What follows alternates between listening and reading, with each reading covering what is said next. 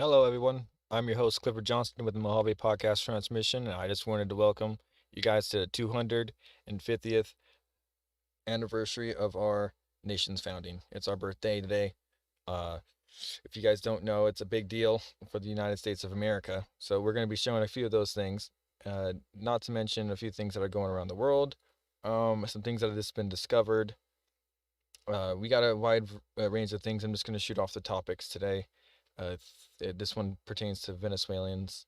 I think I pronounced it right. Venezuelans. Anyway, um, a lot of their buildings were made with this concrete that wasn't concrete. It was poor concrete, and then, as in like, the structural integrity of the concrete was poor, as well as the materials used to make the concrete was poor.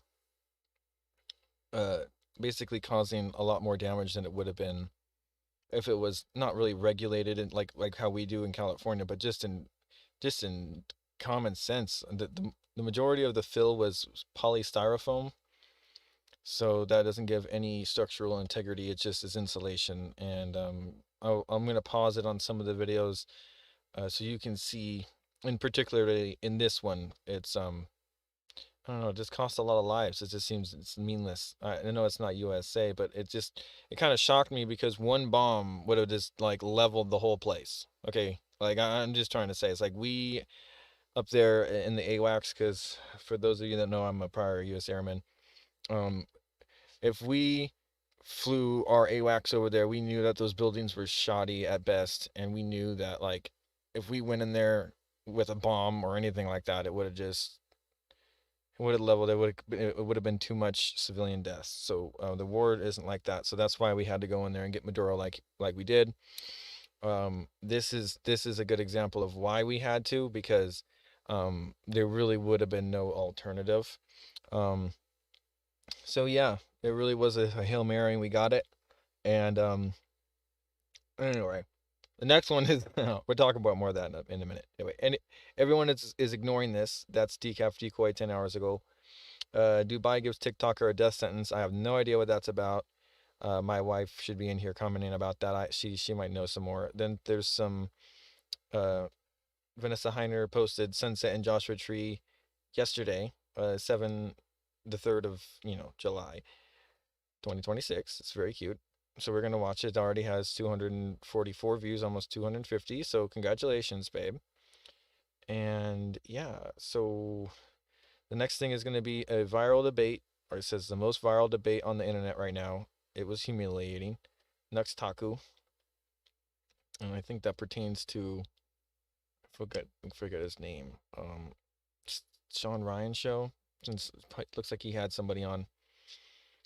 And then Anton Petrov, shocking confirmation that liquid water is two separate substances. Yes, we know this, but like we're gonna talk more about that. We know it's hydrogen and oxygen, but it's more than that. As in the structure of it. We, oh, I'm sorry. He left me in Singapore after flying me out. Woman says she got a ticket back home from her ex. I said I had to put this on here. That was 3 hours ago. Anton Daniels. I think that's just wild, and I just kind of wanted to say, like, I hope y'all having a good holiday out there, because I mean, like, some people aren't. Like, we gotta remember, like, gotta cherish the moments we do have, and not try to make something like, you know it's too big for us to handle, is what I'm trying to say. Like, just have fun, like the way we're like Americans. It's simple, like barbecue, like eat. It's not supposed to be crazy. Going someplace, this, that, and I don't know. At least it wasn't for me. Going to see the fireworks, yeah, but going, like, you could also see that like online now. Back in the day, that really was very hard. AOL times, but anyway, it's just a lot safer to stay home now. Anyway, so the next thing is going to be Einstein probe just detected a completely new type of cosmic explosion, and that was a day ago. So we're going to learn about that a little bit. A few more things. Putin just lost Crimea. Ukraine goes all on the all-out offensive. So that was 2 days ago. We're going to catch up with them a little bit. I've been shying off from the war just because it's been a little. I nailed it. Like the first portion of this January, I think February and March. I hammered that in constantly as the curriculum, but I kind of laxed off it. And then the China Observer, we got one more. Chinese top EV brands challenge Tesla. Ends in huge disaster. 31 times nearly. We're going to watch that. Uh, what it says, nearly drove off the cliff. So I guess it's so this EV self-driving thing almost drove off a cliff 31 times or something like that, I guess. So we're gonna be watching that. Um, and this guy Nick Modsire or Mosder or whatever. He's a newer YouTuber, only has 100,000 subscribers, but Gavin Newsom's own staff just flipped on him, and I think we're gonna be watching this and commenting on this, obviously, because it pertains to a lot of what I have been trying to say about Gavin Newsom for a long time that I've found, and it just resonates so well with the channel. So we're gonna watch it and comment on what we already knew, and if there's anything that we didn't know, I'd like to show you guys, especially for America's 250th birthday. We all really came together on a bipartisan thing to stop fraud and stuff. So we got to figure this out. We got to figure out what's going on here. So we need to figure out the people who know stuff are going to start talking because the guy's so high up, like Newsom, he thinks he's untouchable. You got to make sure his staff knows that they're the thing that's touchable, and if they don't start talking about what they know, then they're going to be in compliance with what we all know Gavin Newsom's doing, which is fraud to him and his family. So with whether it's stuff that we covered with the lucrative donations, there's mm, maybe his wife's charity donation brings home a little over $250,000 a year, like 300,000 a year, and she gets 100,000 of that every year. Why? That's a charity. That's not supposed to be your charity. You know what I mean? Anyway, there's just that's just one thing. That's just one thing. And then he's got his books thing. He buys tons of his books and making them a bestseller with PAC money. It doesn't necessarily say that you can't buy stuff for your own party or whatever, but it's just trying to influx sales to make people think that he's popular, and he's so not. So anyway, that's lame. And I keep blowing the horn when he just talks too much about Trump. The TDS thing with him is real. And I like to bring up the comments of how many other people are noticing that too. It's we really wish that he just didn't go to other places, that he stayed here, and that he fixed the problems here in California instead of thinking that he can go to different states and try to run for president or something when he's still a governor in a failing state. So we really need to talk about that. If America is going to prosper going forward, we're going to need to really have better leaders, and none like Gavin Newsom, because that literally almost cost us everything. It's not a good look. It doesn't lead to anything but rot, and corruption rots. Absolute power corrupts absolutely, and apparently the governor's office is too much power. So we got to figure out a balance of power for the state system to make sure that they are held accountable with the feds and not at war with the feds, because yeah, there shouldn't have to be this and that, and California is trying to make laws against just the feds coming in not having to wear masks, but their police force all wears masks. So it's just kind of it really is a double standard, and they want to try to uh like challenge Trump on everything, but in reality it's the pot calling the kettle black constantly, and we need to really highlight that. And Bill Maher did a whole bunch with the regulations, and I don't think I put it on this one because I'm not really sure if I could play any of his stuff because I think it's copyrighted. But anyway, I want to talk about that on a separate day. But it just so much regulations and stuff that a homeless toilet in San Francisco cost 1.7 million, so almost 1.75 million. But it was free. They were the toilet was free, everything was free, but all of that bureaucracy led to it costing $1.7 million for just one toilet for the homeless and never got built, and it's already charged. So this is a problem, and we really need to understand that it isn't supposed to be the "how may I hinder you" office when you call and like we're trying to help the homeless by putting in a toilet and not like have to be charged almost $2 million for something that doesn't even like is going to be useless. So it really makes me wonder how much like do normal states actually have to go through when they put something in for their parks and like when they up here in Yucca when they're chopping down Joshua trees, like how much regulation do they really do? And it would be surprising how much lax they give themselves as the state. But when it comes to the citizens, the ones that are paying them, it's all like, ooh, we're going to be the the gatekeeper when it comes to that creativity. So I'm totally against that. We need to.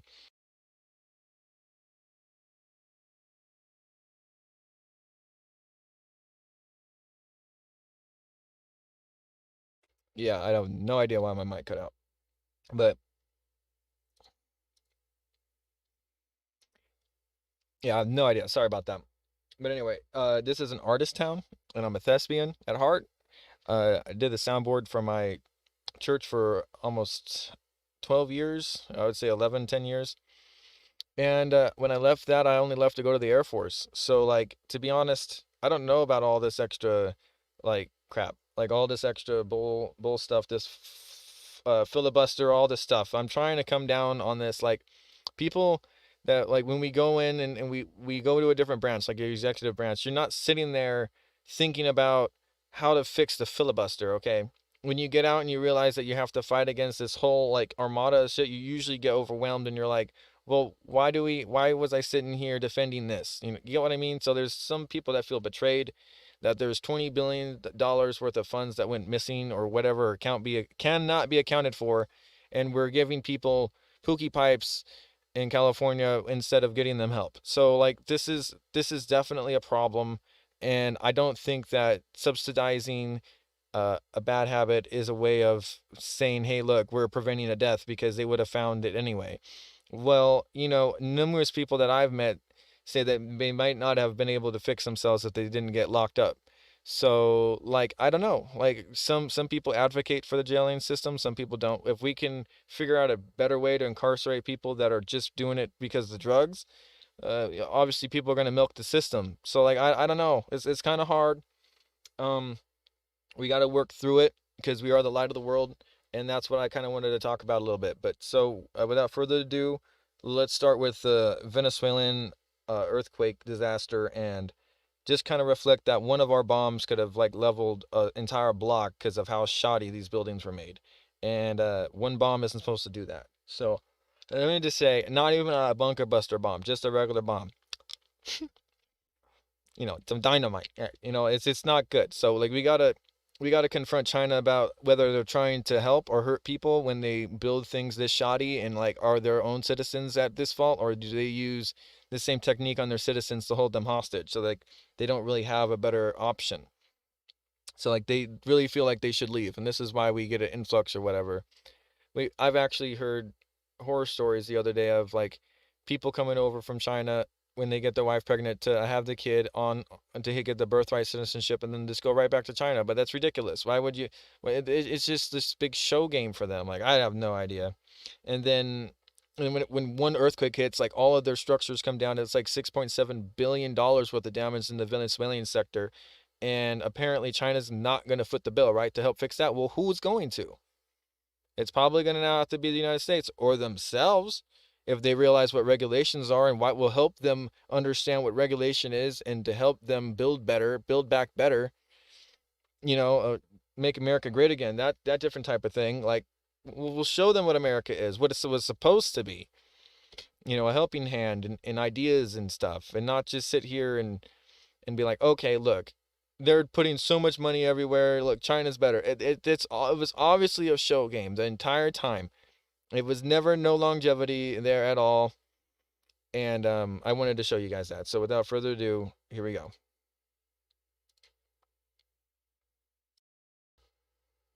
It's funny how Nick Shirley tried to go and he couldn't get into Venezuela. On the evening of June 24th, Venezuela's northwestern coastal region I don't know why you couldn't get in. a rare double earthquake. Within 39 seconds, two main shocks struck in sequence, measuring magnitude 7.2 and 7.5. As of official figures released on June 29th, the death toll has risen to more than 1,450. Over 3,238 people have been injured. More concerning, as many as 68,000 people are still reported missing. Reports indicate that nearly 800 buildings across the country have collapsed, with many more severely damaged. A large number of structures suffered what is known as pancake collapse. Videos circulating online show severe destruction in the hardest hit coastal areas of La Guaira state. Coastal high-rise buildings were reduced to rubble, roads were heavily damaged, and many structures collapsed like cardboard. An analysis by Microsoft's AI for Good Lab estimated that about one-third of nearly 30,000 buildings in the city were damaged. As rescue efforts continue and residents report slow official response, concerns over construction quality have added to public frustration. A video filmed by frontline rescue workers in Venezuela has spread widely on social media. In the footage, a man is seen breaking apart a collapsed building's wall by hand.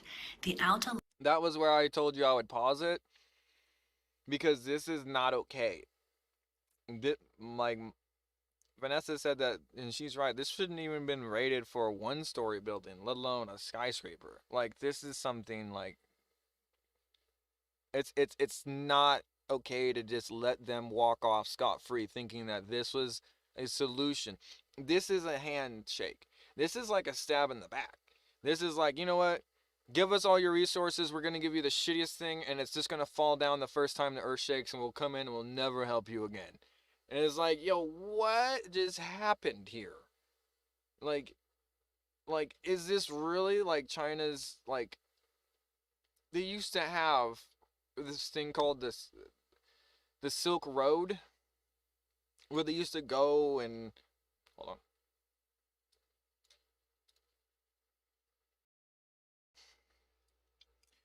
Where they used to go and meet travelers from other sectors of the world that traveled along this one trading route.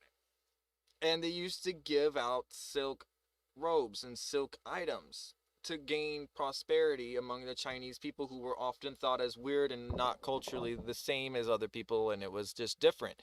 So, is this their new Silk Road? This is the Silk Road of asbestos in the concrete, and you can't even trust that if your house is going to shake.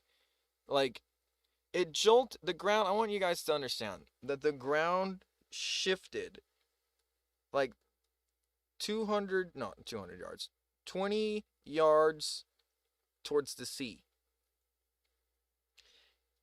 It literally, like, that's almost two of our poles, like our telephone poles, because they go in the ground a little bit. Like, it depends on if they're the big ones. I don't know where you're at or whatever, but out here, these are the small ones, because they don't really have three-phase systems on it. But anyway, it's about two of those. I mean, if you pull it out of the ground, it's gonna look, but like, I can't gauge people on what's underground. I know what's underground, but anyway, it's just, in the Air Force, civil engineering, you're supposed to be able to put a whole base from the ground up. So, of course, I know what the pole looks like. But anyway, dude, like, the thing is it shifted instantaneously. So, like, it detached, the ground foundation detached from these buildings, and that's why you see them falling like that, because the ground is no longer where it was. If you do not have proper rebar, and I hate to say regulations, because it really boils down to your just, like, common sense. If you're not going to have anything connecting this, and when the earth shakes, it's going to snap. And, like, they said in this video a couple times that the rebar isn't exactly the best. Like, in some cases, our negligible joints are not even connected, so it's just this shoddy construction that, like, is supposed to be for show, like, not even, like, functional past. I would think that this would start showing cracks within 10 years. But then, like, an earthquake, I don't know how long they've been up. The Belt and Road Initiative hasn't been more than 4 years old. How long is this? And then it's already gone in one hit. And, like, like all I'm trying to say is there's tons of places that the Northridge quake struck and it aren't completely like knocked to the ground, bro. Like I'm just trying to say like this is a completely level of this mismanagement in coding, like codes, um building codes, all that stuff. It's just this is an advocate for that, but I'm not trying to say regulate to the point to where you can't do it beautifully. You know what I mean? We got to figure out a way. And yeah, that's what like creativity is all about. Coming up with a solution that's like that's how we made steel was because we couldn't cross the Mississippi with wood. We needed something stronger. So anyway, like there's so much heritage, and I was kind of having a hard time, not really sure when I was going to pull this in here, but I have this right here.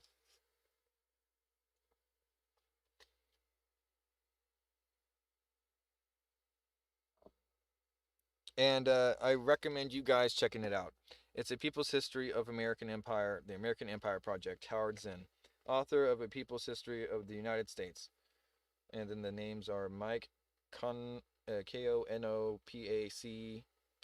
and Paul Buhle.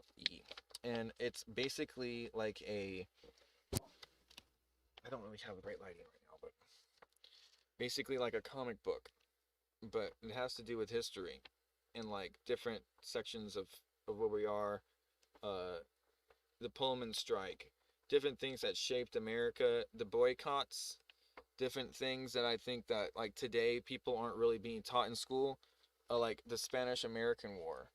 Like Trump is totally into like the whole aspect of Teddy. Well, look at this shit. That's a real picture. So like I'm just saying, like that's black and white. So we're gonna look into this. We're gonna read this, and I'm gonna try to figure out a way to get like a better camera angle on this. If I have to use my phone set up at a tripod, looking over my shoulder, I'll have to figure it out. And if we don't get it all done today, it's a huge book. We probably won't. So it'll just be like a little saga, like continuation that we started today, like on the 250th birthday. So please stick around. You know, if you're new to the channel, let me know if you saw this and you wanted me to read this or whatever, you know, and I'll try to make sure I get more content like this out there and I won't forget about it. The more you guys talk about what you want, the more I know exactly what I'm supposed to be doing here too, because you guys are watching this stuff. But I do have a tight ship that I run here with my what I'm supposed to get out here, and I am not getting that out right now because I'm just talking. So let's get back over here. Continue our 4th of July sector with this Venezuelan tragedy that we need to figure out how to hold them accountable. Like we don't I don't think that if we did this to somewhere else in the world, like if we gave help, supposedly help, and our buildings collapsed like this, like they would probably just say, why help? Just hands off. Like, you know what I mean? Just let them figure it out themselves. Like if you had buildings that were less dangerous, you wouldn't have had this many deaths or disappearances. Like in general, they wouldn't have been in that dense of a population for them to just completely be squashed like pancakes. So like there's the sad aspect of this stuff right here where his hand is. You can tell it's just polystyrofoam, like the same stuff that I'm sitting in right now. That's like Z-Tech. It's recyclable. Yeah, it's foam core, bro, but it's not supposed to be. That's not structure at all. That's just insulation. And these people almost used it as like structure. Like I've never seen Layer anything appears to like it. be a thin Look at coating of this. concrete. Once I removed, mean, that is the just you can't make this up. And this is like just happened and it's like it's just it's like snow. Okay? It's like snow and it's not even like the earthquake couldn't have made that it was always like that. You know, that is just what it is. That's just evidence. It's not like the earthquake made the entire foam core unstabilized and now it's like peanut like a beanbag. No, bro, it literally was always like a beanbag. Like this is insane type of why we cannot allow our infrastructure to do this. Or this is what I mean. Like this is why we have regulations. We need to be prideful in the fact that we have this. Don't sit there and be like, you know what? We don't need regulation because I would rather not be flattened by my house or whatever, you know, like if I was asleep or whatnot. Like this is crazy. Like I'm not saying that that's what happened, but I'm just saying somewhere along the line, someone's gonna be asleep and an earthquake's gonna hit, and their house shouldn't fall because it was made of styrofoam and the roof was made of concrete. Like it doesn't make sense, bro. Like honestly, it drives me nuts to think that this is a standard of living for somebody that they probably didn't even know that their buildings were built like this. Excuse me, my accent. That was my southern accent coming out. But they were built like this. Interior is revealed to be filled with large blocks of expanded polystyrene foam, or It's EPS. sickening. Looking at this thing, this Thanks, is foam plastic, man. Nick. These columns are full of damn foam plastic. Damn the government. They put a bit of cement on the outside, but the inside is packed with foam. That's why it all came down with this thing. They say it was caused by an earthquake, but that's a complete lie. Touch it. It's all foam in the middle. No one is stupid. Now, I understand why this whole thing collapsed. They did this for the money. Man, this is not a small issue. Nearby rescue workers also appeared shocked by the poor construction quality. Some online comments question whether the structure was built as part of a city construction project and whether this could help explain why nearly 800 buildings collapsed after the earthquake. Other comments describe the situation as not only a natural disaster but also the result of human factors, pointing to construction practices linked to Chinese state-affiliated contractors. Among the worst affected, like right there, it's because the ground shifted 20 feet. So if it shifted 100 feet, this would have fell a lot faster. So understand that, like when you're sitting on the ground and you're in an earthquake and you're like rocking back and forth, because I've been in a big earthquake, I've seen the floor ripple. And it was like, yeah, that's not supposed to happen. And then it hits you and you're like, oh, this is an earthquake. When you see the earthquake coming to you and you're like, what was in my water? Or something, you know? It's awful. And there's people in there. Under Venezuela's You know, state housing this is program, just not, the Great Housing I'm Mission. trying to make a little bit of a light subject out of something that's so tragic, but it's just, this is terrifying. To think that they literally got hit with just 20 feet movement and everything looks like it got hit with a nuclear bomb. Like, this is not normal. Like, this, I just wanted to say that this isn't what, like, if you look at numerous types of aftermaths, even over on the Ring of Fire, directly on it. This is adjacent to the Ring of Fire. You want to say it's connected because of the fault lines, yeah, whatever it is, but like it's different because it's not like what we call the Ring of Fire is just a Pacific plate. This is on, you know, the what I want to call the Atlantic region next to the. You get what I mean. It's just different. It's not exactly the same. So they're close. I give it to you. They're close. But here we go.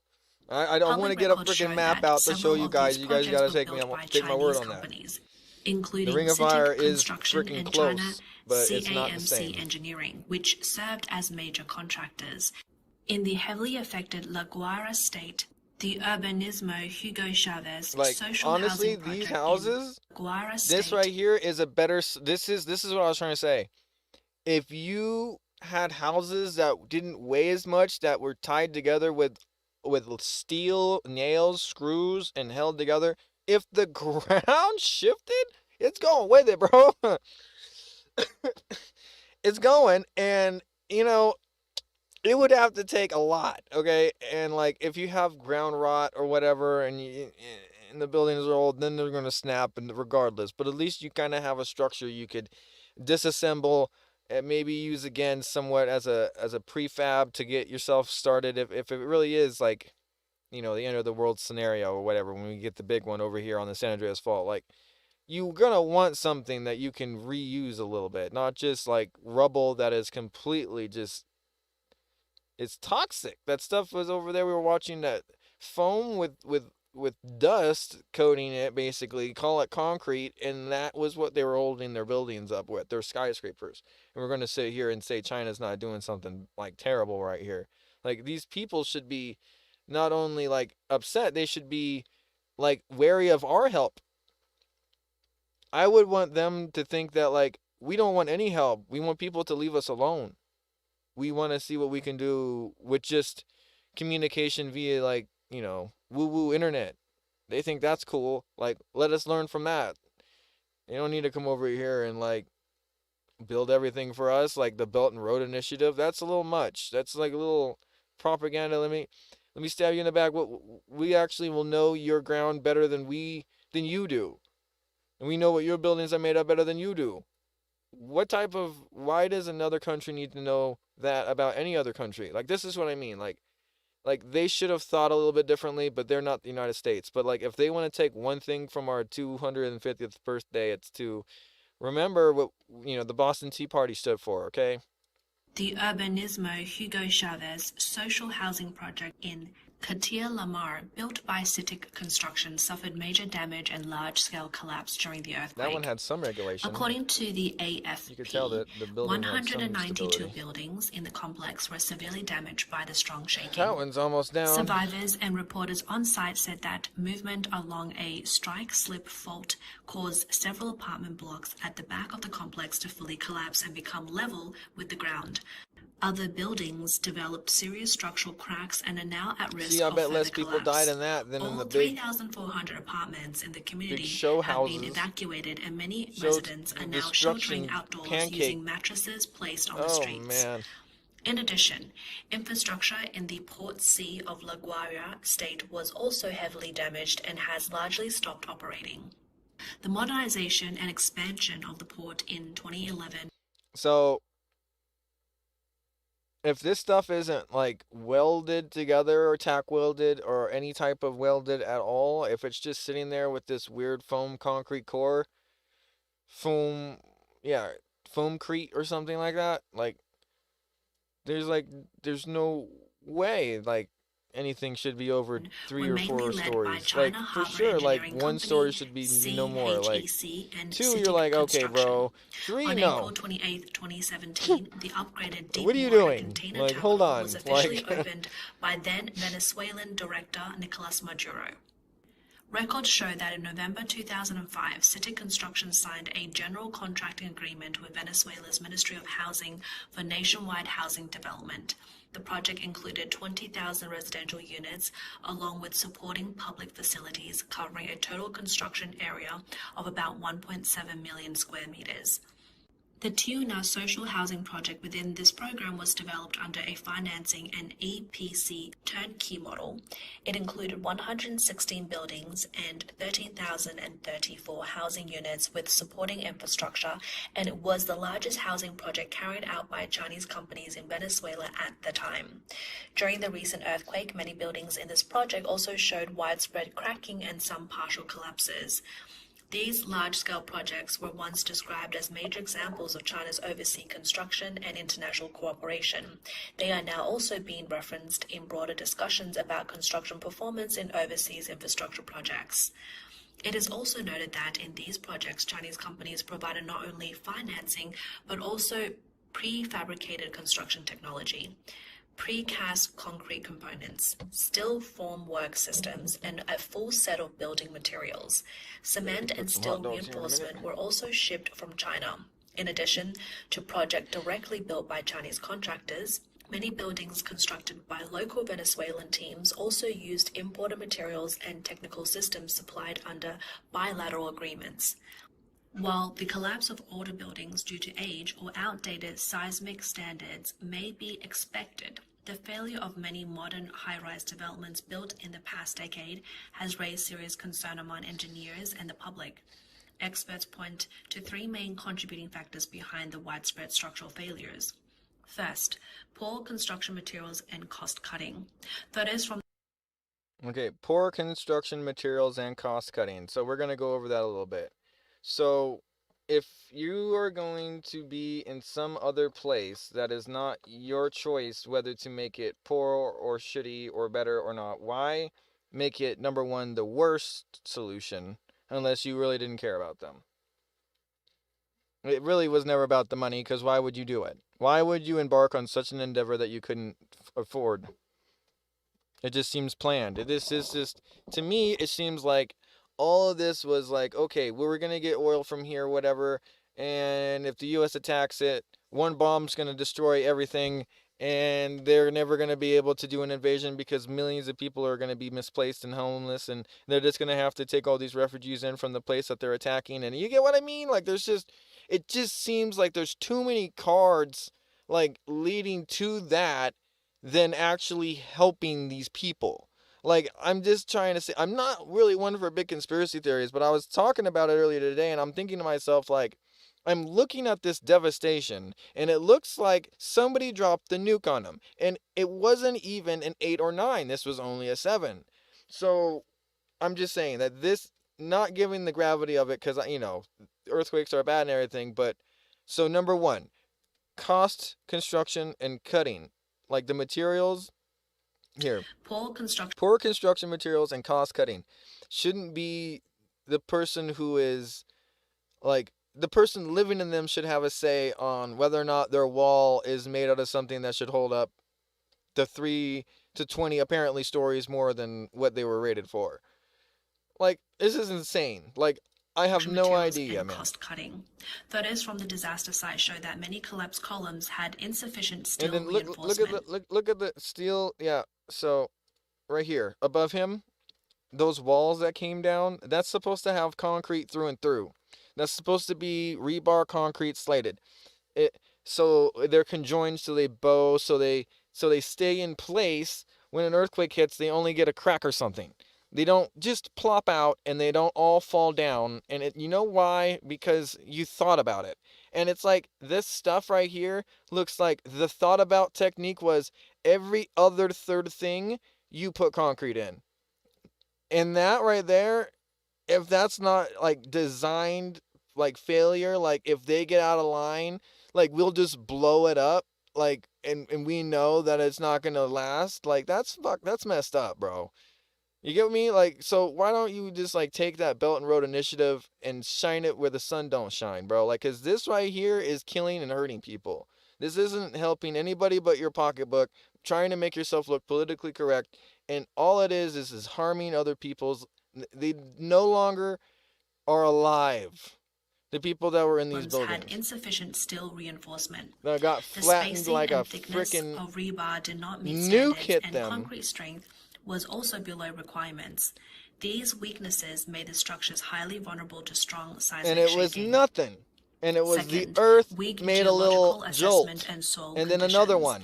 Many of the and then worst 2 aftershocks along the but the whole coast thing were built on shouldn't have been down the first shock. And we know it did. We saw videos of things falling the first shock. Why? Because they were not built properly at all. That one was built with some regulation, but not the proper. That building look at it. It's still on such ground without proper geological that survey one's creates done. serious risks. However, these warnings were not fully followed due to development pressures. Third, structural But I was also saying, why have tons of buildings like this? That the only thing, like, in a war zone, you're gonna want buildings like that is for snipers that can crawl up there and use that as, like, scouting and different types of vantage points. I mean, that's the only reason why you would want that. But, like, if you're China, you would need that.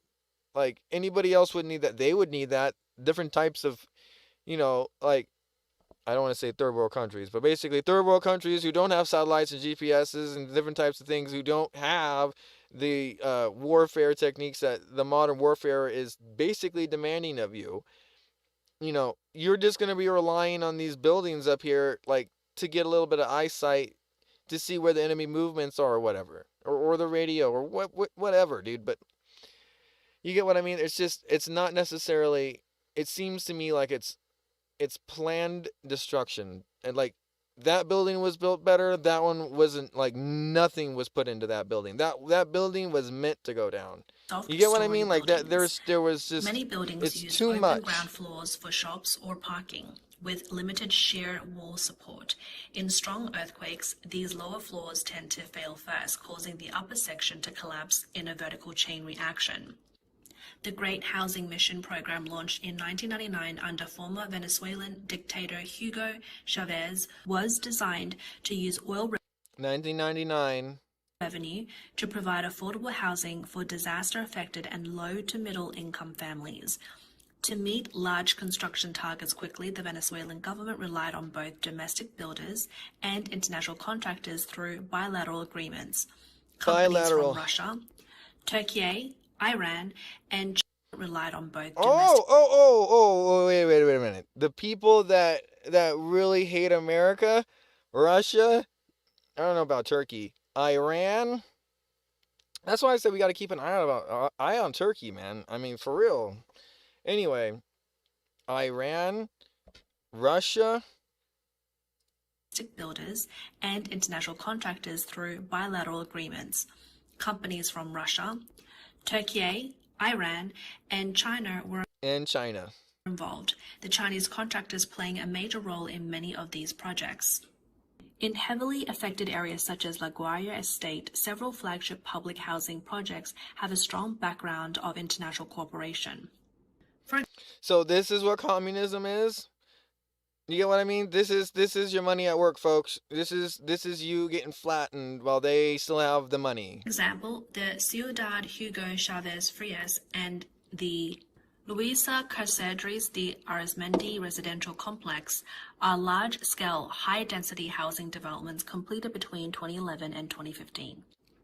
But under pressure to meet rapid deadlines and political targets, construction quality was significantly reduced. First, to cut cost and speed up delivery, some projects relied heavily on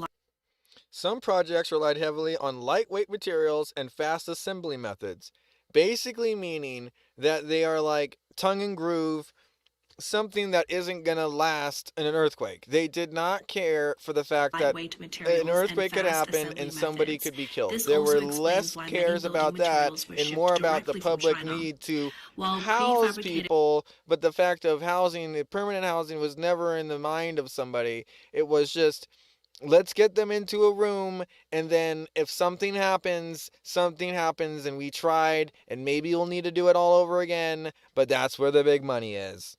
So whatever, you know what I mean? It's a lot. It's a lot for me to think that this is not something that, like, they saw coming and they just didn't care, bro. Like, none of those countries cared. Russia didn't care. Iran didn't care. China didn't care.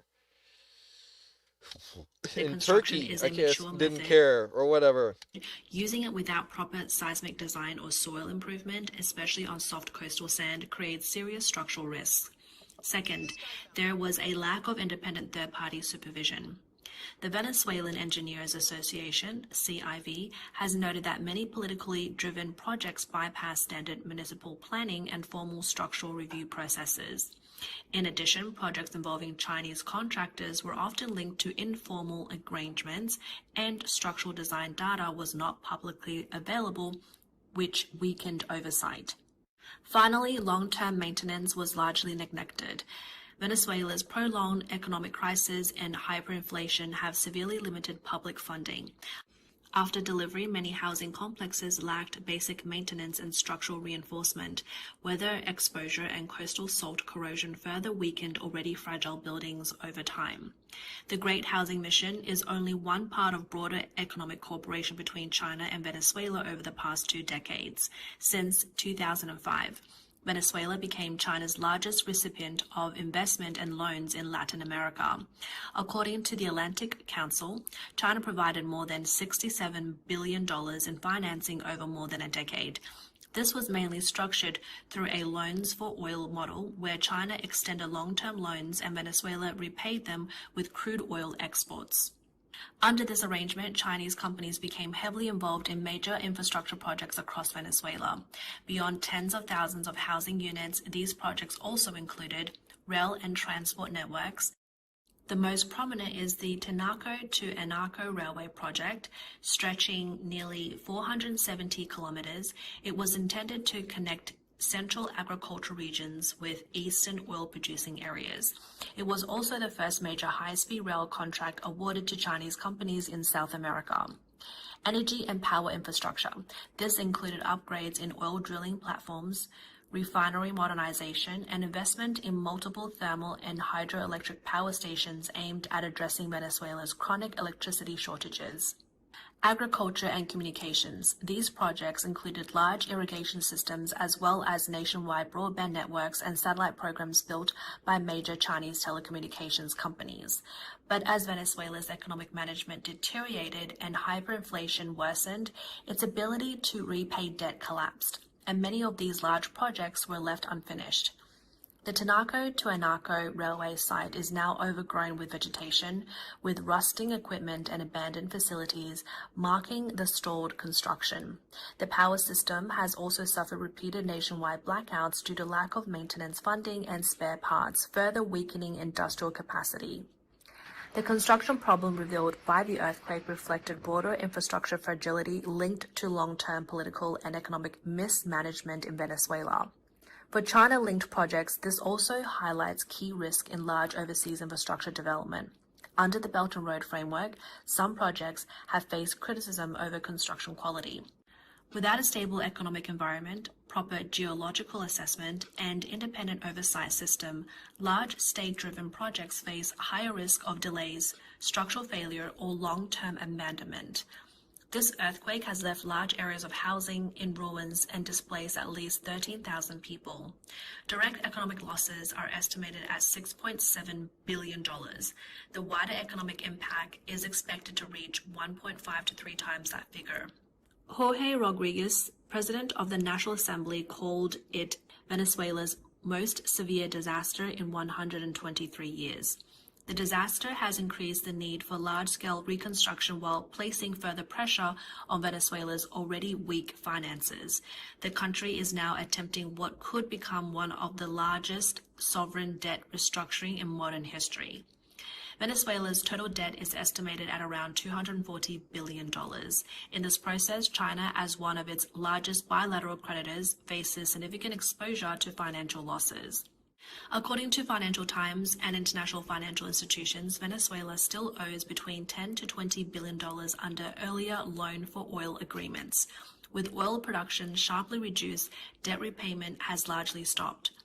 In this financial situation, institutions warn that creditors should expect large debt haircuts, meaning partial cancellation of principal in exchange for restructuring the remaining debt.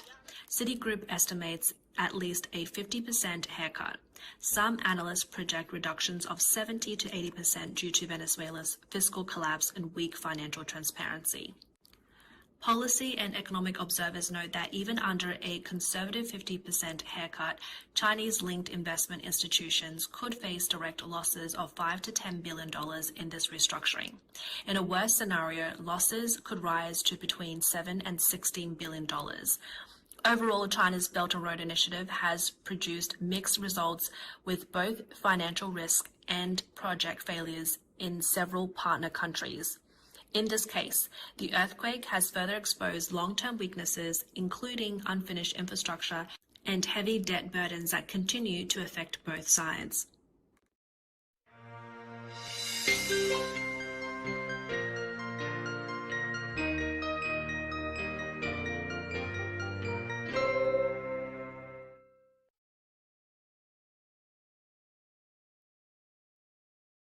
Now, all of the Trump backstabbers are coming out of the woodwork, really mad that it turns out Trump was right about all the things in regards to the economy, Iran, all the things. But because of ego and demons, these people do not want to actually take the L. So we have to look at all the Trump backstabbers just crying, literally crying tears of gay about how sad they are that they were rammed in the ass by third world slopaganda, still trying to make believe that it's not fatal, that TDS is not a fatal disease. So this is what the Donald had to say. Have you or someone you know been diagnosed with TDS? I do The know symptoms like can that. be relentless. Okay. Fortunately, I'm Dr. Trump, and I have a thank treatment God. plan. Let's Thank hear what God. some of my patients have to say. Okay. I have been suffering for over a decade, Oh. and after listening to Dr. Trump, Thank God for Dr. I can Trump. see some results. Man, I've been suffering for years. I really didn't believe that was help out there. That was when I came across this video on TV. Wow. I really thought I was a lost cause. This was going to affect me for the rest of my life. But after using the treatment plan, I can see a difference. I really wasn't sure I Do you believe Trump posted this himself? Absolute patriot. could help some of these people. They were so far gone, I wasn't really sure. Wow. I had no idea how much this was affecting my life. My work is slowed down. I'm hardly recognizable anymore. That's true. You look like shit, dude. I just needed help. I couldn't eat. Oh, I couldn't sleep. that's true. You were just thinking about Constantly Trump. angry. Yeah, I made everyone miserable around me. that's true. That is what happens when you hate Trump, I've noticed. I feel like I've aged 20 years in the last 2 years. It's only 2 years? Holy shit. I've been so concerned, I was really starting to worry about my future. Makes sense. The treatment is simple. Okay. Turn off. Fake news. Say your prayers, and if you ever feel anxious, just have a Diet Coke like me, and you're going to That's see a my guy. remarkable difference in your life. Look at thank you, Dr. Trump. You're so real That's for that. insane. Anyway, He posted that Dr. himself, Trump's, bro. Largest nemesis. Well, we all know that the left is like evil, satanic, That's crazy. cannibal retards, right? We all know. It's That. like- We all know that if you're a leftist, you support rape, right? That's the leftist policy. They're like, we want to rape you. And eat you. That's leftist policy these days. It's almost 7:04 on the 4th of July. I gotta go cook hot dogs Anyway, or something. We gotta go we have eat to look something. at the right-wing people. So that this will be betray Trump. plain. Every single one of them. And is the literally majority of the getting stuff coming up destroyed on next the does timeline. not It's need me insane to react see. too much It's to almost it. like Trump was right about all the things. He was right about the war. You He was right did about not miss stopping the book Iran's reading. nukes. This is He just was the right that the pre-thing, economy and I'm gonna hasn't try to gone to take some shit. pictures for you And, guys, the only so I thing can throw it really up on want my Trump to do is go Discord, 1,000 times harder, so you doing guys exactly can go what he's into the doing. Discord Telling and them go to check drop, out the general 1,000 chat, times the amount of and I'll bombs put on the anything Ayatollahs, to do with telling us to the deport 1,000 times the holiday, amount of people from America. Man, I just eating want or Trump to do whatever everything we're he's doing, doing, just you know, turn the pictures of the fucking dial sunset, up what's to going on. infinity. That's There, what I for you want. guys. Just a million times harder than he's going. I want Trump to be the fascist that the left thinks he is. God damn. Anyway, Tucker Carlson does this gigantic video about it's either Israel or Israel somehow again. The war in Ukraine is very close to exploding in Europe. Man, I'm really glad that he got to talk to Victor Bout. All right, this is pretty awesome. Now, there is a person, a Fox News host, that I wanted to hear what he has to say about Victor Bout. In exchange for Griner, the administration handed over an arms dealer called Victor Bout. Now, Bout is an indisputably serious criminal. He sold weapons to terror groups that killed Americans. Oh, We're not really? overstating that. Wow. Here's a summary. Victor really? Bout, in my eyes, is one of the most dangerous men on the face of the earth. On the face of the earth. Without a doubt. Damn, the face of the earth. Mike Braun, the And now you did a podcast with him talking about how Americans suck. Wow. former chief of operations for the U.S. Drug Enforcement Administration, told us Boot first exploded on the scene in war-torn West Africa in the late 1980s. Elevating bloody conflicts Wow, from this seems machetes like a bad and guy. single-shot rifles to... AK-47s, not by the thousands, but by the tens of thousands. So he weaponizes civil war in Africa. He transformed these young adolescent warriors into insidious, mindless, maniacally driven killing machines that operated with assembly line. And then you see Tucker Carlson putting his hand over his heart. Oh, the poor Hamas terrorists that started a war and lost miserably. Oh. Anyway, we have to hear about what Victor Bout has to say. Efficiencies. The U.S. has indicted him on 4 terror-related charges, including conspiracy to kill Americans. What makes him a threat to the United States? He's a shadow facilitator. He's arming not only designated terrorist groups, insurgent groups, but he's also arming very powerful drug trafficking cartels around the globe. The first two things. So that's the guy Apparently, I that Joe skipped Biden the just first two sprung videos, but from we'll go back prison. to He those goes, after That's this. the I'll check guy in with that you guys Tucker later. Carlson just literally did sticking an with me, entire huh? propaganda show with without any pushback. International arms trying to dealer get who's some more arming light terror here, but groups and it's drug actually- cartels. Now, keep in mind, the same administration that did that is simultaneously calling for the arrest and Gotta get that imprisonment figured out. of American citizens who have handgun magazines that hold more than 10 rounds. Wow, I can't believe that the Biden administration would talk to this guy. Get ready! He's going to talk about Israel! For that.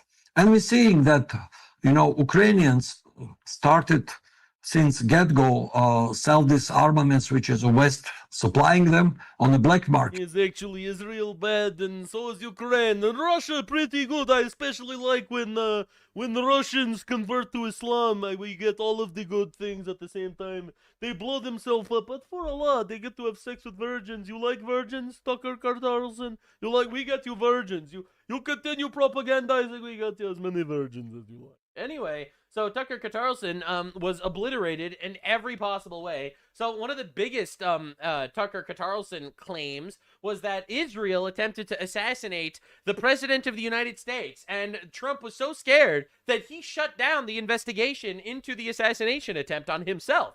And he said that Dan Bongino told him that was what happened. Know that Trump shut down the investigation into Butler. That is a fact, called Dan Bongino. And ultimately, after a long series of text exchanges, which I still have, and phone conversations, he said, look, take it up with Trump. He's the one who shut down the investigation.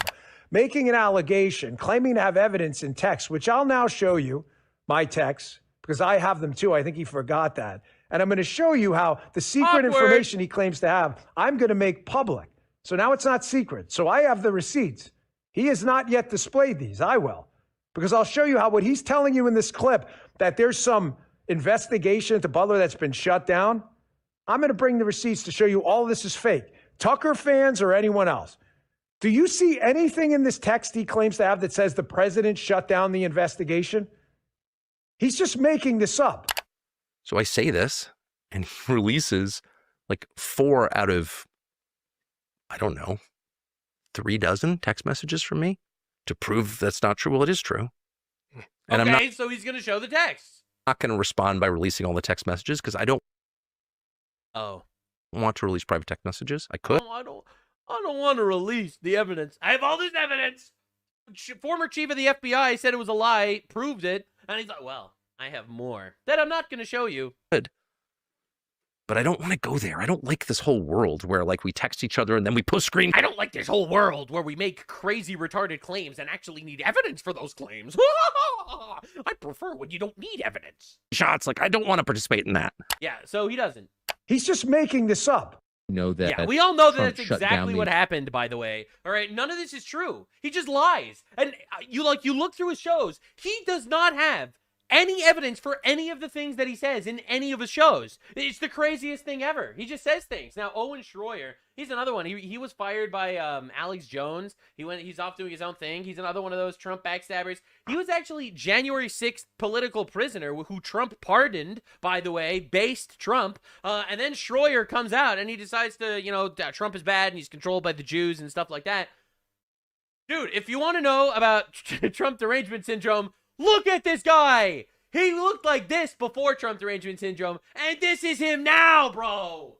Dude, TDS is terminal, brother. It will kill you. TDS will kill you. That's right, baby. How did this happen? How did it... Bro, metrosexual Joker out here. Bro, holy shit, I'm holy. I don't even want to hear what he has to say, to be honest. I just saw this. I didn't even watch the clip. It's just, I know that nothing that he says is going to be as interesting as whatever the fuck is going on over here. So once again, we see the new MAGA coalition. Oh, shitting on Trump! My guy, we have communists winning elections everywhere in the United States because the right is too busy playing Who's the Jew. All right, what are we doing, my guy? Holy shit, look at this dude! Look at this dude! The new MAGA is going great. Like, I didn't even watch this before. I just knew this was going to happen. Holy shit, this is the craziest glow down I've ever seen in my entire life. Bro, the comments were literally eating him alive. Literally, dude, I can't stop laughing at the hair. Holy shit, he broke you guys. Love the new look. Thanks, bro. Yeah, holy copa moly. Going over. What's going on here? Oh my god, bro. New look goes hard AF. He responds. Of course he responds. It's just insane. Bro, they literally killed this man. They killed him. All right, let's see the quote tweet. All right, how do we view post activity? Let's see what people are saying. What? Oh my god. It's all this! Stop! Kathy Griffin is looking rough these days. Oh my god, he went to Agartha. Turns on Trump, becomes this. Holy shit. This is what a Roger from American Dad disguise would look like in real life, auditioning for the next Joker. Bro, they're killing him. They're killing him, man. They're killing him! Oh my god, bro. In a civilized society, no one would feel comfortable showing their face in public. Like, holy shit, bro, it's bad. Dude, Trump derangement syndrome. It's like it's actually just it's fatal. It's fatal. There is a zero. It's actually just terminal. Oh my god. Now, meanwhile, you got the woke right as they call them. I don't even like the term woke, right? I think the term sucks. But the retards, like the Trump derangement syndrome, Israel derangement syndrome retards that thinks that Israel is controlling Trump to, I guess, stop Israel from killing terrorists or whatever they're saying. Israeli soldiers have been swatted in a hotel in Caracas in Venezuela. This would be the first Israeli president to Venezuela since Venezuelan leader Hugo Chavez kicked all the Israeli diplomats from Venezuela in 2009 because of his war on Gaza. Oh my God, there are Israelis in Venezuela? Wow, Israel, the reason why the United States, this is like a popular conspiracy theory, the reason why the United States liberated Venezuela from the communist overlord is so that Israel could have a foothold. And I know everyone's like, holy shit, they were all right. Except these are literally Israeli paramedics and troops sent to help people because of the terrible earthquake that killed like 4,000 people. So these are literally people. Did something happen recently that shook things up? You know, it's pretty insane. These guys are literally there to volunteer rescuing people that are under rubble from a terrible earthquake. And these guys are like, the Jews. The Jews. Bro, these people are actually just retarded. Now, again, one of the major grifts going on is the fact that the people that are going out there and doing the whole the Jews control all the things, you know, all those guys. And this is absolutely wild. All right. And I think it's incredible.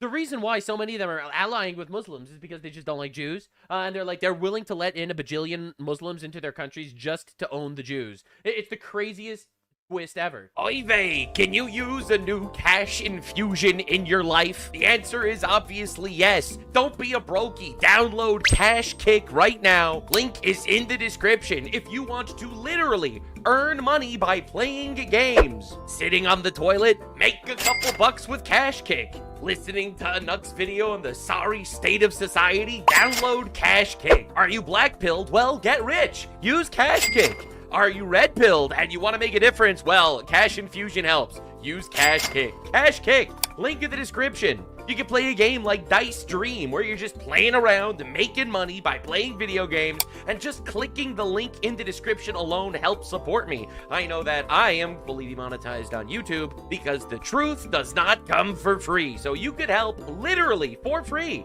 by downloading Cash Kick, making an account, and that can be done for free, and I literally get paid for it. I get paid for free. You get paid for free. Doesn't get any more Jewish than that. Your support is incredibly appreciated and honestly necessary. Back to the video. A year ago, you needed the left and the Muslims, for that matter, because the Muslims, they're a huge community too, and let's just very not loyal. Yeah, and not only that, but they're extremely numerous online. Mm-hmm. I don't think it's wrong to say that, like, if you're shitting on Israel, you're getting a huge engagement boost from the Muslim world, not just nationally, not here, but internationally too. They've been Jew-pilled forever. Yeah, so you know, Jew-pilled means they want to kill all the Jews because their book says they should. Jew-pilled. So if you are in 24 and 25 criticizing Israel, and I was very conscious and cognizant of this. I remember saying things in a certain way that would appeal to liberals and appeal to Muslims. Because then they boost the content. And it's like, look, if what we're doing is like a prison break, it literally doesn't matter. As long as the content's getting out there. I don't know how he's comfortable admitting this. He's like, yeah. I know these guys are like inbred, low IQ retards that I don't want in our country at all, and they fucking hate our country and way of life and want to kill us. But I'm literally going to appeal to these guys because at least they hate the Jews. And it's like, this is the craziest admission I've ever seen in my life. And again, I saw this one too. I was shocked by this one, to be honest. We are Christians. This is a Christian civilization. Agreed. This is Western civilization. Yeah. I'll even tolerate some of the veneration of the European gods. What? What? Huh? Bro, literally commandment 1 and 2. Hello? Hello? It's like, bro, I don't mind if you worship Zeus as long as you hate the Jews. Are you serious? What are we doing, guys? Literally, what are we doing? Not in a serious religious way, but when Spengler talks about Apollonian civilization and we talk about some of our roots in Greek philosophy and Greek mythology. Yeah, there's nothing wrong with Greek philosophy, but it's like when you pray to Poseidon, you're a fucking you're a retard that needs to. Look, I don't want to call for any violence here or anything. I don't want to call for any violence here, but God in the Bible says you get the death penalty for worshiping false gods.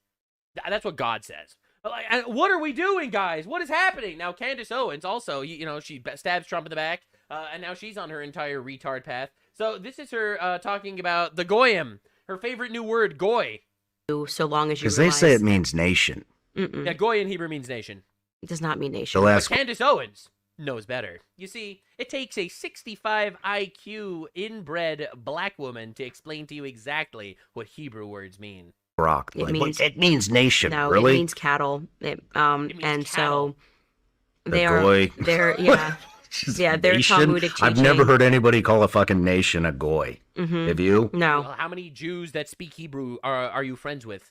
No, that's completely made up. Completely made up. The confidence! Nothing like a confident black woman to lie to your face in front of millions of people. Is not even something. I'm surprised that's a new updated thing they're trying to lie about. They're updating and lying again, bro. It's just the Jews subverting you into thinking that goy. They try to constantly bury history, even from 5 weeks ago. Wow, those Jews, those slimy Jews. I probably shouldn't say this. Yeah, but that was sarcasm, obviously. Now, the funny thing is, you know, before we even show you this next thing that she said, which I think is even worse than the goy thing. The goy thing, I think, is just retarded.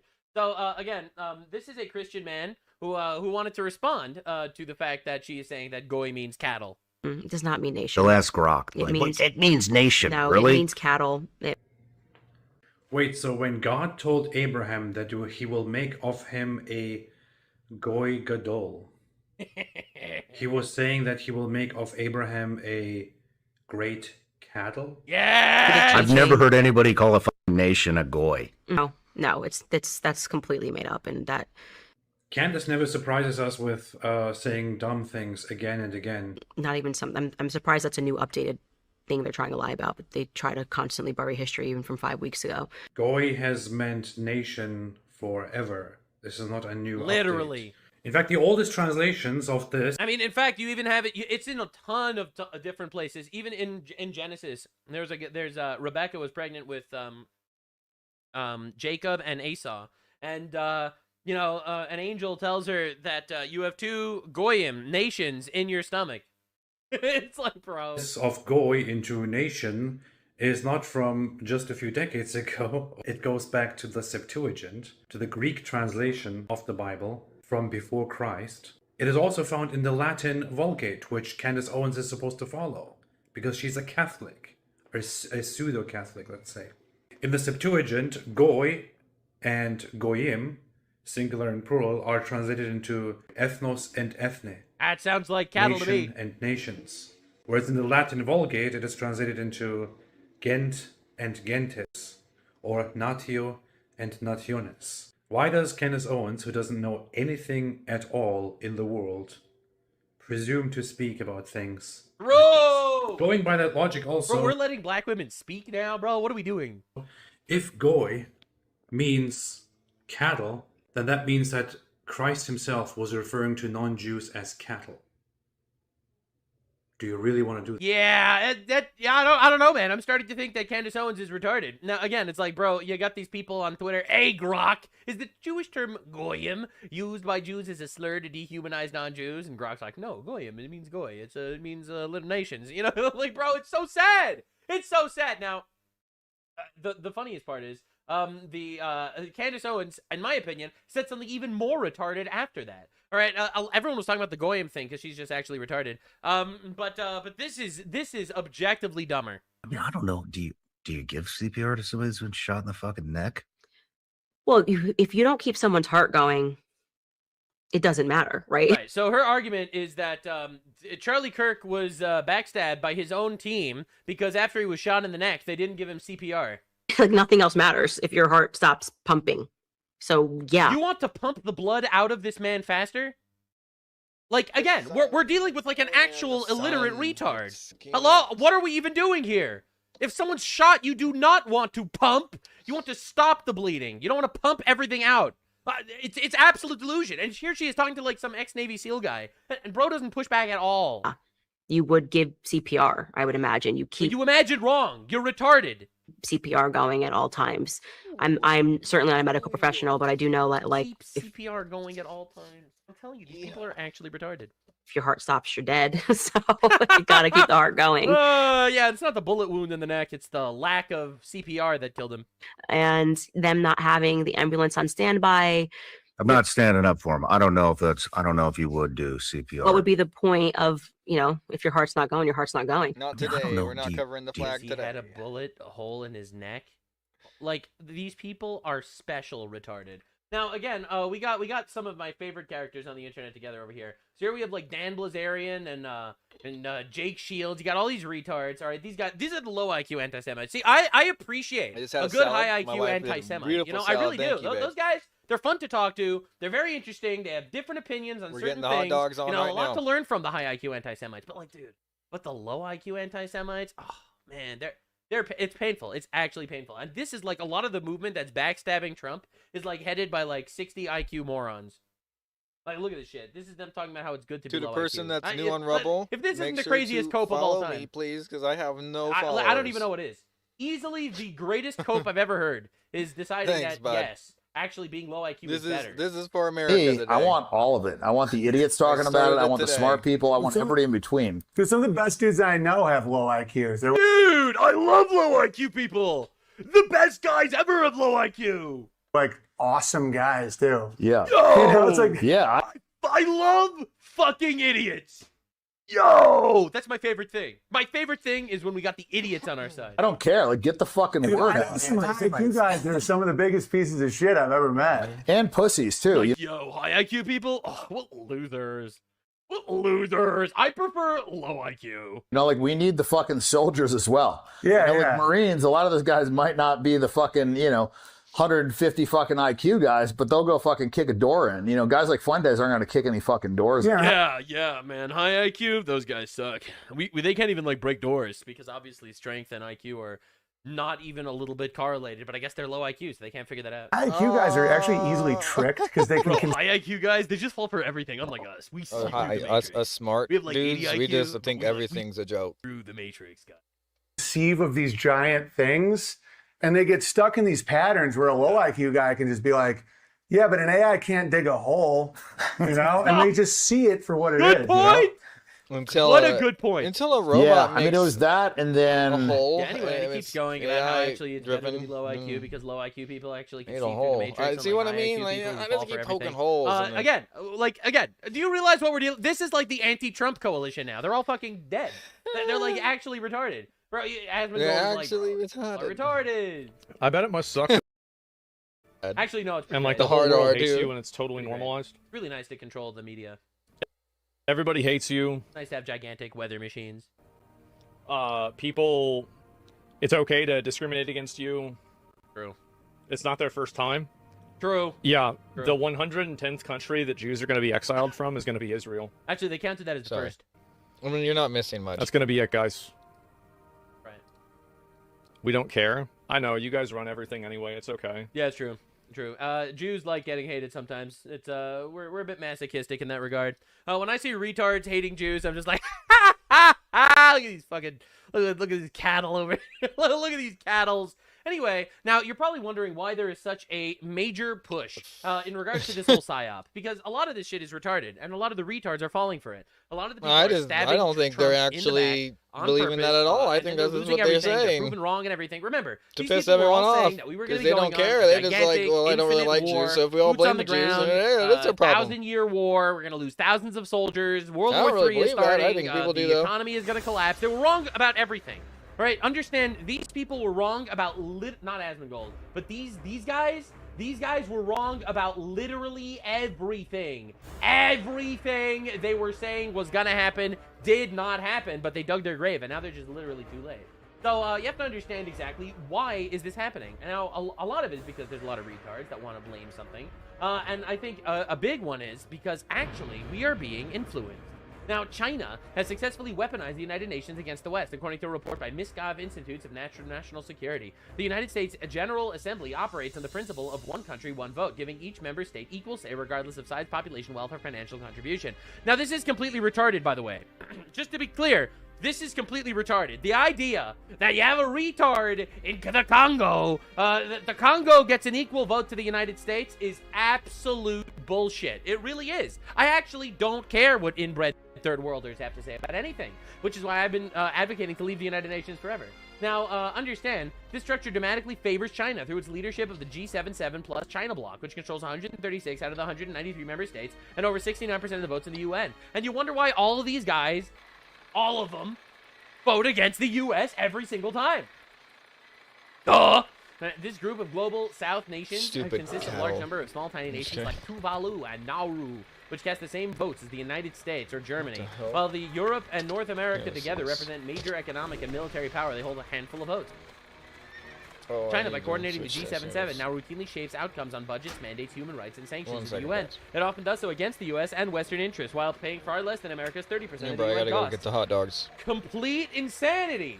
The UN system turns sovereign equality into a tool that amplifies influence of authoritarian leading coalitions and diminishes the voice of the world's leading democracies. Why should the West pay for it? You can find a link to the reports, of course, in the comments below. But the truth is, this is obvious. Now, we have been infiltrated on every level. You got China running the UN, which is basically pushed by every Muslim country on the planet. All the Muslim countries are working with China on this, by the way, which is one of the major reasons why kicking China's oil procurement out of Iran was huge. Now they're buying oil from us primarily, but also you got people like Qatar and all these places funding our colleges and universities to brainwash us. We are the world's superpower, and we are dealing with these openly homosexual retards just raping us in broad daylight across the world on a propaganda scale that we can't possibly comprehend. And it's pretty insane watching it happen in real time. Now, Israel ended up getting vindicated by this because UNRWA, remember, UNRWA is the UN funding for the Palestinian people or whatever. These guys ended up firing 70 terror-linked employees. 70 employees of the United Nations, which, by the way, are talking about constantly how, oh, the Palestinians aren't getting aid, and Israel is committing a genocide, and the United States is funding a genocide, and America is evil. 70 of them were terrorists. 70 UN employees were Hamas terrorists that were just fired. Can't make this Do up, you bro. understand the level of this is retardation that we're dealing with? Like the this, psyop is massive. Yeah, a lot of people are saying that there's dead internet cut it all theory, off. This is, you know what? These dipshits are getting a lot of traction because of bots. It's worse.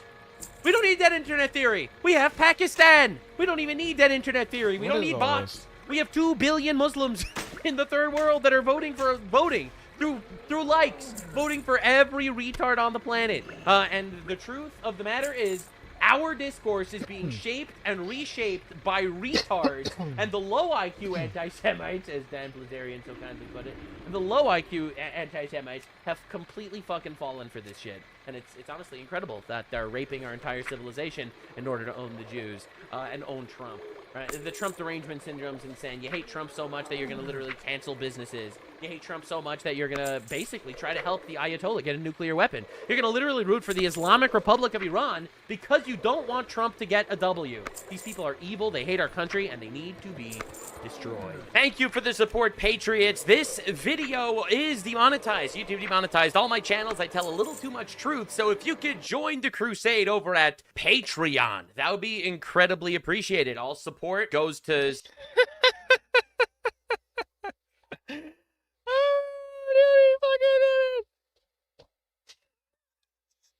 I can't believe I had a Patreon before he did. That's actually kind of funny to me. Support the content because I don't make money through YouTube anymore. Hey, hell yeah, let's go. So if you could go there and support your boy, that would be appreciated. I stream on Kick almost every day at 3 p.m. EST, hopefully. Link in the description to all of the things. Thank you, Patriots. Bye.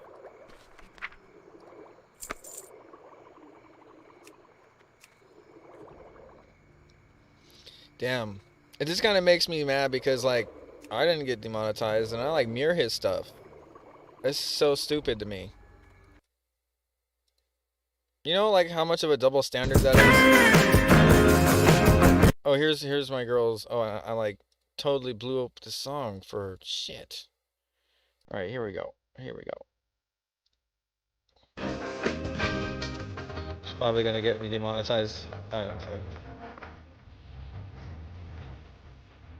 Yeah, you can't see the bottom because of how it's cropped, but trust me, it's proof. Just go ahead and go to the Discord. Discord yourself. There's links everywhere to the Discord, okay? I made sure that most of them are active. If there's like one in the mix of somewhere or my old videos, I don't go through my old videos and update the description to have the active links there. So you got to be careful with that. And if it's a new one, like I said, if it just happened, just tell me, because usually it just happened.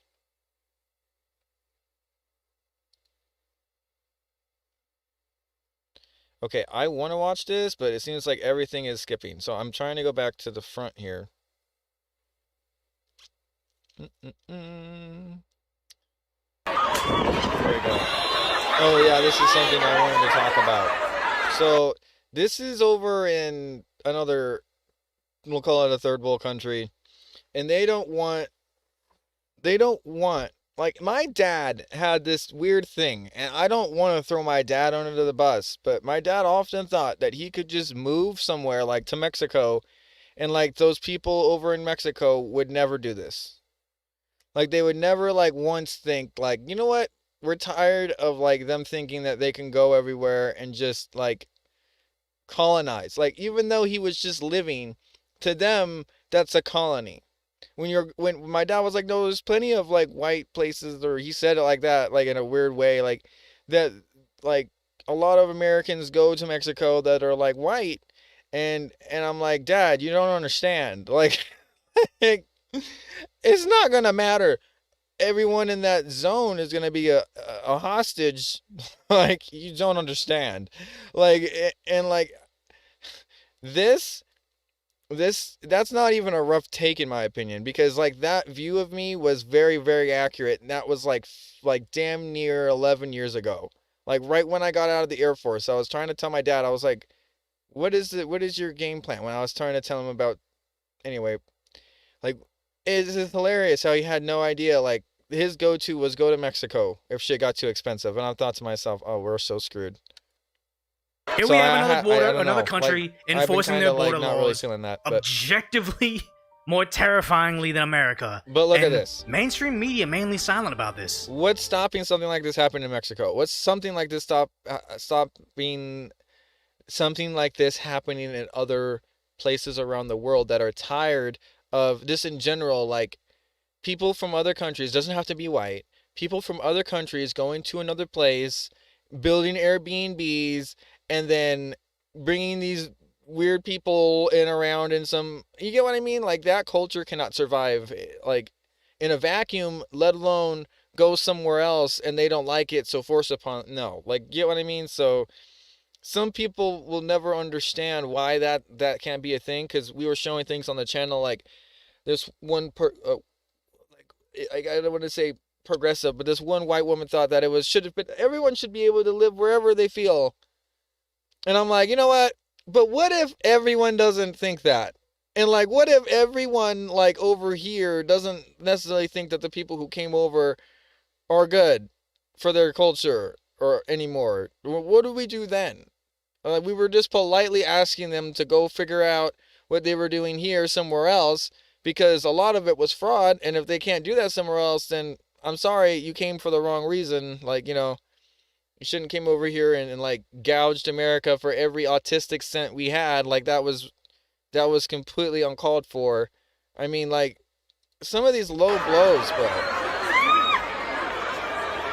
And this almost seems like it's backed by the police, because saying, it'd like, be one thing if he was making a demonstration and not whipping that thing around at anybody and just saying, like we held in so much for so long. Like, then we say one thing and the whole world is like, yeah, we don't want it either. Isn't that weird how that happened? Isn't that weird? Just thought I'd say that. Saying, hey, go back to your country, this is a protest. This almost makes me feel like this is the local law enforcement backing the efforts of this tribal warrior-looking guy.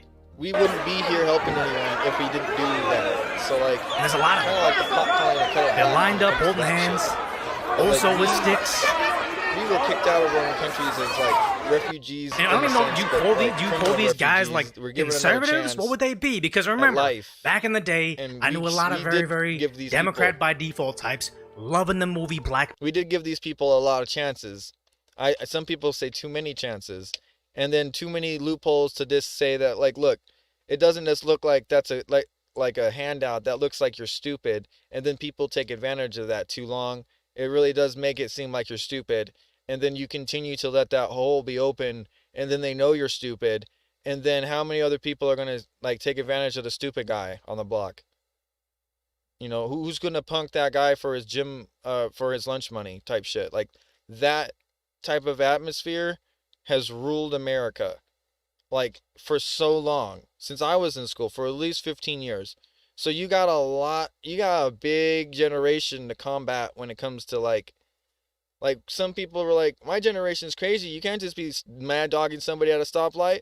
You say, you know, hop out of your car, whatever, they'll hop out of the car with his AK. And I'm like, damn, it shouldn't be like that, but you're right. I can see that. And I'm not happy that that is a thing, but I could just say, yeah, that's a thing. You don't play GTA 6? I don't think you don't understand what an AR is or what anything is, really. So, I mean, it blows my mind. Like, the street smarts to some people are just like having a bad day, and then like their whole life could be ended because my generations are fuckheads. You get what I mean? Like, I hate it. Like, I do hate it. Like, I want to change it. And like I want to say, like, there was that one, I forget which artist who said, we made them tote them AKs, but I'll make them put the K's away. I don't know if that was Lil Wayne or whatnot, but yeah, it needs to happen. And like, we need to re-educate some of these people on what really it is to survive, and not just being that guy that holds a gun to somebody for survival, in a sense. Like he was pointing a gun at me, so I had to point a gun at him. Like that to me is like for it to get to that point, it's already gotten too far. Does that make sense? Does that stick? I get it, like, right to bear arms and everything, but like, there shouldn't be a society where the individual should have to like duel you. You get me? Like, that was always crazy in my opinion. Now somebody could just come up to you and challenge you to a duel, and that was fine, bro. But that changed. You get me? And a lot of people didn't like that either, but that happened for a long time. And I want people to understand that, like, don't push a country into a corner to where it has to implement something like that, to where, like, you're walking around with sticks and you're trying to scare people to get the fuck out of your country. Like, you do not want it to get to that point. Like, this is the thing. Like, I even told my lawyer, I was like, dude, you need to understand, like you're a public defender. Like, it's not going to take very long. Like, what are we doing? Why are we letting, like, the amount of people come over the border? When I was watching Nick Shirley stuff, I'm like showing him, like, why is this a thing? Like, how long does it take for somebody to go and start just stopping it themselves? I said. And then he was I'm like, yeah, stopping it themselves. Like, because this shit right here isn't something that is literally, like, the stupid flock camera thing isn't a hill to die on. You can still use those for good, guys. I mean, I don't understand that dumb shit. But, like, I mean, weird hill to die on. Surveillance. When you want surveillance in a country that's been invaded, right? Like, isn't that, like, why are we getting weird about that? Like, I don't understand. Like, it's like Americans need to be surveilled because 90% of Americans aren't Americans right now. So what are you talking about? Like, what are you worried about? Literally, like, what are you worried about? You're worried about extra shit. I'm worried about building an automated turret to have on my property, so when people break in, so when they see me on some flock camera or something, you get me? Like, I'm thinking ahead. Like, if somebody's like really watching a flock camera to see where I am to go steal my shit, I better have an automated turret at home dealing with this problem already. And this is the problem that, like, most people do not understand. I'm not talking live rounds yet, but, like, if it gets to that point to where somebody's house is getting broken into constantly, you might have to put some implementations into this. But, like, when you're now you've started a whole movement thinking that tracking people is bad. I don't even understand that. Like, what the hell are you doing, dude? Like, in my opinion, like, especially for me, in the military, being AWACS, Airborne Aviation Communications and Control Systems, it basically is something of a radar dish. So, like, if we didn't have any information on what was going on down there, like, we could lead our troops into something that was very bad. And I think that should be applied to the civilian sector in a sense, to where if we don't understand what policies we're putting out there, like the Stop Nick Shirley Act and stuff like that, why are we acting reactory in these situations? Like, why are we getting to the point to where we were flooded with 20 million gotaways, or who goddamn knows how many gotaways? That's the point of why they're called gotaways. for how long, how many years. We're only saying the last couple of years, but it's been going on for as long as I've been around. So why is it now such a big deal when we're talking about a law that you guys are literally blowing out of the water, trying to say that like this birthright citizenship wasn't made? It was made for the kids of slaves and for the military people who were born overseas. It was really, they kept it around for that.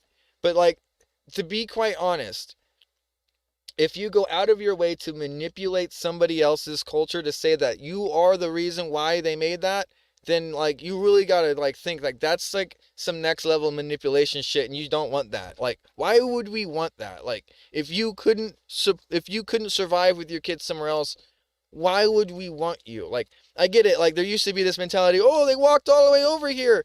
That shows more work ethic than most of these fat ass Americans. I get that. I used to think that too. But now I think that they played on that, and now they're getting flown in with suitcases. You know, I don't think it's the same thing. And I think that these people that are stuck in their own little shells of their lives, they don't understand how big the problems actually got, because they don't live in a state where they get to see it swell and get so big that the freeways are so congested even out here in the desert, and you think to yourself, why is this like this? Why is it randomly like this right now? The only thing that changes is the shifts in the wind, I call it. What shifted in the wind that now there's so many more cars out here in the Mojave Desert? You tell me that. Is it because ICE is in the towns getting people, so they're getting the fuck out of Dodge? Yeah. You can call it what you see it, bro. It's literally that. And don't let anybody tell you that it's not, because what you see with your own little eyes and ears, and you see people like downtown doing something wrong, you hear them breaking into shit, you know what's going on. You don't need to go ask somebody that's getting their ass beat on the corner, like, oh, you're getting your ass beat? It's common sense. And the lack of it is like, most people just either run away from that situation, they don't want to go and help the person. So like, here's the thing is like, when America was down and we're like, okay, look, we're all over there in Iran trying to deal with this world problem by ourselves. We gave a little wink to these other places, these other NATO nations, these other people that we like give a lot of money to help make sure that they have a little bit of a gun somewhere. Let's just put it that way. And like, they couldn't even be like, okay, well, here's your gun back. You know, you need it for a second here. You know, like there was no couth. There's just, oh, me, what the fuck?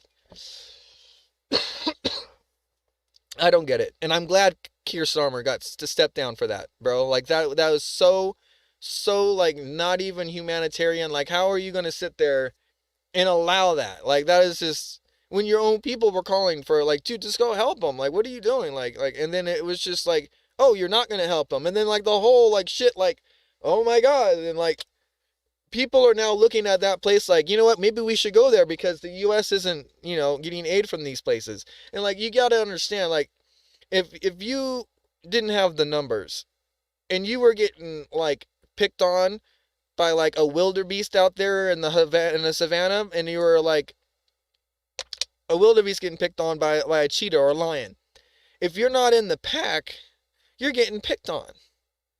And that's the thing, that's the shit that's been going on for a long time. And like, these new leaders, they don't even understand why they're supposed to like America and like, you know, at least play the game of like, okay, look, we get it. We don't like view everything like woke agenda that they have or whatever the hell the big problem is now, which I can understand. You know, just say it for what it is. Don't sit there and be like, you know, F the US, because like, you know, we only like 250 years old. We'll remember that, bro.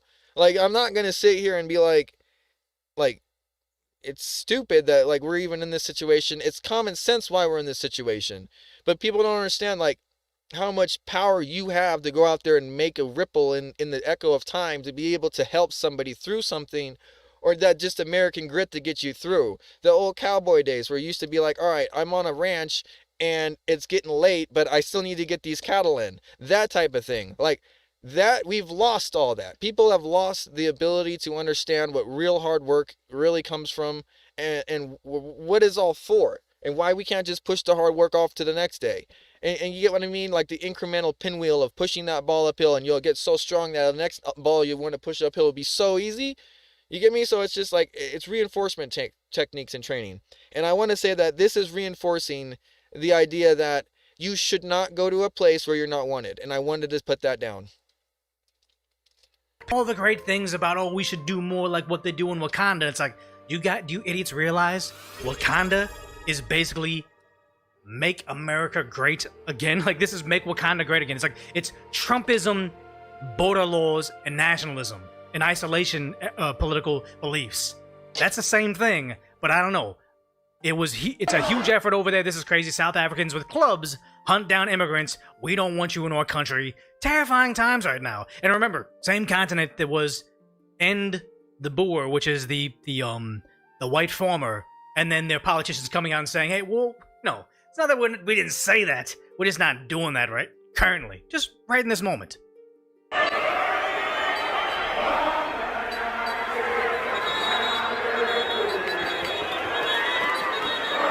If you are an immigrant in South Africa, you are not safe right now. Send this video to Joy Reid. Joy Reid would somehow make this about Donald Trump. And the idea that also, when Trump wants to bring in over, what do they call them? I don't know how to pronounce it. I've just seen it spelled the Afrikaans. Someone tell me how to spell that phonetically. But it's the white South Africans, traditionally farmers, that have to leave the country and seek asylum in America because it's dangerous for them. Like, their elders are being ended. Women are being attacked. Like, they need to seek asylum. I'm saying it right? Okay, thank you. But this is the reason we have asylum claims, and when it's used for not even white Europeans, white Africans, the left loses their mind. Yeah, giant mob holding sticks and oftentimes wearing tribal garb coming after you. But this is just not just one incident. It's like they're protesting and hunting illegals and migrants. So not even necessarily illegal immigrants, migrants. They told the government to deport every illegal African migrant or they will remove them themselves. Kind of sounds a lot like what's happening over in Northern Ireland, where the Henry Novak story they tried to bury it. It came back. They've been having a lot of these migrant crimes that get covered up over in the UK in general. But then in Northern Ireland, I disavow this, but they started attacking and setting fire to, I forgot what they call it. It's like the, it has a different word than we have. It's like the welfare housing, but it's only for migrants or asylum seekers. They started setting fire to that, and unconfirmed story is they started to like round them all up and boat them over to Wales. So they just, in the UK, they moved them over somewhere safer where there wasn't all the insane right-wing conservative locals setting fire to the housing. And it was like, okay, wait a minute. So in an effort to quell these riots, you gave the rioters exactly what they've been asking for decades now. They call that insanely racist, but what do you call it when it happens over here in Africa? This is terrifying stuff. Council housing? It was called something else. I disavow violence while holding a bat because it's a plastic bat. It's not fake. I'm not going after anybody. This is actually genuinely going after everybody. Like, I think about me holding the plastic bat just kind of, being ADHD, but then you saw the videos on the Carmelo Anthony trial, and you had some of the Black Panthers were there, and also people waving actual baseball bats outside a courthouse in front of cops at the Austin Metcalf, supporters, a family. Like, we've spiraled out of control, and I can guarantee if Austin Metcalf's family showed up with baseball bats outside the courthouse while waiting for the Carmelo Anthony verdict, every single news outlet would be out there saying, why do they got bats? Oh, is violence coming back in America? But when it's coming from the side that you expect violence to come from, they can hold baseball bats outside a courthouse and nobody bats an eye.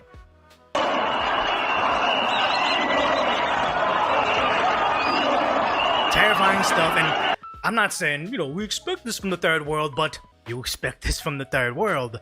I wouldn't be surprised if we started to see very, very similar activity in the Western nations, up to including the UK. Something very similar, because we saw this in smaller numbers. Masked men with sticks counteracting the other masked men with sticks. But, I mean, we're starting to see full-on race wars around.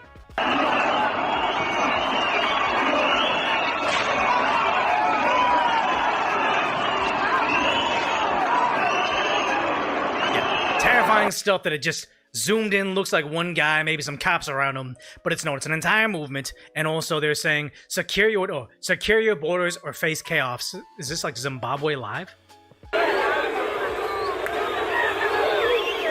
And these are just sticks, possibly sabers, possibly whips, but interesting how some places are allowed to aggressively enforce their borders, just not Americans.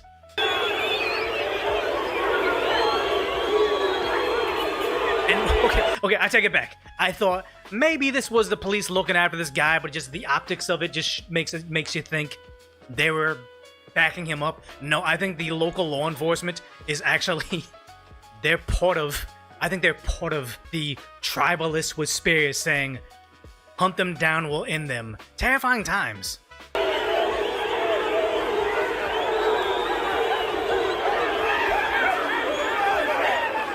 Yeah.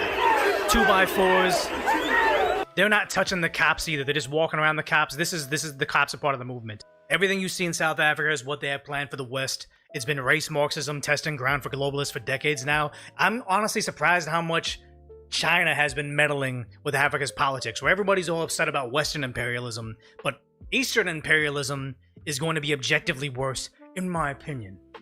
South Africa says over 900 arrested during nationwide anti-migrant protests. Thousands have fled South Africa, fearing they will be attacked or ended after an anti-immigrant movement set a deadline for them to leave the country. How come there's no racism? Because obviously they're after a certain race in South Africa. How come there's no conservative or alt-right movement? It's just almost like, what is this? NBC has recently discovered how to journalism again. Very, very dry, non-sensationalized reporting of what's happening in the world. Deputy National Police Commissioner told press conference 120 marches that took place, 108 were peaceful, while 12 needed law enforcement to intervene during unrest. A little bit fiery, but mostly peaceful, but maybe a little more objective. Some of those arrested were undocumented migrants detained for violating immigration rules. If we arrested an illegal immigrant violating immigration rules, I'm almost certain NBC News would be like, MAGA conservatives being racist again. Soldiers sent to Johannesburg to support the police. Most prominent groups opposing illegal immigration include March Operation Dudula, and Progressive Forces. The president has challenged a protester's allegation that migrants are to blame for the country's social and economic challenges, met Monday night with leaders. Some of the groups asked them to conduct peaceful demonstrations. And it's almost like every single country everywhere. This is not a white and a black thing, or white and a brown thing, or yellow and a brown thing. It's almost like whenever you have an established culture of people, established population of people, and you do not live in a utopia where everybody has more than they need, more housing they need, more schools, more public housing, more jails, like everything's safe, and let's start doing donations for the needy. Maybe we have some homeless. Maybe we have some poor people. Maybe we have social issues we have yet to solve. If all of a sudden you start to introduce a new population of people and immediately place them above the middle class in terms of social services, housing, and just general priority with politicians and your political leadership, there's going to be resentment. I don't even think that South Africa is doing what America does in terms of giving illegal immigrants more welfare benefits, more food stamps, and a priority in getting social housing than the locals. And they're already just going nuts with 2x4s, sticks. The police are joining in on their protests, and they're saying, hey, get them out or we're going to hunt them down and end them. Like, this is significantly more aggressive over there, and they're only seeing like a tenth of what we see in America, over in the UK, over in Spain, the rest of Europe. It's almost like it's a ticking time bomb, and you don't want it to happen. I don't want to see social unrest like this in our streets, or even in Europe. Like, I just want to resonate with the whole rest of the world and be like, look, dude, I don't think you guys got the right idea of what America is. We're not colonialists. We just want us to all get along. Or Ireland streets, but unless honestly, the government acts accordingly, I'm fearful that at one point in time we're going to see this in first world nations, and especially in countries with 2A, it's not going to be peaceful, and we should do everything we can to avoid it. Hey, countries and borders are created for a reason. The pendulum is swinging. Sad to say, humans are tribal by nature. It's like built into our DNA. Over in Ireland, like we were talking about, they're starting to set fires to mosques. And it's not like I'm saying, hey, well, you know what? Churches, Shinto shrines in Japan, it's happening everywhere in the world, so it was bound to happen over there. I'm not trying to justify it. I'm just saying things are escalating, and unless the government step in to address these issues, it's only going to get worse. This is wrong. We don't want in Ireland. Yeah. Do you understand? We do not want in this country. Go back to your country. Go back to your country. I bear down. And here's the thing, I'm just gonna go ahead and say that this guy's gotta go to jail. Maybe there's something at a level where I say, hey, migration without assimilation does have its issues. But not into the sense where you just randomly burn somebody's property down, where it's gonna spread to this newsstand. It's gonna spread to what was next to it over here is a coffee shop. Like, I don't want to be inside the coffee shop working on my podcast. Go to the bathroom briefly, and all of a sudden I get caught in a blaze, get stuck, and then I die because some insane person said, "Hey, time to make a political point and burn down the neighboring building." There's still innocence involved. Not this way. I'm not for it. Yeah, the guy's an idiot, exactly. A mosque in time of the street. And here's the thing is, if the left ever needed a face for the alt-right, I wouldn't even be surprised. I mean, I wouldn't be surprised if he's mentally unwell and set the fire. I wouldn't be surprised if he's a plant. He is a guy the left went crisisactorhotline.com and said, hey, would you mind putting on this wig and this prosthetic nose and setting a fire and making a very, very convenient, almost Jussie-esque lines about this is MAGA country and get off my land type of scenario. I wouldn't be surprised. Yeah, it's definitely going to escalate. Go back to your country. Scary stuff. Want in this country. And nobody's getting on a side. You can be against Lowe's or report. You can be against the fact that the country still has homeless people and the country has poverty. We don't necessarily have enough money to start giving pocket money and food and feeding millions of immigrants a year. You can agree with that, but you lose them with this. But sad to say, like I said, they're burning mosques, they're burning churches, and they're burning Shinto shrines. And now you're seeing over in Japan, this girl over here saying they're already creating no-go zones in Japan. And it's, at what point in time do you start drawing the line saying, okay, cool, we want to be accepting. Japan has some population issues, but you can't turn a blind eye to this. I guess she's... So she said, I beg you, finally, a Pakistani settlement. People cannot enter that has been created. The locations in this city, Hokkaido, minutes from Sapporo. There are 3 people, now it's increased to approximately 244 people. Inside the settlement, there's a mosque, used car factories, and they're all illegal buildings. They're not adhering to Japanese law. According to Ibitsu City, 72 illegal buildings have been confirmed. It's turned into a lawless zone, so they come in not to assimilate, but to take over. And that's the thing, is what we talked about many, many times before.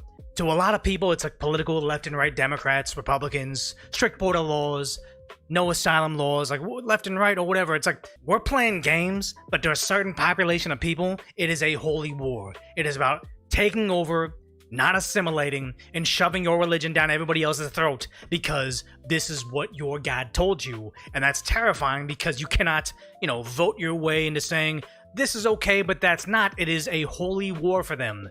They have to do this. These are all the testimonies when the Japanese people try to enter. They get surrounded by them and threatened with Japanese people, get out. And the inverse of it is, there's places in Japan, it's Japanese only. But sad to say, it is Japan, so you kind of understand it. Like, I had a buddy way back in the day.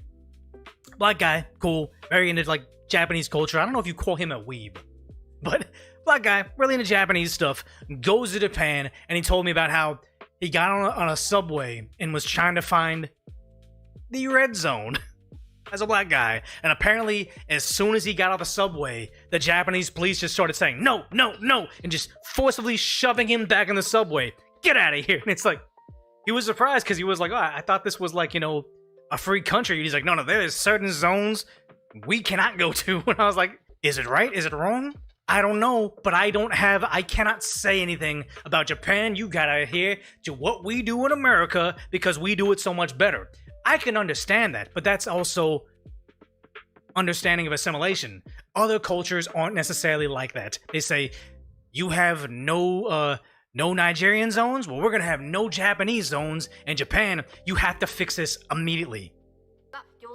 It's essentially become Pakistani autonomous zone, but the administration and police say they cannot intervene. Here's the problem is, to my understanding, isn't that why they had Japanese organized crime? Like why the Yakuza was seen differently than like maybe the mafia or the mob controlling Vegas? It was like an earthquake hits, they would do things for the culture. You'd think that this would be something that they would want to address for their country, but to my understanding is they're falling out of favor. A lot of the younger gang members, or the younger like youths that don't want to abide by laws, don't want to abide by the Yakuza's laws, so then they all of a sudden make their own separate gangs. It's a whole thing. Yeah, Yakuza kind of faded out thanks to anti-Yakuza laws in the 90s, which is understandable. Guys, if you spam the chat, I'm gonna block you. Like, you ask one thing one time, that's fine. You repeat it, I'll ban you. I don't care. Yo, so in Hokkaido, a settlement of Pakistanis from the world's fourth most terrorism-prone country has suddenly appeared. No, it didn't suddenly appear. Your left-leaning politicians made them appear because of reasons. Okay, so they're having issues over there. You'd think that there'd be some way to stop this, but sad to say, it's getting worse and worse and worse. You got this female protester. Obviously, we can't understand what you're saying, but translation from Asian Dawn saying, I used to work at an elementary school. Foreign kids who don't even understand Japanese cause total chaos in the classroom, and they hire interpreters for foreigners using tax money. Don't you think we should first ensure Japanese kids get proper education? And I remember this as a kid. And in my school, this was like, very long time ago, but I just remember there were a lot of kids in my class that were just Spanish-only speaking students, where we'd have maybe 4 of the girls only spoke Spanish, and then we'd have maybe 6 of the girls, not 4, like 2 of the girls that spoke Spanish and English, and whenever there was a lesson being taught, the 2 girls would have to translate for the 4 other girls, and it really handicapped the whole class because it's just, the class was operating at the speed of the slowest student. And it's like, we'd probably be on chapter 11 by now, but because of them and their lack of comprehension, we're at like chapter 4. Me being me, not the most American-looking kid. This is like late 90s. Not the most American-looking kid out there. And even my own mother was like, I wish they wouldn't let them in class. They can't pass an English proficiency test. Why are my tax dollars going to educating them, 1, and 2, handicapping your education and making you essentially in a remedial class? If you're in public school and it just happens to be in a district that has a lot of non-English speaking children, and they're in your class, you have now been given sentence, essentially, to a remedial class. And it's sad to say, it's like, she's not being racist. She's just giving facts. If we lived in a utopia, a Pixar movie, where everybody can get education and housing and food, and we can all be, holding hands and skipping across the fields and picking dandelions, and all of a sudden you say, but don't include those kids, yeah, you would be a racist, you'd be a bad person. But as long as we live in reality, it's not racist to say, you know what? Maybe we should prioritize Japanese kids in Japan. Maybe we should prioritize English-speaking people in English-speaking America. Somehow along the lines, the left started demanding, we don't care about sacrificing the education of our kids in public schools, as long as we can't be sometimes or somehow categorized as racist. Lower the bar and make it standard? I had no idea that they've changed when I was a kid, 90 was an A, 80s a B, 70s a C, 60s a D, 50s an F. Apparently now 50s a C. And I remember going to my niece's high school graduation very recently and hearing the valedictorians and the salutatorian, or whatever you call them. Their speeches were all crammed with, I didn't try hard, I don't care about school, I was mostly focused on partying. I'm like, how are you the cream of the crop if you didn't care about studying. And then also, half the kids graduating with honors. Oh, they had all these AP courses. And I'm like, if 50% of your students are graduating with honors, honors doesn't mean a damn thing anymore. Yeah, we are definitely lowering the curve, making ourselves stupid so we can keep on rubber stamping that everything's working, more tax dollars for everything. Meanwhile, places like China are going to eat our lunch.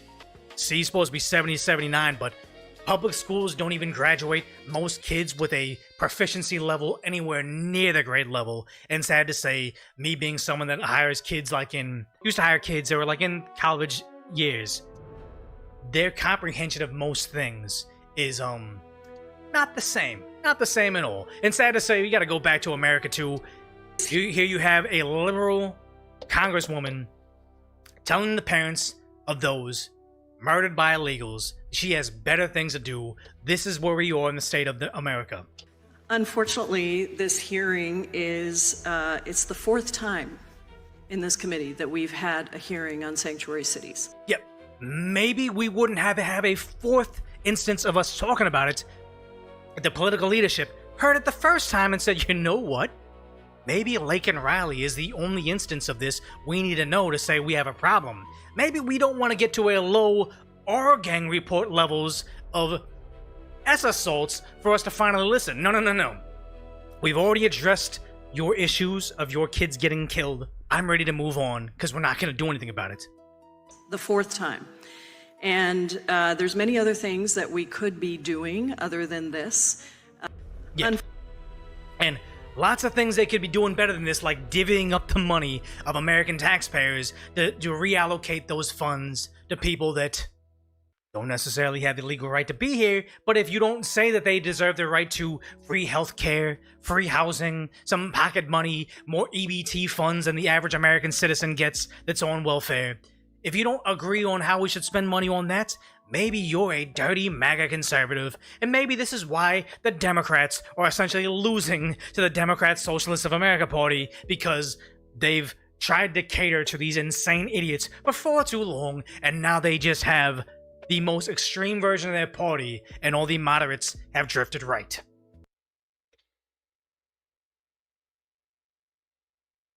There's a TikTok influencer that's facing death from firing squad. Nice. I agree. Thank God. Why can't we do this? It's not every day you wake up and you see influencer facing by firing squad in 2026. So obviously, I wanted to know everything about this case and how we even landed here. Because apparently, she thought that she found the perfect online romance. And instead, just weeks after landing in Dubai, her boyfriend had his life taken, she was sitting in jail charged with that crime, and she was claiming that she acted in self-defense. Now she's facing one of the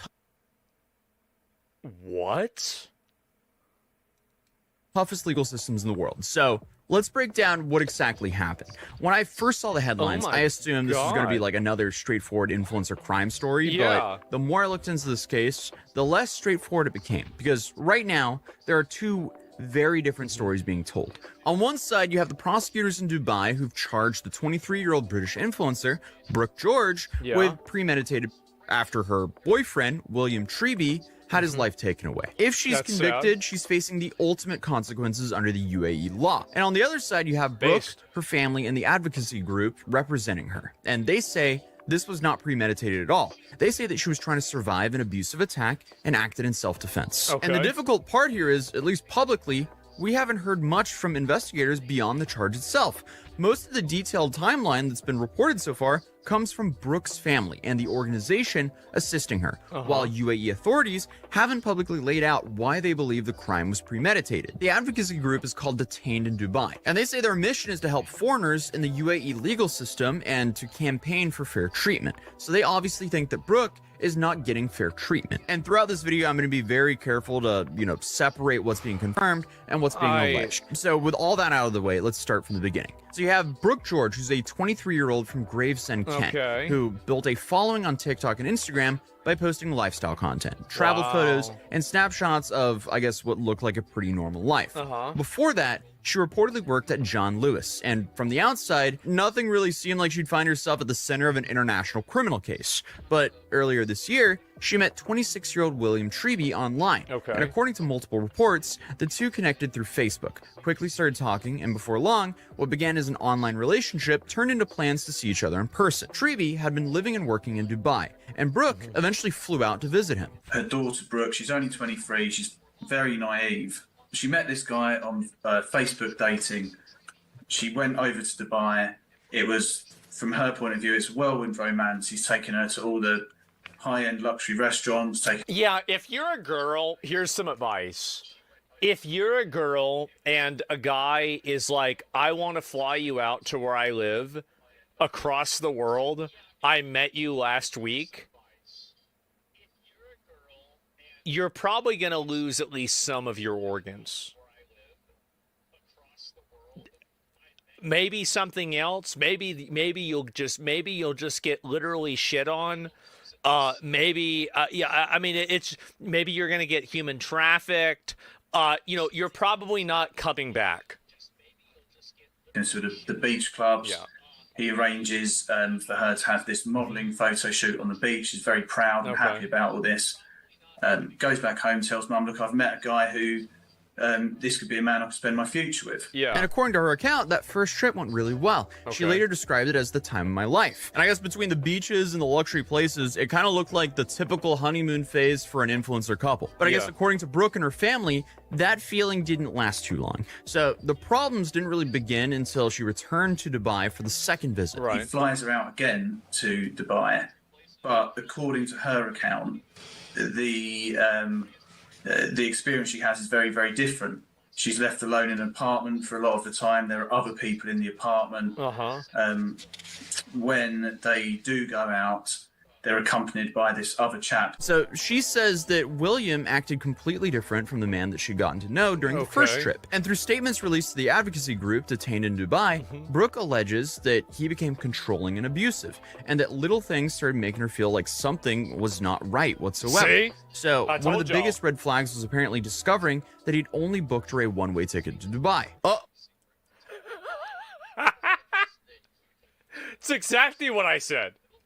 Oh, that's not a good sign. Brooke's family also claims that she realized that he had her passport, making it way harder for her to just simply leave and fly home whenever she wanted. And again, these are allegations that haven't been proven in court, but they're central to Brooke's account of what happened next. So her mother says that she noticed a change almost immediately. During Brooke's first visit, she sounded excited and happy whenever they spoke. But on the second trip, those phone calls became very different. According to her mother, Brooke was quieter than usual and seemed very anxious. She also said that her daughter kept insisting that everything was fine, but she could tell something had changed. Then came a phone call that, looking back, has become one of the most important parts of the family story. So her mother says that Brooke was crying uncontrollably. She sounded terrified and repeatedly said that But there's no like text evidence of this, right? I mean, like I'm not convinced either way right now. I'm not.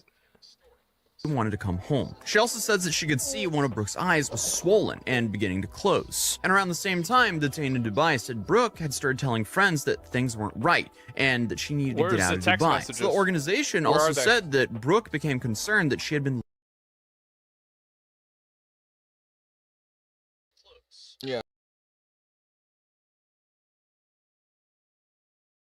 That's what you get for doing two things at once. Okay, so here, let me show you the.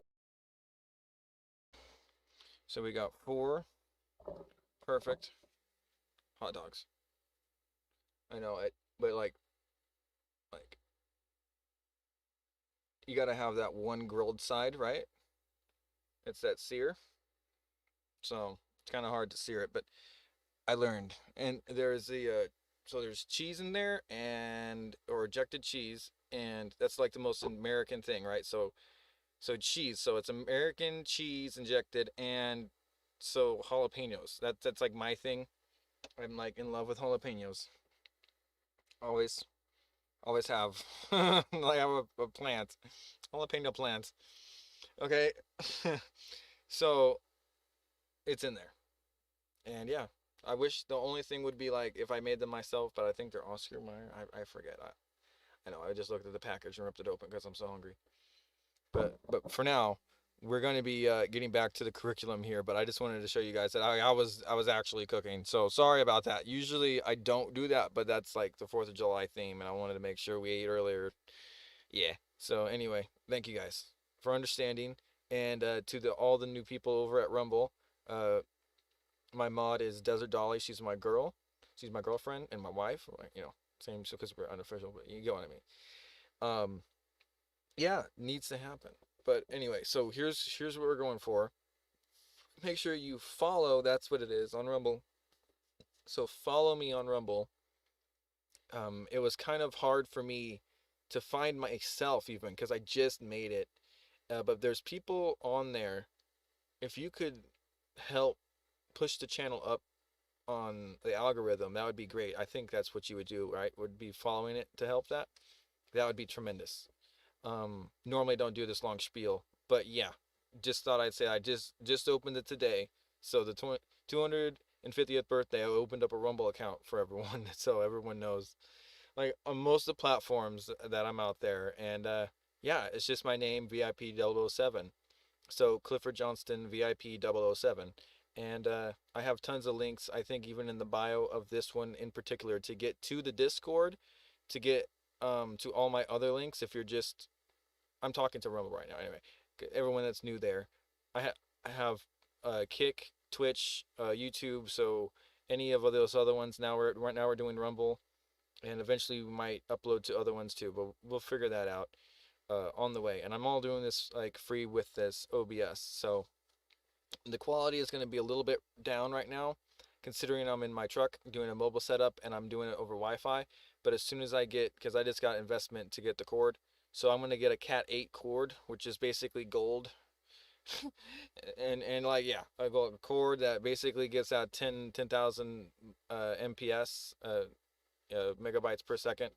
We'll never be able to use that. I probably only have like 2 or 3 gigabytes per second, but at least I'll be able to unlock the full capability of upload and download at that point. I don't want to just use a Cat 6. So yeah, that's all. That's a little update for everyone. That you know, I have a Patreon if you want to help support the stream. I am self-funding everything at this point, along with, as in family self-funded. My wife, she manages everything, and my mom, she's been helping tremendously with my classes and stuff, and now I am going to graduate from that, so I'm assuming she's going to help a little bit here and there. And that money is going to go directly into equipment. So, yeah, all my allowance or whatever is going to be going. I'm like 31. But I'm just saying, it's just, you know, you have parents, they want to help. So, anyway. And, yeah, so thank you guys for helping. And without further ado, here we go. There under false pretenses. Though, there's been released by investigators supporting this claim. So, I mean, regardless of whatever was happening behind closed doors, it's clear that, at least at this point, the relationship Brooke had described as the time of her life was, at least according to her account... She was terrified. Why did she go? The guy baited her with the first time by giving her a really good experience, and then he got her to come back the second time, and that way have her guard down, and then he apparently then was going to probably do whatever he was going to do. Pretty much over. And now... Grooming? Yeah. She wanted to escape. Like, we always talk about grooming in the context of, like, underage people, but it also happens with adults, too. It's just a term that's a general applicable, you know, like, function.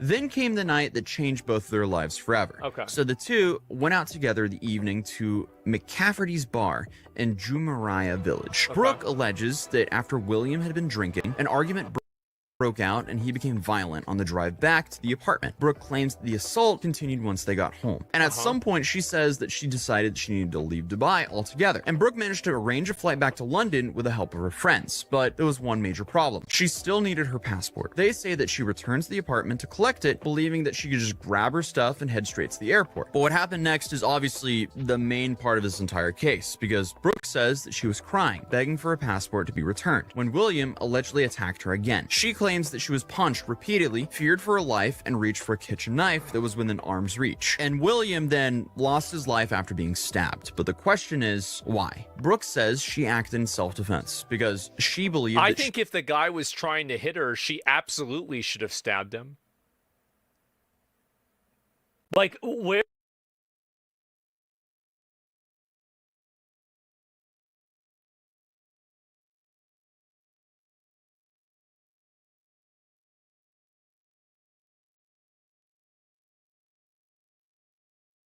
I have no idea what just happened. Like, it kept throwing up the search bar, and I don't even have my hand on the keyboard. I don't even understand. Oh, Trump's doing a thing? Should we... Oh, I didn't click on it in time.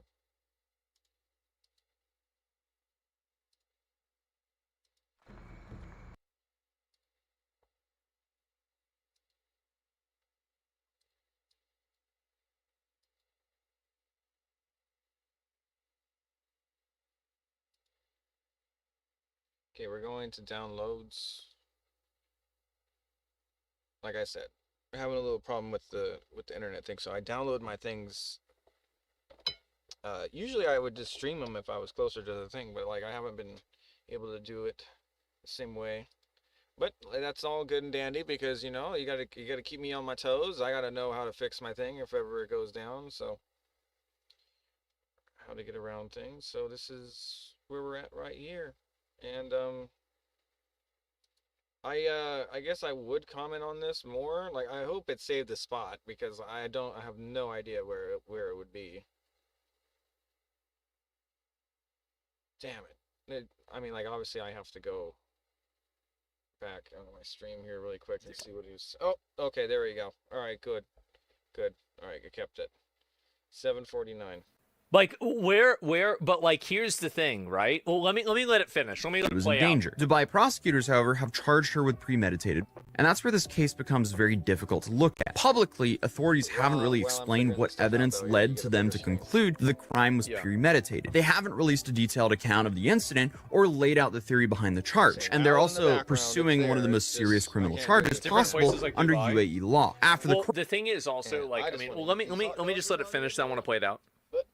crime, Brooke made her way to the Dubai International Airport to board a flight back to London that had been arranged with the help of her friends. There's a lot of But she never got on components to that plane. In the early hours of June 22nd, she was stopped by authorities and arrested. Before long, she was formally charged with premeditated and taken into custody. Brooke's family says that when she was arrested, she still had visible injuries from what they claim happened earlier that night. Things are very, very different over there. According to the family, and there's this the organisation detained in Dubai, she hasn't had access to a lawyer. She's been asked to sign things in Arabic that she doesn't understand. Even in her battered and bruised state, she was strip searched in a room only by men. Some of them are filming this protest. So it's not the standard of justice in the process that you'd get over here. And these allegations have not been publicly addressed by the UAE authorities I mean, or serious. the I don't know if I UK's believe Foreign that. Commonwealth and Development Office has only said that it's assisting a British woman detained in the UAE, supporting her family and communicating with local authorities. And as news of this case spread, people online quickly picked a side. Some looked at the headline, a young influencer accused of stabbing her boyfriend, and assumed the case was open and shut. But I don't think this case is that straightforward, because once you look into this, it's a way bigger mess than what I guess the influencer headline seems like, which is why I wanted to cover the story. Because obviously you have to consider Brooke's injuries, her family's account, and the allegations of abuse. The argument on that side is that the investigators should be treating her as a possible victim of domestic violence rather than assuming that she was the aggressor here. The problem is that the public still doesn't have very many answers that would normally help make sense of a case like this. Like, we haven't seen any evidence other than Brooke's side of the story. And honestly, without that, it's hard to really understand how investigators came to this conclusion. As journalists started digging into both Brooks and Williams's backgrounds, more information about William started coming out. So, according to reports in the UK, the 26-year-old had previously been convicted in 2023 of wounding and common assault. And he also got a suspended prison sentence for that. He was also reportedly due to stand trial next year as one of the several people charged following a Kent police investigation into conspiracy to supply, contraband, some of that white powder and the leaf. Obviously, I want to be careful here because this is important. None of that really tells us what happened inside that apartment in Dubai. Obviously, just having a criminal record doesn't mean that someone automatically was the aggressor here. But but like, I mean, let's just think about hungry this because I was for a never couple I'm not that hungry. I mean, let's just a little bit.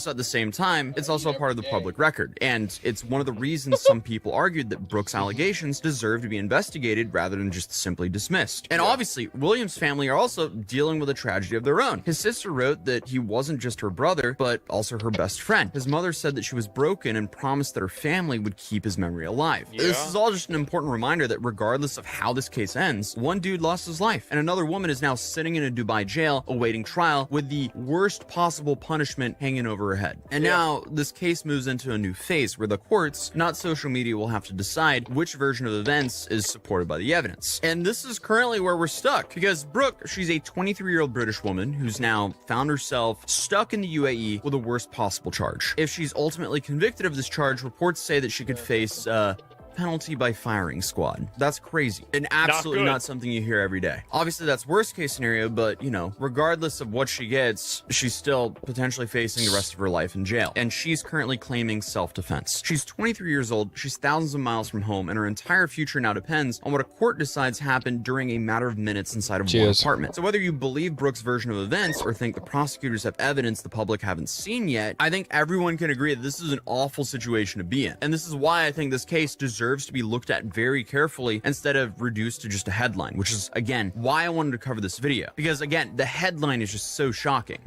I think that she probably did do it in self-defense. I do. And I think that Dubai should probably not kill her if they think that there's a plausible chance for that happening. The reason why is that as much as I like the idea of death by firing squad, that's a great idea. I love it. But the problem is that Dubai and the UAE, they're very clearly, and Saudi is the same way, you know, like Qatar is doing the same thing. These are countries that are trying to make themselves more appealing and attractive to tourism and to worldwide audiences coming to these countries and enjoying the rich culture that the countries have, as well as, you know, just the experience of being there. Whenever you put a person in front of a firing squad, when there's so much ambiguity over whether they killed somebody or not, and especially when the person that they did that to had a criminal record previously, and what this would also, to me, this is a big component for me, is that how much of this is documented beforehand, right? Of like her saying that I'm trying to get a plane ticket, because there were communications with her friends. So like, are there communications that were done on text messages, right? Like with her mom, probably not, maybe because boomers don't really use, you know, texting as much, but could you expect that maybe you'd have more texting with the friends talking about this problem getting worse?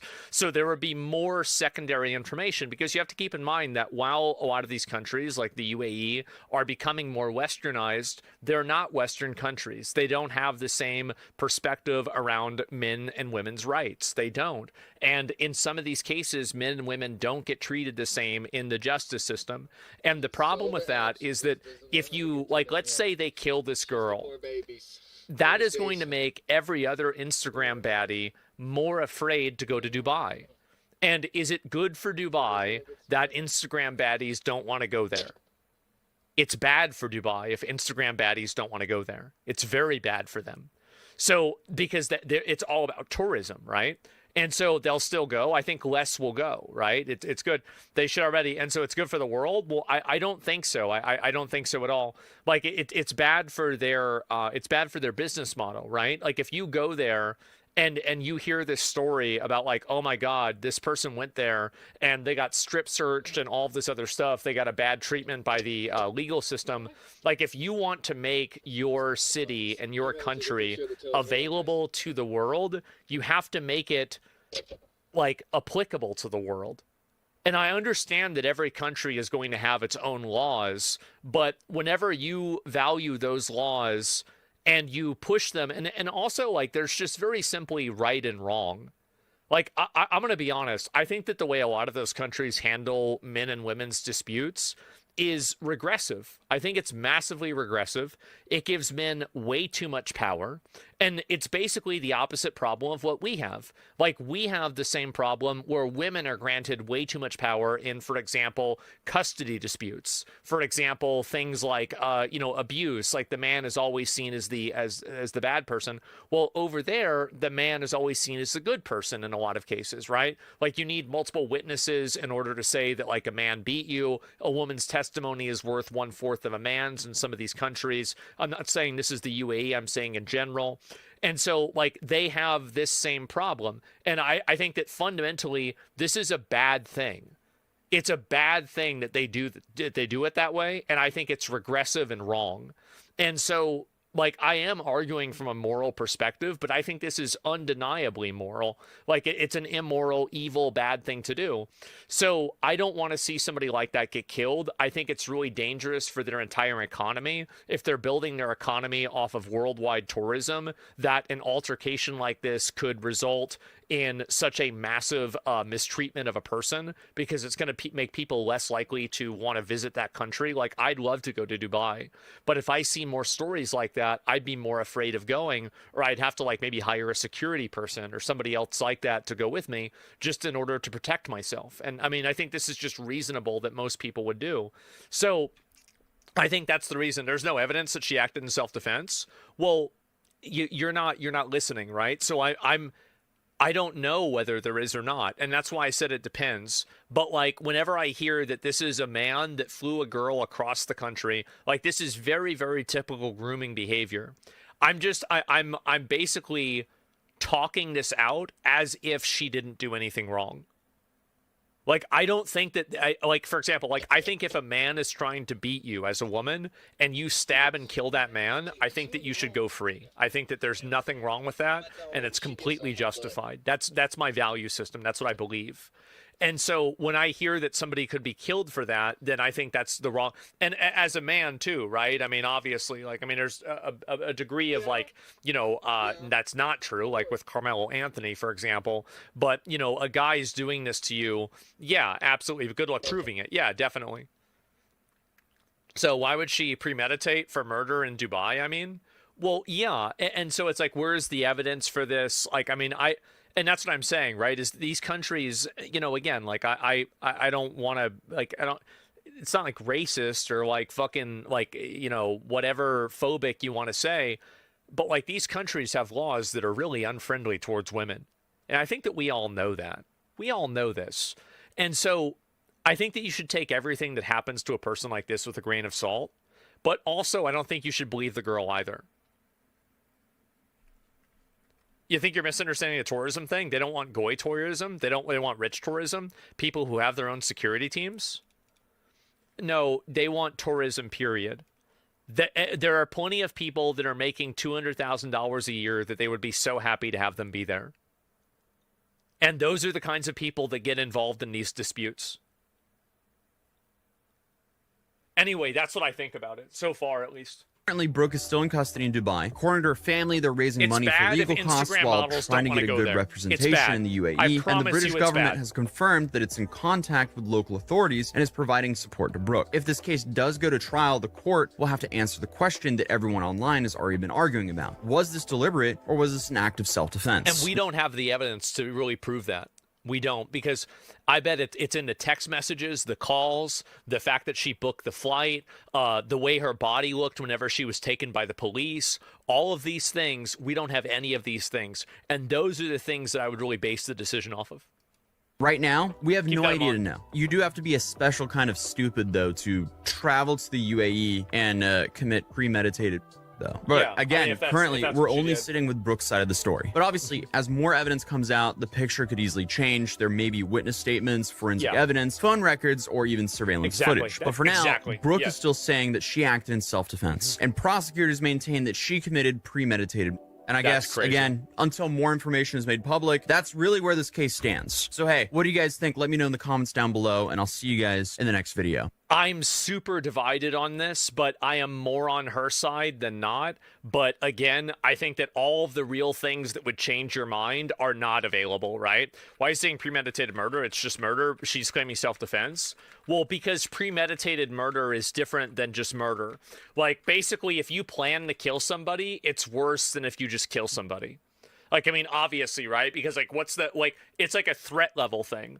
Is a person who's planning to kill people and then killing them more threatening than a person who's killing people, right? It's the intent behind it.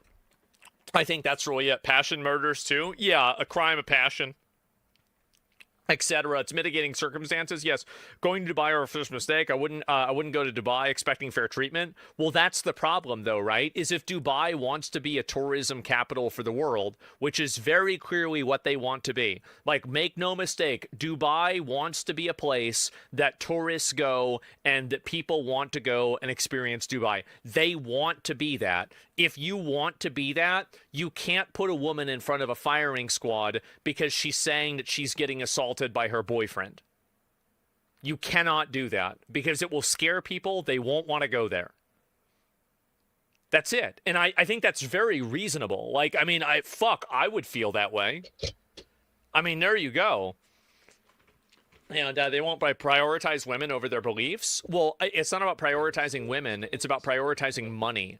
Because again, like, there's a reason why they have like ladies' night at fucking at bars. It's so they can get chicks to come in, and then guys go in because there's a bunch of chicks there. So like, no guy wants to go in there. Like, there's like you don't understand. Like, there's a lot of guys that want to go to different places in the world because they think they can meet up with different girls. Like, this is a huge thing for guys that have a lot of disposable income. It's a massive thing, and so if you don't. Okay, just to kind of regain control of my show here a little bit. We're going to be watching Max Afterburner. Iran just made a law that has the U.S.'s military salivating. That's only 16 minutes, and I'm going to speed it up to 1.15 playback because my wife's going to come out here pretty soon and help me. Well, I don't want to say help me. She's just, you get what I mean. She's going to be here with me while I'm reading and maybe even read herself.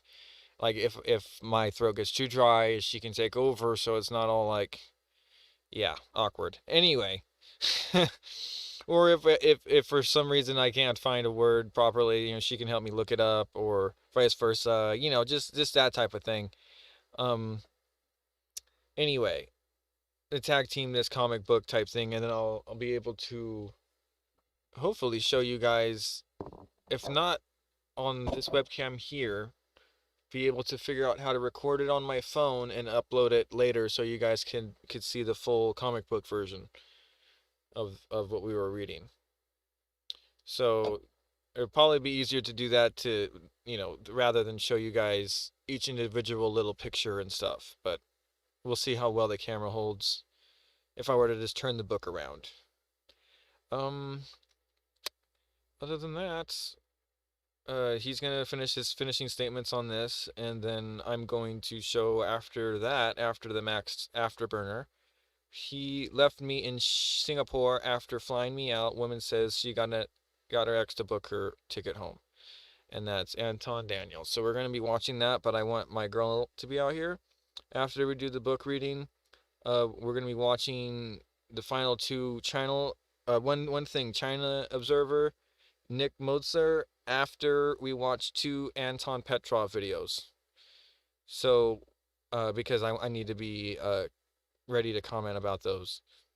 And then the 2 Anton Petrov videos are more of like listeners and like, wow, look at what we learned type thing. Yeah. Okay. So anyway, thank you guys for sticking with me. Sorry for being so out of the seat, as they say, you know, when you're live streaming, but yeah, it's just, if you can host a podcast without being there, I think more hands off to you if you can actually do it correctly, right? Like, I don't know, I'm trying to do something. You know, a bunch of hoes Happy around, 4th, then know? It's gonna look bad. It's gonna look bad, and if the hoes are getting killed and you're shooting all the hoes, then they're not gonna show up anymore. Passport bros? Yeah, literally. That's, I mean, well, that's, I mean, this is like an offshoot of that, but like, yes, the fundamental concept of that is what I'm really trying to say. You're right. It's also known women get sentenced to prison after they literally are raped because Islam is, and the fault is woman for being raped. Not always. That's not always the case, but in a lot of cases it is true. But, you know, again, Pakistan, for example, executed rapists as well. So, like, it's not true. Yeah, it's like that. It's true, but it's misleading to say that, right? But anyway, I will look at a few other posts and stuff like that too, because I've been, you know, just kind of fucking looking at this other random shit. If she supposedly killed the dude in the apartment, then how'd they find the body before she boarded the plane? I have no idea. Like, I really don't know all the details, but I'm extremely torn on the topic, and I'm not really sure who's right or who's wrong on this. That's generally the way that I feel about it. And you're reeling in Assam with this one? Well, no, I don't know. I think he'd probably have the same take on it that I do. I mean, honestly, I do. Like, maybe I'm wrong, but like, I think he'd probably see it the same way.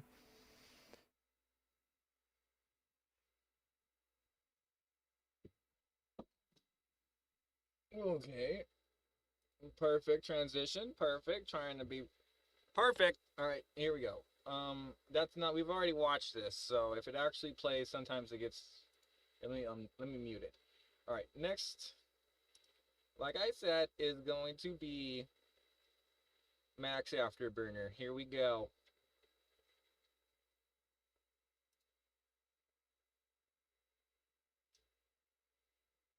Good everybody, and welcome to the video. It's July 3rd, 2026, and here's exactly what you need to know. Iran's top nuclear negotiator just went on state television and called reports of a nuclear inspection deal a lie. He said it directly to the Iranian people. That's Mohammed Kalabaf, You're such a Mohammed patriot, man.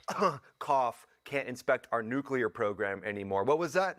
I can't inspect our military nuclear sites anymore is basically what this guy's name should be. He's Iran's parliament speaker and chief negotiator, and he stated on July 1st that under existing laws ratified by Parliament and the Supreme National Security Council, making it sound very official, but this isn't like approved by the people of Iran. They didn't vote for this. But basically, inspectors are strictly barred from accessing any bombed or damaged nuclear sites under any circumstances. They only get access to 2 sites. Inspectors are currently permitted to visit the Bushehr nuclear power plant and the Tehran research reactor. And Kalabaf said Iran remains committed to that arrangement. They're like, yeah, you can look at our civilian sites, but anything that was producing any uranium for nuclear weapons or had any military arrangements, yeah, you can't go there.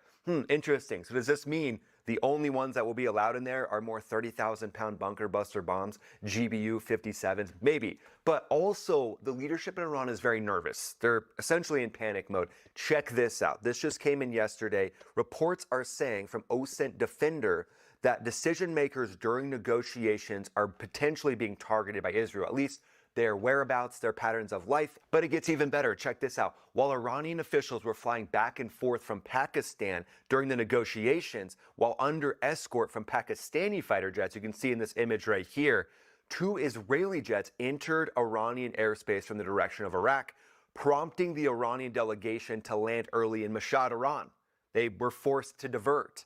They had to travel back to the capital of Tehran by land. So the footage here is showing the delegation being escorted by those Pakistani jets. And then Israeli jets are going to make those Pakistani jets very nervous, especially if it's the F-15I or the F-35I. So massive pressure campaign against the Iranian leadership. You can tell they're very nervous, and they're trying to preserve their bargaining chips. This isn't a diplomatic wrinkle. This is basically the entire deal that the U.S. wanted to be able to go in and inspect the uranium potentially being taken off the table. And nobody is covering this right now. Nobody is saying this out loud, but at some point the U.S. will have to access that or verify that it's actually been completely gone, that the nuclear dust is complete dust. That will likely need to be verified at some point, whether it's diplomatic or whether it's verified by more GBU-57s, that remains to be seen. But here's where it gets worse. Iran's joint military Qatam al-Anaba command, Qatam al-Anaba, yeah, I think that sounds like a very official military command for sure. They warned on July 2nd that all oil tankers moving through the Strait of Hormuz must use Tehran's approved route or face an immediate and forceful response from the armed forces again. But it looks like ships are still moving. In the last 24 hours, reports I'm seeing are showing 35 ships still moving, even though the rhetoric now is starting back up. Iran's deputy foreign minister put it even more directly. He said Hormuz is defined under Iran's command, not CENTCOM. Yeah, they're trying to control that international waterway, and they're a little bit upset that someone's actually putting the mafia bosses in check. You guys see that, right? They're like, no, CENTCOM shouldn't be here. Daddy shouldn't be here. We should be allowed to throw house parties every single weekend. We're mad at Daddy. They're like basically the trust fund babies of the Strait of Hormuz. They've just gotten billions of dollars. They're like, my daddy owns the Strait of Hormuz. We deserve to control everything. And CENTCOM's like, yeah, you know what? We're coming in and we're showing you who your real daddy is.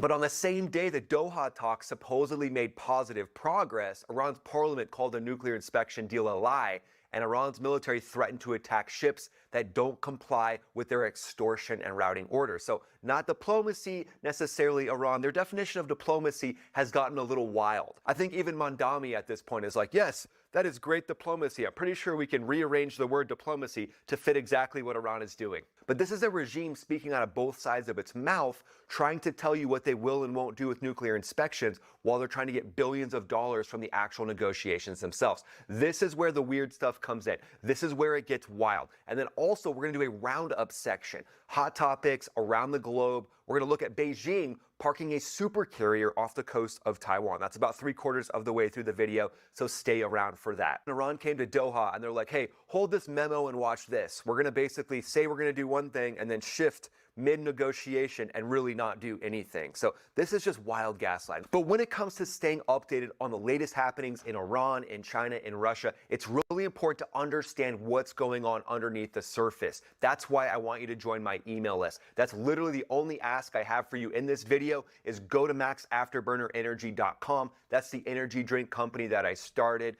Fighter pilot owned and operated products are there. Energy drinks as well as merch are on the way, but they're not there yet. So sign up for the email list and you can be notified when they actually arrive. And then also you'll get a weekly roundup email showing you all the content we've covered for the week. When you sign up for that email list, there's a link in the description, or you can just go to the website right here. You'll be notified about all the latest happenings, all the things going on around the globe that you need to stay updated on. So head over to maxafterburnerenergy.com right now and just jump on the email list. It's super easy and it's totally free. But let's rewind 48 hours because the sequencing here matters. The Doha talks concluded Wednesday, and now at this point, no positive progress has been actually released to the public. We haven't been shown anything. The mediators couldn't explain what the progress actually was. The same evening, Kalibov went on Iranian state television and said, we ourselves passed a law in parliament.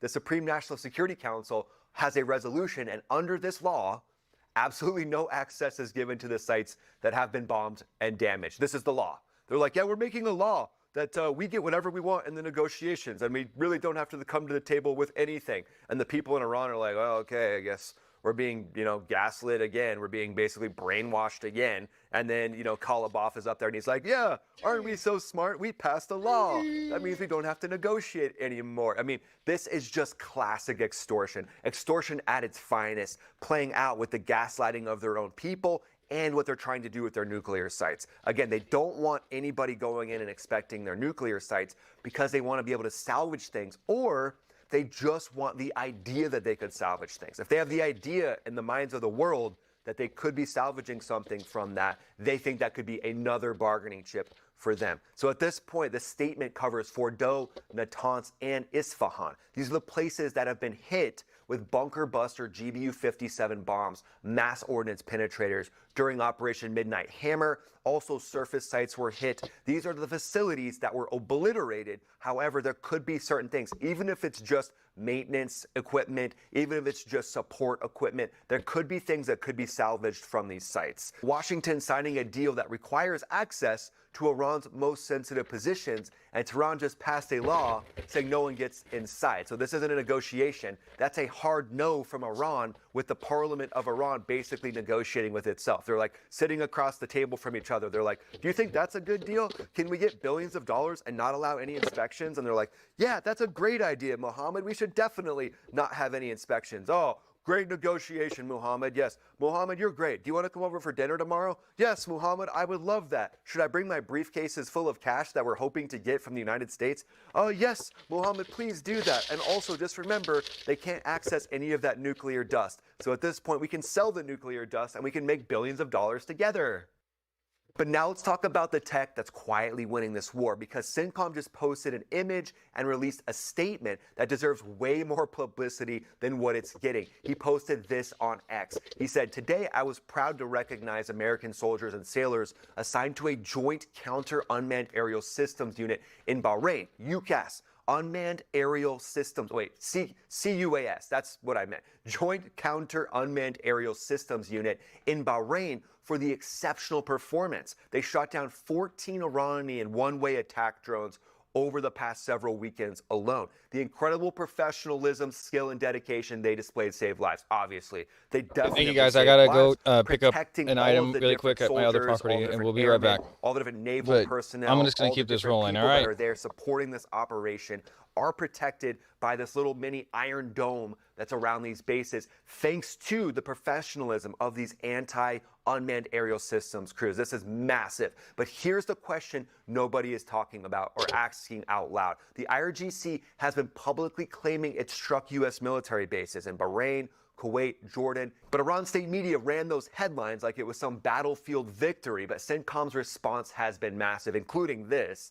They said Iran is lying. U.S. military assets at sea continue to fly, sail, and operate safely and unimpeded. Here's the actual damage assessment across every single one of those claimed strikes. A residential building in Muraraq province was damaged, not a base. A residential building is what they hit, but the IRGC claimed it was the military base. 0 U.S. military casualties, 0 operational degradation to the 5th Fleet. And when Iran claimed that 12 ballistic missiles hit the airbase in Jordan, it was confirmed that they launched 20 and all 20 were shot down. Shrapnel caused no casualties, no material damage. The pattern is identical every single time. Iran launches, Iran claims a direct hit for whatever they were aiming at, and the actual result is intercepted ordnance and 0 effect on American operations. They've snuck a couple through, but it's been the exception, not the rule. So what are these teams actually fielding to strike this down? Here's some ideas. This isn't confirmed. These are just thoughts that I have. Epirus Leonidas high-powered microwave system. That's an HPM weapon. You acronym lovers just got a little bit of salivation. You're welcome.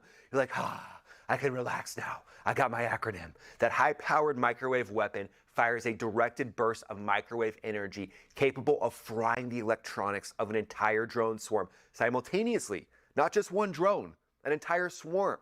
This has been deployed in the CENTCOM theater, and there's rumors saying that it was there in early 2026, again, not confirmed, to achieve a capability milestone, neutralizing fiber optic guided drones that previously had no electronic warfare countermeasure because they don't rely on radio frequency links. It doesn't jam. It doesn't use electronic warfare. It physically destroys the electronics regardless of guidance type. Raytheon's Coyote Block 3 non-kinetic effector uses the same high-powered microwave principles to loiter in the airspace and cook multiple targets in a single engagement pass.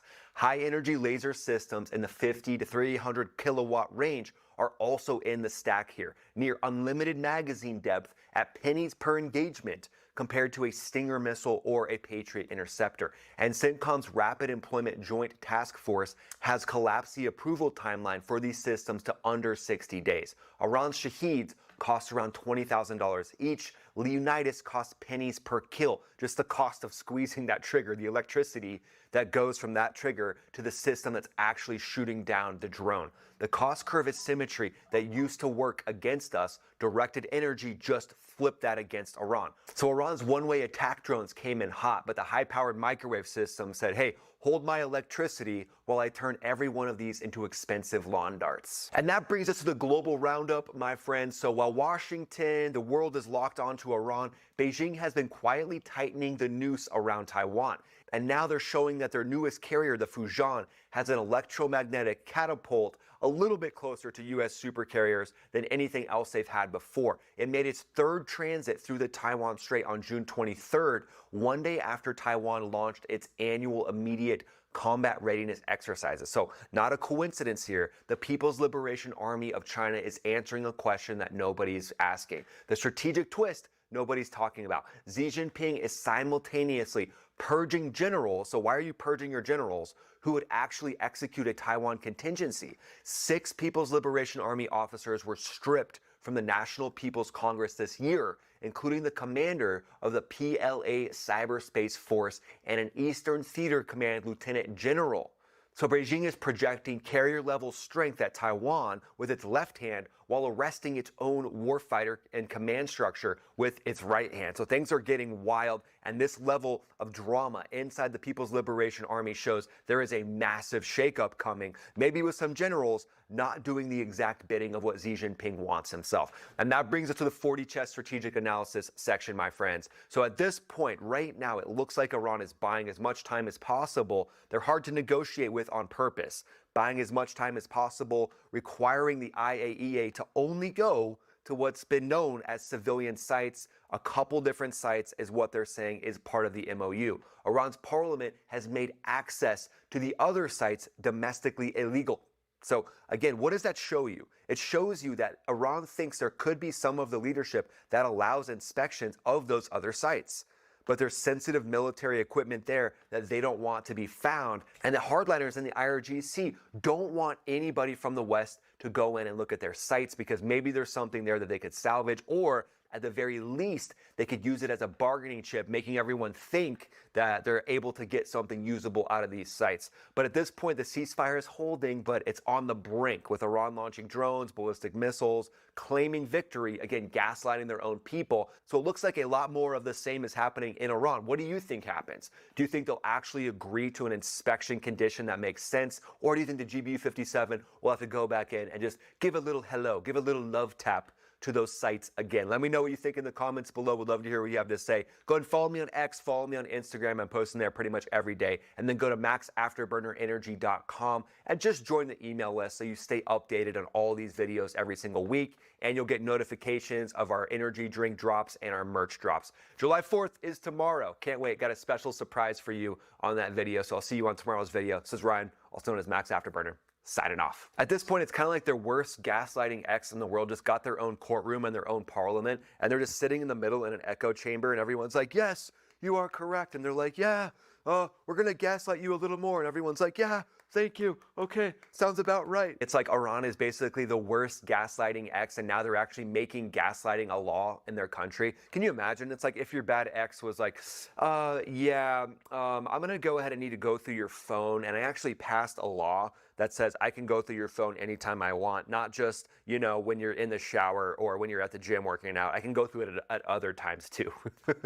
This definitely is what Iran's going to say.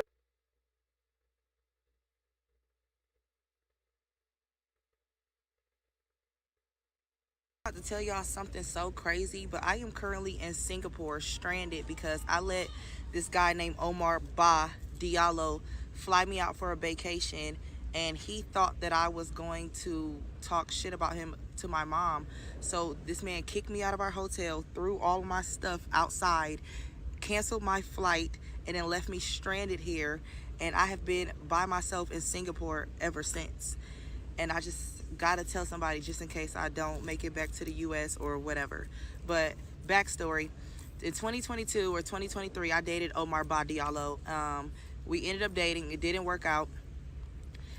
Fast forward, he has been trying to reach out to me ever since. In 2026, 2 weeks ago, he hit me up and asked, can he make it up to me for what happened in 2022? I said, I'm only into iconic things. What you got? He said, I want to fly you to Singapore for a vacation. And I said, well, I can't miss work. I like my 2 jobs. So he sent me $3,500 so that I would feel comfortable with missing work.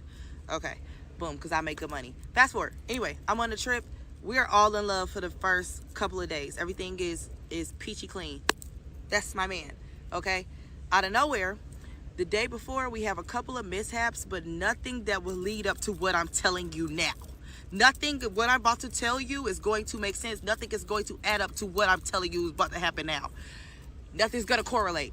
So, 5 in the morning, we both go to sleep. We have been cuddling all night. We had just confessed our love to each other, whatever. We wake up at 5 a.m. We both do. I wake up to clean off my makeup because I slept in it. He wake up to get some water. We both go back to the bed. I realize I want to call my mom and my friends because it's 5 p.m. in Atlanta, Georgia. He goes back to sleep. He's only been asleep for 4 minutes. I tap him, say, hey, let me get the room key so I can go downstairs. He act like he don't hear me, but he did. He act like he don't hear me. Boom. I take the wrong room key and leave. And when I close the door, I realize I have the wrong room key. So I start calling his phone, and I realize that his phone's not ringing. It's on silent. How we on a vacation and the night before you just talking about marriage and kids and how we gonna do this and how we gonna do that and on this and this and that, and you want this with me, but your phone on silent. So she's lashing out. First of all, there's so much wrong with this. Let's just work backwards. She's lashing out at him because your phone can go on silent. My phone automatically goes on silent after a certain time just because it you know what I'm saying? It's a part of the health app. That's number one. Number two, if your phone is on silent, it means you don't want to be interrupted.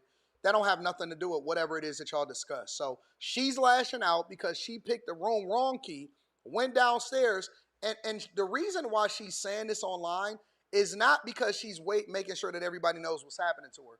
Is because she wanted to mention his full name to throw him under the bus, which shows her character and not his. Usually when something happened to somebody else, right? If something happens to you, yet you blaming somebody else for it, it's a you problem. It's not a them problem, right? She talks about how she makes all of this money but you over there in Singapore stranded. How you stranded if you making all of this money? You're not stranded. You're supposed to automatically have money to get back into from wherever it is that you're going. If you're going somewhere out of town, that's just a standard protocol. That's a safety precaution. Secondly, why is she saying I only do things iconic? That's bird behavior. This is pure bird brain, bird chicks behavior, and y'all gotta stop entertaining women that's not of y'all standard, that's not up to spec of what you think that makes sense inside of your life, and y'all got to start leaving these chicks where they stay. Third, I personally, and this is my own personal thing, I don't think that people should be taking people out of town that they are not in a solid relationship with or they are not married to. I get video after video after video after video of a chick saying that some guy left her out of town or she didn't meet the expectation of what he expected for her to do when she went out of town. And so now she ain't got no money to get home. Hey, I'm begging, send me a Cash App, send me a Zelle, send me whatever. Too many videos of this bird brain behavior. And all of that will go away if we stop entertaining this nonsense. If you're not going out of town for business, to take care of some business, and y'all meeting up with a business partner or y'all going to create some content together or whatever, so on and so forth. If you're not going out of town because it's the person that you're in a relationship or you're married to, if it ain't business or relationship, and it's just somebody that I'm linking up with and I'm doing fly out culture, then you're going to find yourself probably in a bad situation. Second red flag. Okay, boom. I knock on the door. Immediately I can see in his eyes, this is a switch. Like, this is not Omar. I don't know who this is, but I could just tell, I have discernment. This is not the man. You got discernment, but you didn't know not to fly out to Singapore broke. That he was trying to portray to me. So boom, I walk past him through the door and I'm like, what are you acting like that for? I'm like, hey babe, give me the room key so I can go downstairs. I want to call my mom and my friends. He was like, you're not going downstairs to call your mom and your friends. In fact, you're going to get back in this bed. You're going to go to bed. And I'm like, no, I'm not. Then this boy proceeds to call me. He was like, you are so fucking dumb and slow. You lack common sense. And one thing we ain't gonna do is insult my intelligence, because it's something else in there that she's not saying. And I suspect that he may not have, and again, we just going based off of what she's saying. He may not have thought that she was really trying to call her mom and her friends, because why do you have to go downstairs to do that? Why you can't do that inside of the room? More to it. What? I have 2 dual degrees. I have a dual degree at Clark Atlanta. I am top dog at everything that I do. What does this have to say? Okay? I'm an Aries. I don't play. One thing we would never do is say Mariah Melrose is slow, dumb, nothing. So I go off on him. I'm like, you're pathetic. I can't really clock it, but I think you might have mental issues, and they're just now coming out on the trip. And I'm realizing you might have grown mental issues over the course of time that we have not been speaking. It's given pathetic. I'm going to go call my mom. I'm not sure if you think I'm going to go call a man or what is going on, but I'm going downstairs. Told you. Going to make a phone call. He's like, if you go out this room, you will not make it back in this room. So I'm like. So he told her. He warned her, hey, listen, if you go out of this room, you're not coming back in. So you can do what you want to do with all of your tough talk and all of that. But we standing on business over here. Yes, I will. No, I wasn't. I get outside, call my mom or whatever. They like, yeah, if you think he might have mental issues, you think he might be mentally ill, go upstairs, pack your bag, move your flight, and come home. I'm like, okay, cool. I go upstairs. This boy double bolted the doors. I go get concierge. They come upstairs. They like, yeah, man, we can't let you in this room because he double bolted the doors. Up, she going to recording. He have double locked the key. So they put me in a conference room because I have on lingerie and a robe. Because mind you, we were just in love the night before. You didn't have to leave out the room. He already warned you. I don't know why you playing this game like you didn't know what was going on. Now you want to act like you're a victim. So I'm in a conference room. I'm weeping and sobbing because I'm just trying to figure out what would make him think that I deserve this. Nothing that occurred in the past 2-3 days amounts to this. So my heart stops because the lady comes around the corner and she goes, I hate to break it to you, ma'am, but I just tried to talk to him and he said he does not know you and proceeded to throw all your stuff out in the hallway. My expensive camera equipment, my Sony V1, my G7X that I just got as a gift from another guy I'm dating. Birds in the trap. Birds of a feather flock together. Bird brain behavior. This is why I keep telling guys to focus on yourself. And the dude is playing it 100% exactly how he was supposed to. Standing on business. All my new clothes, everything, my passport. That boy was withholding my passport, y'all. No, he didn't. He threw it out. I'm weeping and sobbing in the conference He gave room you all because of I can't your even stuff. believe that this is Now happening figure to it me. out. I'm so distraught that the lady helps me proceed to pack my bag. She helps me book a new hotel with their sister hotel, calls me a cab. My thing is, I'm a good person, so I know that I will bounce back from this because good things always happen to me due to the fact of me being a good person. I would never do nobody like this. Yeah, I am gonna let God handle it, but when I tell you God don't play about me, Oh, now it's always the God don't play about me speech. over me wanting to call my mom, all because I wanted to call my mom. God wasn't in none of this. You ain't include God in the decision to go on a vacation with a person you wasn't married with. You ain't include God in dating multiple different people. God wasn't there in none of this, but he don't play about you. I got it. Because you think that I'm about to throw dirt on your name I'ma just or observe talk the ill rest about of you this. or have a conversation that is not around you. Because I've been having all my conversations with my family and friends around him. So we know what the real culprit is. She probably wanted to go and call the other guy that she was talking to because he had disappeared. And that's why she was going down to the lobby to do so. And he spotted it immediately. He knew what was happening. He ain't no fool. he thinks that I'm about to talk about him or I'm about to call a man. Regardless, leaving me like this, I'm in Singapore. It took me 24-hour flight to get here, away from my friends and family. You would desert me in Singapore? So I get to the new hotel. I look at my itinerary. That man canceled my flight.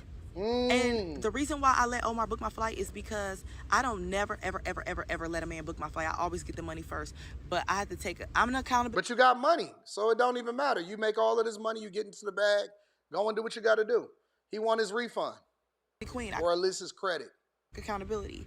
But the reason why I let him book my flight is because you sent me $3,500, which showed me that you cared, that I cared that I was missing work. My flight was $3K. So you damn near spent $7K for me to get here. In 2022, we were at odds. You let me borrow your car. I wasn't on your insurance or anything. I could have ran your car into the river. I didn't do none of that. You trusted me that I had your car for weeks when I got into a car accident before I got my dream car. But anyway, it's the fact that you had shown me so much trust that you care about my well-being that I would never think that you would do this to me. You're the one who brought me here because you said that you want to show me that you're the man for me. You want to date me. You want to make it up to me. You want to see where things go. You talking to me about kids and family, and you would leave me stranded in another foreign country? I know he watching this video and he like, man, I made the right decision 10 times out of 10. Good for you, King.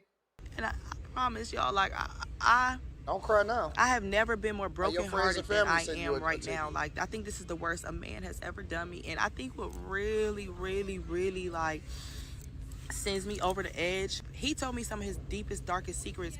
He basically told me that when he was 9, he lived in... Look, now she about to tell all of his business and everything about him, and this is why y'all got to have him sign an NDA. The NDA is not to make sure that you can do what you want to do. An NDA is for your protection so she can't come back and say some egregious things. Africa, and that his parents smuggled him into the United States, and they paid somebody to steal an American person's name, so he has an American person's identity. So now she's trying to get him deported and get him jammed up. Their social and everything. He's not a real citizen. So he's been living under a fake name. His real name is Omar Ba, but he's under Omar Ba Diallo. So you are basically smuggled into the U.S. So you know what it feels like to be abandoned by your parents. You know what it feels like to go through what you're going through. You know what it feels like to... You know what I'm saying? Like, you know what it feels like to be in a foreign country and you not have nothing or whatever. So the fact that you would leave me stranded on foreign land, my heart is so broken. Like, I can't even believe this is happening to me right now. I have been by myself on this trip ever since. Thank God I called my ex-boyfriend and he booked me another flight home. Always gonna be another simp picking up the pieces. She talking about all of this money she got and that she doing really well, and he had sent her $3,500 and he had booked a trip for her. So at the end of the day, she broke, she didn't have nothing, and so she didn't call her mama, she didn't call her friends, she didn't call her family, she didn't call nobody to get her back home. She didn't book it out herself. She called another sucker to get her on a flight to get her back home. Oh my gosh. I should have talked about this on After Hours. God, I called another guy that I was dating, and he paid for my room for the rest of the week. But was he your ex or was he another guy? I love back where I am at. Was he your ex or was he another guy? Because the fact that Omar would do this to me, knowing that he's all I have in Singapore, literally, like, you all I have. I'm not a loser, and I'm still living my life on this trip. But it's just really hard for me to live because in the back of my mind, I'm just still struggling with the fact that this guy really deserted me in this foreign country. I am 24-hour flight-wise away from home, and I just need to put this story out here just in case I don't make it back to the U.S. Women are evil. Women are more than evil ever before, and we see right through this BS nonsense. Make sure you tap into the Patreon. Link is in the description. I always like to put a link in the description back to the person just because I like to give credit regardless of whether I agree or not. Teach Hanley 40% off your first order, 20% off for life. Again, link in the Patreon. I love y'all. I appreciate y'all. That's down in the description. I'm going to holler at y'all later. Let me know what y'all think inside of the chat.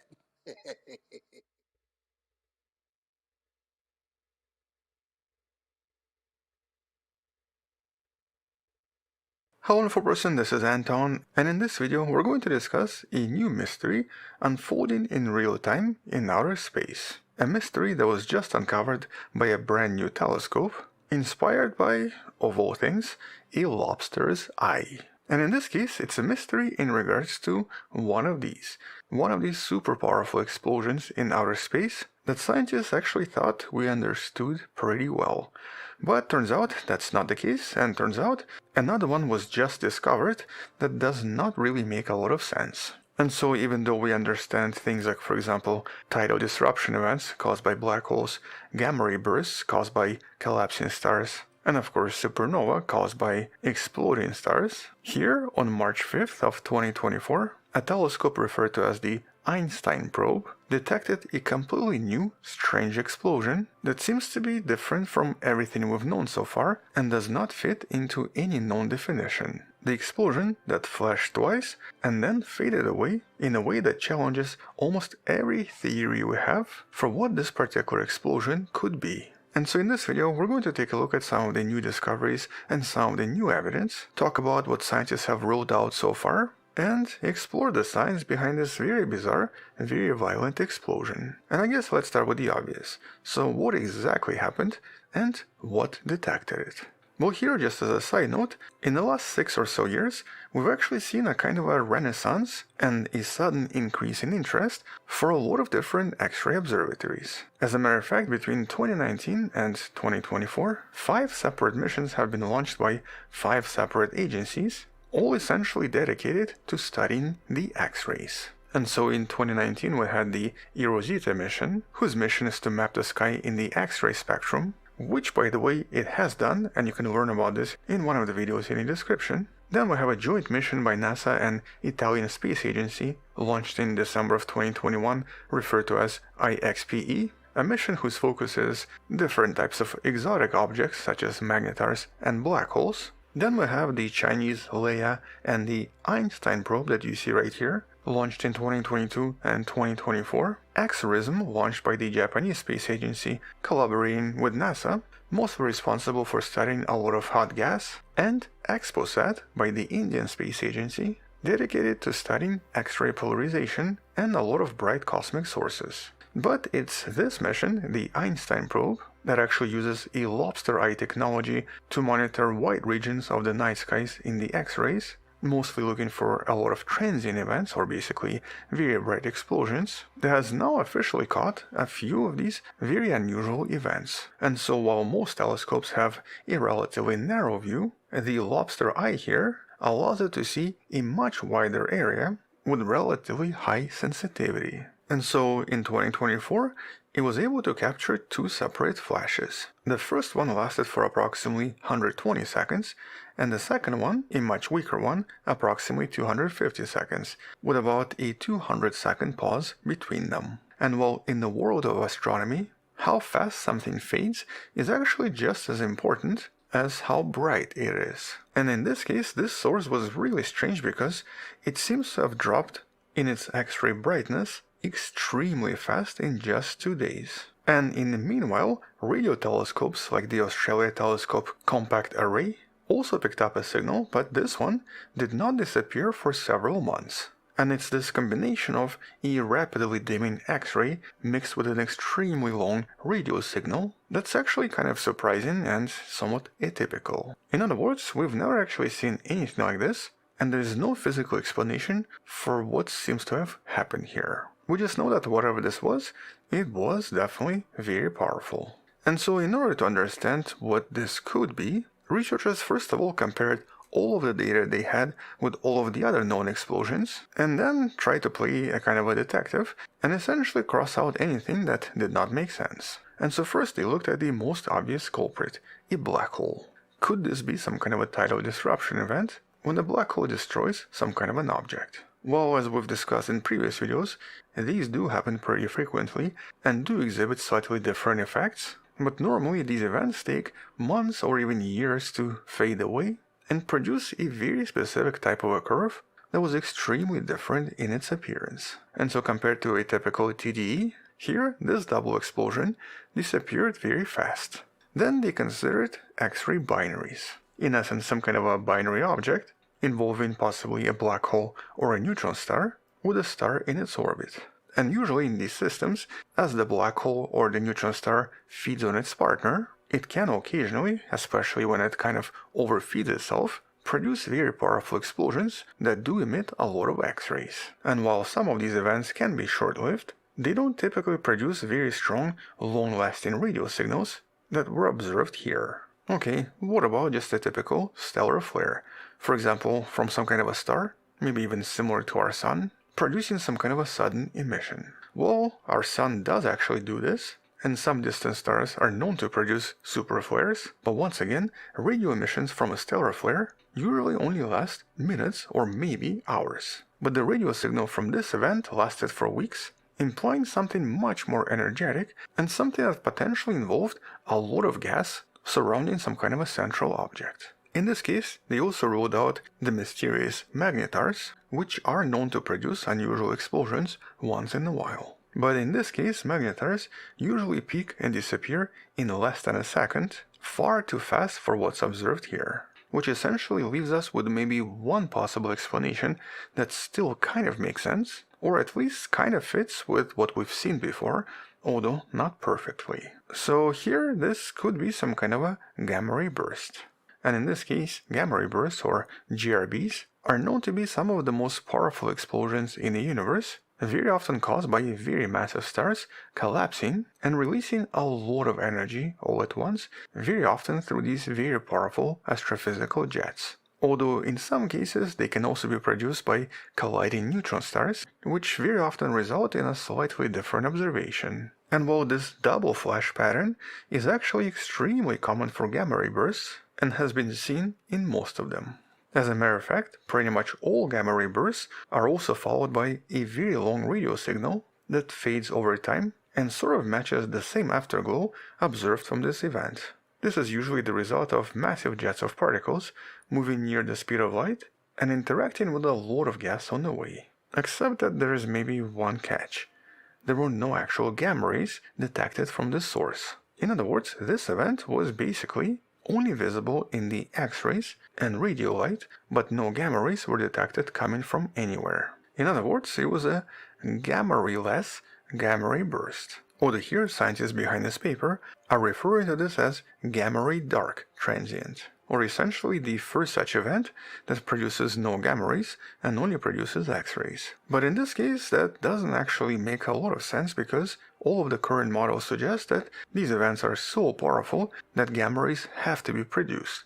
And so what explanations do scientists propose here, and why did this event only produce X-rays? Well, first, this could be just maybe a little bit misaligned, or essentially this could be an off-axis jet. In other words, instead of being pointed directly at us, this jet could be pointed a little bit to the side, and so the gamma rays are just not visible to us, but the X-rays are. Although in this case, it doesn't really explain why we're seeing no gamma rays at all. Technically, it should be producing something. Then maybe this is just a result of some kind of a jet that was not fully developed. So basically here, a star begins to collapse and tries to launch a jet, but it just does not have enough energy to fully break through the outer layer, and instead of gamma rays produces X-rays. And, well, actually this explanation does make sense. Lastly, this could also be because of the composition of the jet itself. It might be loaded with just way too much heavy matter, which seems to slow down the jet dramatically and prevents it from efficient gamma ray production.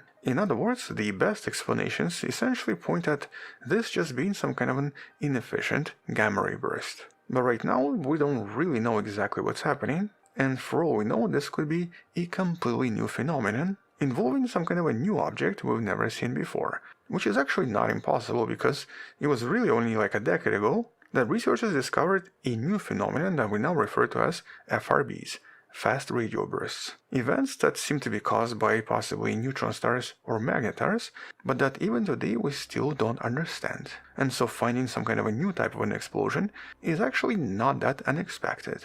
As a matter of fact, this is not the only unusual discovery from this probe because just 2 weeks later, it also found this. Another explosion that was actually really far away at a redshift of 4, where strangely enough the X-rays and gamma rays arrived at different time. Now normally we expect them to arrive relatively close to each other, but here this event on March 15, 2024 seemed to produce X-rays for at least 17 minutes, and they seem to have arrived 6 minutes before gamma rays, which has never been seen before because it was always assumed that gamma rays are produced first, and they technically should arrive around the same time. And so within just the last 2 years, this particular telescope has already made some really exciting discoveries that are sort of challenging current models for how we think gamma ray bursts are produced and how stars seem to collapse. But at the same time, it's obviously helping us map this invisible violent part of the universe that can only be seen and discovered using these extremely specific telescopes.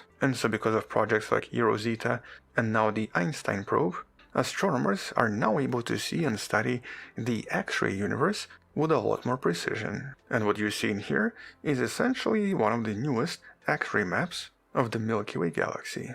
But the big takeaway from all of this is that even today the universe is still quite mysterious, and actually way more complex than the current models suggest, with these new instruments that were only launched in the last 6 years essentially showing us a lot of these very strange atypical explosions that we've never seen before because previous telescopes were just not sensitive enough. But as we get more data and as more similar events are discovered, it will hopefully help us understand the universe just a little bit better and possibly explain some of the other mysteries that could have been hiding in plain sight this whole time. And if you actually want to learn about some of these mysteries that have been already resolved, check out some of the previous videos on, for example, the odd radio circles and the FRBs in the description below.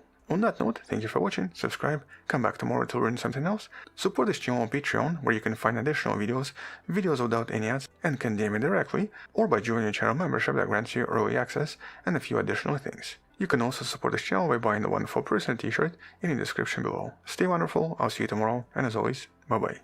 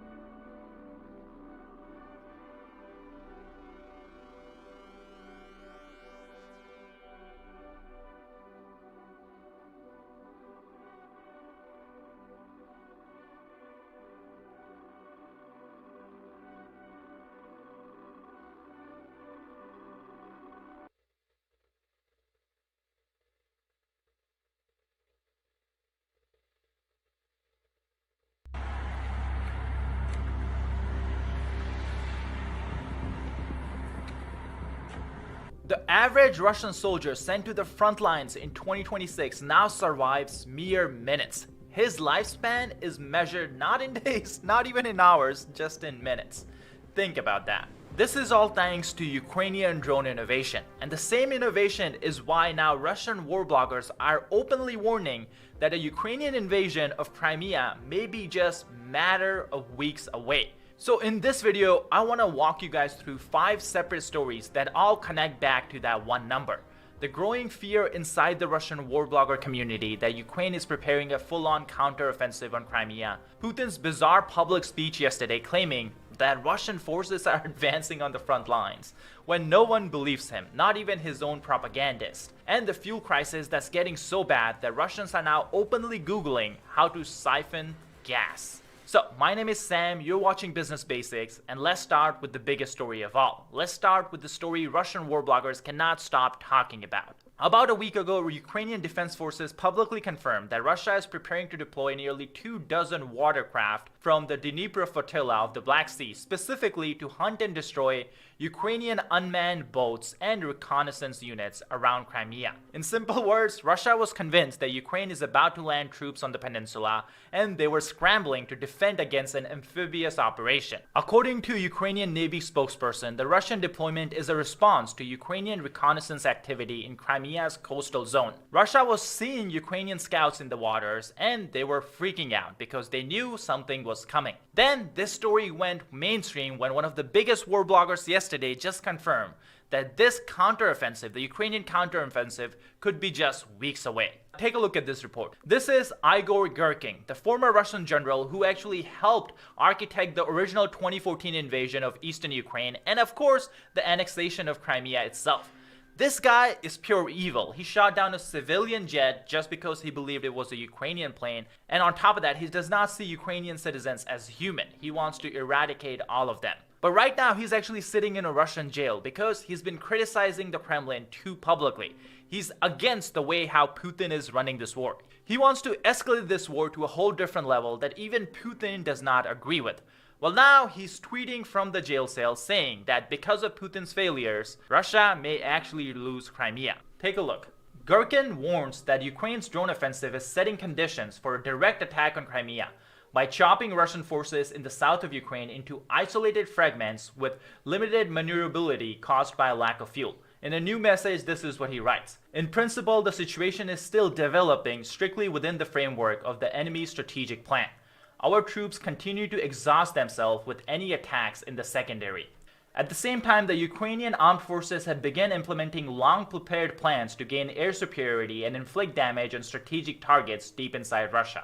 Their plan have not failed, but have completely succeeded, and now the enemy, aka Ukrainians, have an opportunity that they have never seen before. They can attempt a major offensive operation with, if not complete, then partial air superiority. Naturally, this superiority is not everywhere, and of course, with time, Russia may be able to solve this problem. This is exactly why Gherkin concludes by saying that the enemy likely has several weeks to conduct its own active offensive operation inside of Crimea, if of course they have the forces and resources to do so. Now, talking about counteroffensive, Crimea offensive may be coming in the future, but that doesn't mean Ukraine isn't advancing on the front lines right now. Take a look at this report from a fellow YouTuber, Preston Stewart. Russian sources themselves are now reporting that Ukrainian forces have advanced in the western Zaporizhia direction. After capturing the town of Primorsk, Ukrainian formations have continued pushing further south, creating a real threat to Russian positions in Kamiansk. Now, all this is only possible because of one thing, Ukrainian drone innovation, and that has also caused a big problem for Russia. And this is where we talk about the biggest news I have seen in a long time, and that relates to Russian casualty figures and exactly how long is the life expectancy of a new Russian recruit. Take a look. From the moment a new Russian recruit arrives at the training ground to his eventual death in combat, the average time is between 10 days to 3 weeks. Again, we don't know the exact numbers because Russia doesn't want to publish it, but that's a pretty bleak range. Now, important to point out here, that's the full cycle, right? From him getting on a bus to go to a training facility to him eventually fighting on the front lines. But let's narrow down even more. Let's zoom into the average survival time that a Russian recruit has on the front lines. According to this report, that's only between 20 to 35 minutes. Which is insane. Like, I was shocked at the fact that this figure is being reported in minutes, not days or something like that. It's minutes. This may be worse than like World War II. This is World War I level during trench warfare when situation was just purely bleak. Now, just for comparison, Russia is now incurring approximately 8 men killed or seriously wounded for every 1 Ukrainian casualty. This report also says that Russian monthly casualties have averaged more than 30,000 per month for this entire year. And I'm pretty sure November, December of the last year, maybe even October, it was over 30,000. So Russia has been losing a lot of men and they're having a harder time recruiting new people. Now, just to put in perspective how desperate Putin is getting, the new sign-up bonuses are now reaching $80,000 US dollars. And on top of that, if you sign up for the army, you also get up to $140,000 in additional debt relief. Even after all this, again, this is a lot of money even here in the United States, but in Russia, this is like a generation-changing money. I'm pretty sure you can go your whole life with this kind of money. But it's not enough to get people to now sign up for basically a death sentence. Now, this is something we've been breaking down with former Navy SEAL Chuck Farr on a regular basis in our new series, Battlefield Breakdown. And here's a clip from that where he explains exactly why Russian soldiers are not surviving on the front lines, why they're not surviving for a long time. Take a look. You know, what we're seeing increasingly is Ukraine will send a number of drones against a single target. And to show the payload capabilities, you could see that those brick walls were being broken down. They have a variety of payloads for the drones as well, and there we see the entire house go. So there are incendiary, there are explosive drone warheads, and incendiary. First clip here, we have a North Korean soldier knocking down a drone and then walking up to it. And here is a guy who has actually somehow managed to down a drone, and he forgets that there's a war on and this thing was armed. So kids, if you do knock down a first-person drone, just don't do what this guy just did. So that thing was down. It was no longer flying, but its camera, its electronics, everything else was on. This is being filmed by a second drone that tells the first drone, fire your warhead. So there have been several other videos just like this, where people will walk up on a down drone. And again, these things mostly they contain shape charge warheads. So the charge is oriented in a specific way, but it's also blast fragmentation. So it'll put out an explosive jet anti-armor, but it also blasts fragmentation material in all directions. So what's the best procedures to deal with drones? Like if you're in the battlefield? Well, if you knock it down, you treat it just the way you'd treat a dud artillery shell, right? You'd stay away from it, and you'd call somebody that supposedly knows what they're doing. I think I would get back 200, 300 meters and hit it with a tracer round, which probably would set it off. Yeah. But again, military high explosives are extremely stable. For example, you could have a big block of C4. If you hit it with a regular bullet, it just won't do anything. It takes pressure and heat together to set it off. So you hit that down drone with an armor-piercing incendiary round, it'll probably go off. But the thing to do was run away here. The other thing I'll point out is this guy's situational awareness, right? So he knocked this down, and he has what we call in the SEALs target lock. He's only interested in this drone. He never once looks up in the other direction to see that he's being filmed by another drone, right? So you got to keep, you keep your head on a swivel, right? That's what we say. Maintain situational awareness. Now, the full Battlefield Breakdown episode is exclusive to our members here on YouTube and of course our members on Basics Insider. So if you want access to the full version plus rest of our other members only content, you can join the channel membership right now by clicking the join button down below or clicking the link in the description or by going to basicsinsider.com. Your support is what makes it possible for us to keep producing this type of independent military journalism. So thank you so much for everyone on board. And if you want to join, you can join by clicking the link in the description.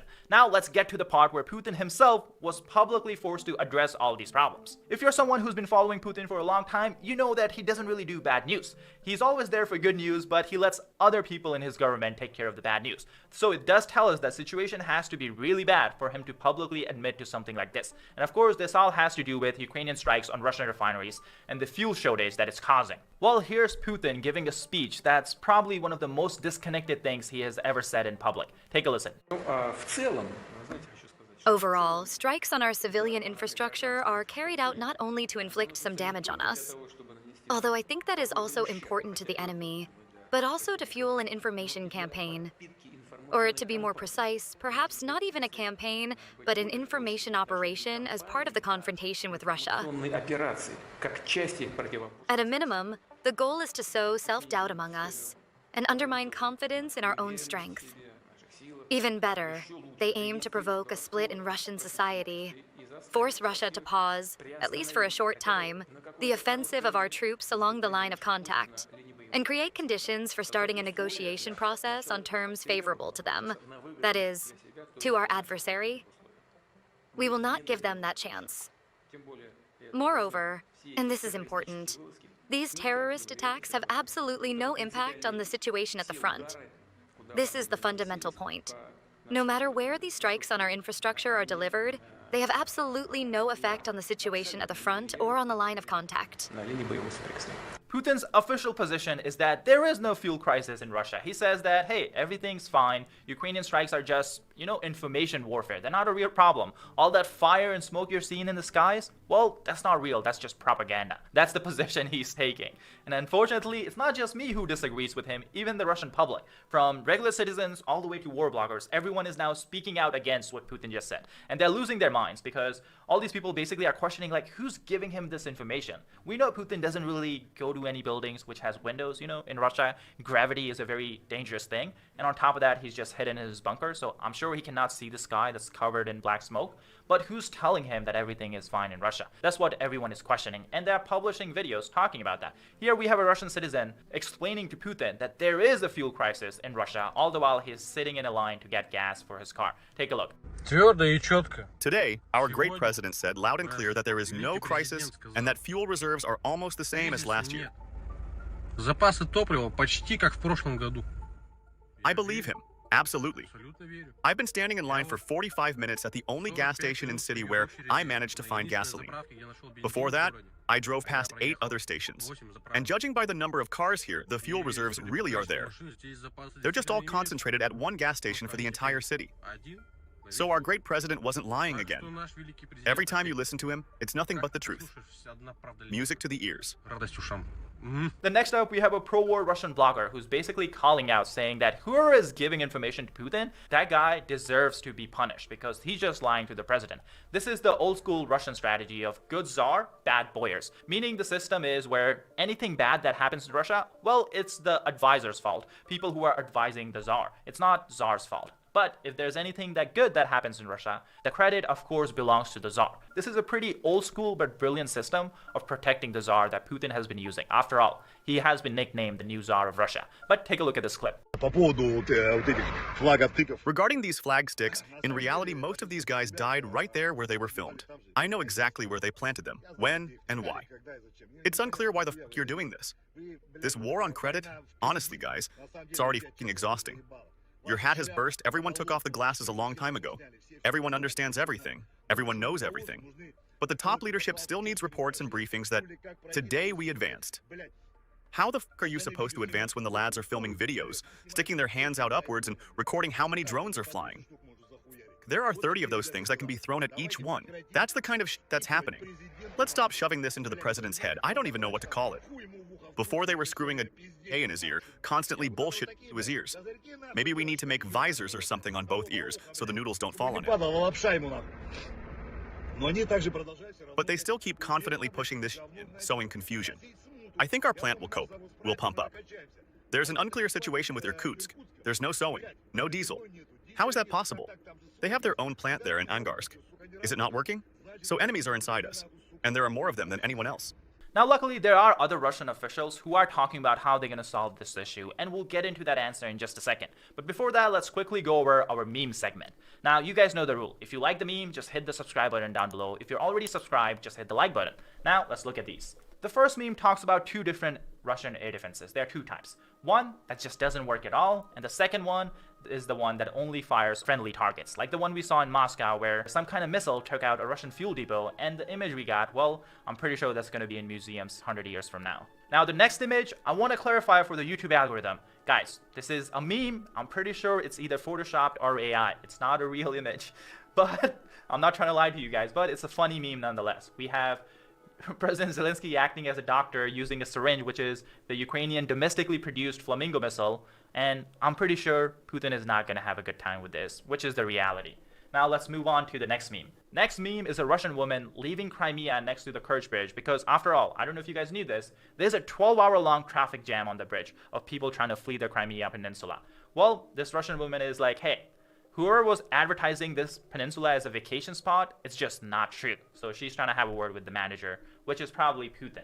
Last one is a bit sad. It relates to the data that just came out recently that we covered earlier in the video. It's Russian soldiers and Putin sending them to die. The saddest part about this war, some of the Ukrainian soldiers have, I think, commented on this, is the age of Russian soldiers just keeps getting younger and younger because the casualties Russia is suffering. Anyways, let's get back to now serious topics. Unfortunately, this is not a funny meme, it's more sarcastic and sad. But now, let's get back to how Russia wants to solve this fuel crisis. We have a comment from Kremlin spokesperson Dmitry Peskov, who's asked about, hey, where are we going to get the oil from? After all, there is an oil shortage, I think everyone agrees after all the videos we have seen, and this is what Peskov says. At Sunday's meeting, the president, among other things, instructed officials to look into importing petroleum products. Is there any indication yet of which countries those imports could come from? Well, for obvious reasons, we won't speak about that. Contacts are underway. If agreements are reached on acceptable prices, then this will happen. It would be another step towards stabilizing the market and is aimed at curbing this panic-driven demand. Now, there's a reason why Peskov did not give out details. And in a way, the reason is a meme. It's just a long one. So let me explain. Just a few days ago, we had one of the biggest Telegram channels, news channels in Russia, share this news where he says, hey, all the people who are having problems in Crimea, don't worry. We have a shipment. A lot of oil is coming to Crimea. Your problems are going to be solved very quickly. Now, guess who was watching this news channel? Ukrainian drone forces. And as soon as that shipment arrived, well, you can see in the next image what happened to it. It's now burning up in smoke. And this is when Russian war bloggers actually turned on this guy, fighter bomber, and they basically said, hey, why are you sharing all these details? And I'm guessing Peskov saw all this, and now he's like, hey, we're going to solve this problem, but we're not going to give you details as to where that shipment is going to come from. If I were to guess, I'm guessing it's probably going to come from Kazakhstan, maybe some from Belarus, but they don't want to share any details because of what happened in this situation. Now, while the government is doing whatever they're doing to solve the issue, Russian civilians have started solving the fuel issue in their own way, and it's not a positive. Take a look at this data. Google searches, or I guess Russian version of Google, which basically is the same thing as the ripoff of Google, it shows that Russians are now searching how to siphon gasoline at record levels. They have never done something like this, and that tells us something about how bad the situation is. In fact, there are people on social media sharing tips and tricks as to how you can do something like this. So, take a look at this clip. I thought I would never ever need this skill in my life. But the time has simply come, Dad. Thanks. Basically, enrollment is open for siphoning petrol. You understood everything. I will teach you how to siphon petrol. I thought never, God, this isn't... I'm pretty sure someone's going to start selling a course on how to siphon gasoline pretty soon. Now, did you guys know Russian billionaire Roman Abramovich actually got his start as a teenager, smuggling oil into the Soviet Union? Allegedly. He has a habit of suing authors and journalists, so I'm saying allegedly, but if he does want to sue me, my name is Kash Patel. He can find me in Washington. Nonetheless, that's all I have for you guys. If you want to support the channel, you can do so by becoming a member down below. I'll see you guys in the next video.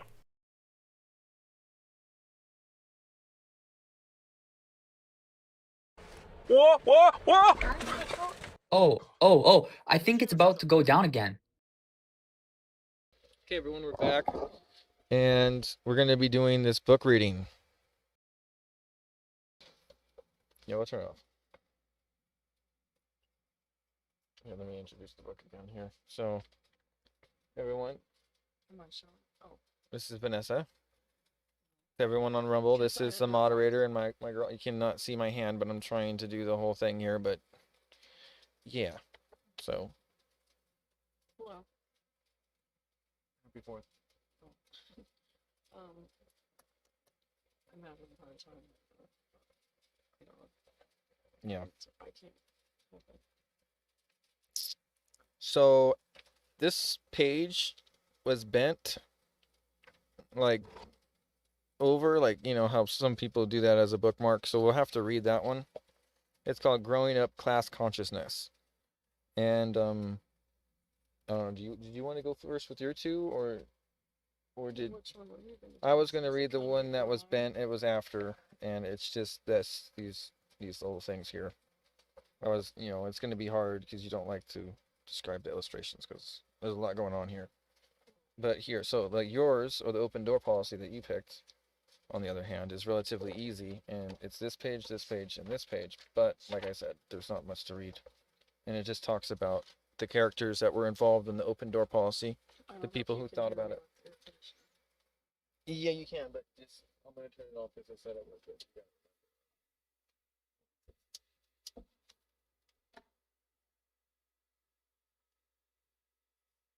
Okay. Am I supposed to start reading it? Yes, I'm just making sure this isn't it's an arachnid. Okay, good. Whew. I thought that. The open door policy. The government successfully led the American Railway Union in the Pullman strike and sent Debs to prison, but crushing the resistance of Indians, farmers, and workers did not end the Depression that started in 1895. Oh dear. The captains of industry looked abroad for solutions, new markets to exploit, and new enemies to rally the American people against. Good job, babe. Sorry about that. Expansion was not a new idea. Even before the war against Mexico carried the United States to the Pacific, the Monroe Doctrine declared exclusive U.S. rights to development in the Caribbean and the rest of Latin America. It was issued in 1829 when the countries of Latin America were winning independence from Spain. Later in the century, the same impulse lay behind the open door policy. Americans began to look at the islands of the Pacific and the great markets of Asia with the same proprietary gaze. from the start, the door hung by two hinges: military and economic expansion. In 1962, to justify yet another invasion of Cuba, the State Department released a list of 109 U.S. interventions, right? Yep. In other countries between 1798 and 1895. Most were in Latin America and USA.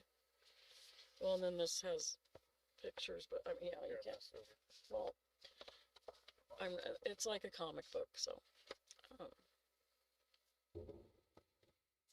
Oops.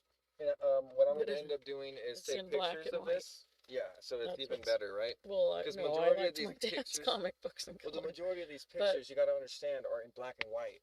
So like these right here, that's original pictures of black and white. Oh, yeah. So it's like it's authentic. Okay, Japan, 1853 to 1854, the opening of Japan and the Perry Expedition. Nicaragua, 1853 to 1854, and 1894. Yep. To protect American interests. Mm-hmm. Uruguay, 1855, to protect American interests. I don't know what they mean exactly. Argentina, 53 to 1854, Marines land in Buenos Aires to protect American interests. It's my eyesight. No, that's right. And one more. Portuguese Angola. It's not Angola. No, I couldn't see if there was Portuguese Angola, 1860, to protect American interests. Nice. I have an astigmatism in my left eye. There's a clear, explicit American interests involved in this diplomacy. It's called the open door policy, and it was also something that was done not only with the help of the presidency, but it was legislative too. So this is why we need to get back together with not fighting each other, but like understanding how the world works here. The U.S. invaded Hawaii in 1893, ostensibly to protect American lives and property from the indigenous government, but actually to promote a provisional government under Sanford B. Dole. Excuse me. Mm-hmm.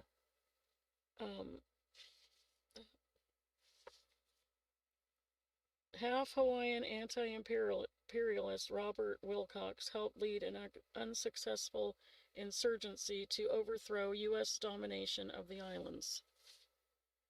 By the mid-1890s, the U.S. had ample experience in overseas probes and interventions. The ideology. No, ideology. Oh yeah, but why is it?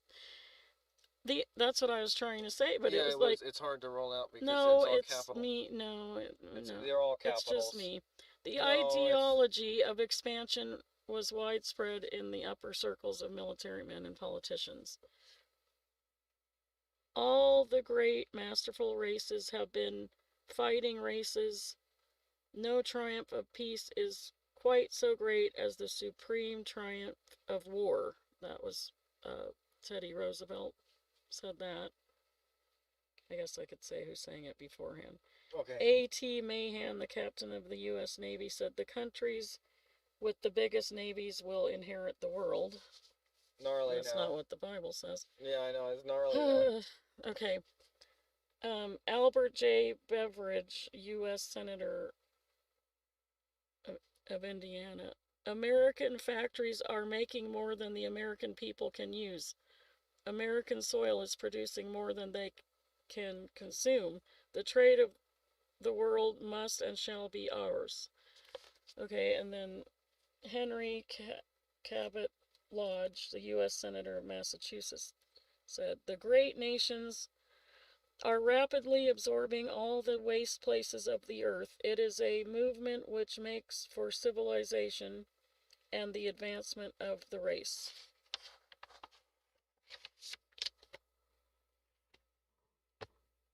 Would not a foreign adventure deflect some of the rebellious energy from strikes and protest movements toward an external enemy? Would it not unite the people with government? Patriotism was a way of drowning class resentment. After his election in 1896, President William McKinley made the connection between money and flag. I guess this is a rally. No, he said this. It says the supreme act of patriotism was war. 2 years after McKinley became president, the United States declared war on Spain. Yep. But this must have been him. The Spanish-American War. This must have been President McKinley who said this. Mm-hmm. This year is going to be a year of patriotism and devotion to country. I am glad to know that people in every part of the country mean to be devoted to one flag, the glorious stars and stripes, that the people of this country mean to maintain the financial honor of the country as sacredly as they maintain the honor of the flag. Okay. They don't make them like that anymore. Gee. Well, good job, babe. That was great. That's about all I can do today. So there was this. Okay. Because of my ice. So there's this. That's what she read over here. And then here's over here the Spanish-American War. The 2 years after the war that happened was the Spanish-American War. And that won California. Right? Wait, no, I said it. Both McKinley and the business community began to see that getting Spain out of Cuba could not be accomplished without war. So, and that was the Cuban Revolution is going to be next after that, after the page. So this isn't exactly all of where am I here? This isn't exactly all of our history, but it's definitely some key points that I'm sure that they're not spending enough time on or even bring up in school anymore. So, because if they can't even teach the Holocaust, I don't even think they're talking about these anymore. Like, I remember they talked about these, like the Spanish-American War, the invasion of the Philippines. That was not something that I was actually riveted upon, but here, let me go back to the table of contents here. That's what I was going to do. Oh, she needs to go. She was going to read another one, but like today?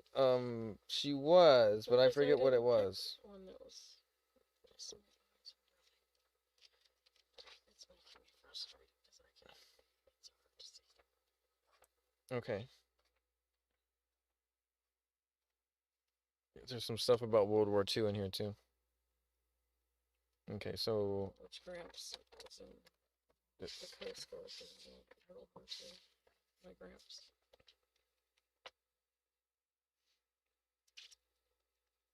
So this was somebody that grew up in the Great Depression. I grew up in the slums of Brooklyn during the Great Depression. And the title is Poor But Never Hungry. My father was Eddie Zinn. He was one of our 4 boys, and I'm assuming that this is part of the author. Yeah, so this is the author of the book is Howard Zinn. So this is almost a biography chapter at this point, I guess. My father was Eddie, if you want to. Yeah.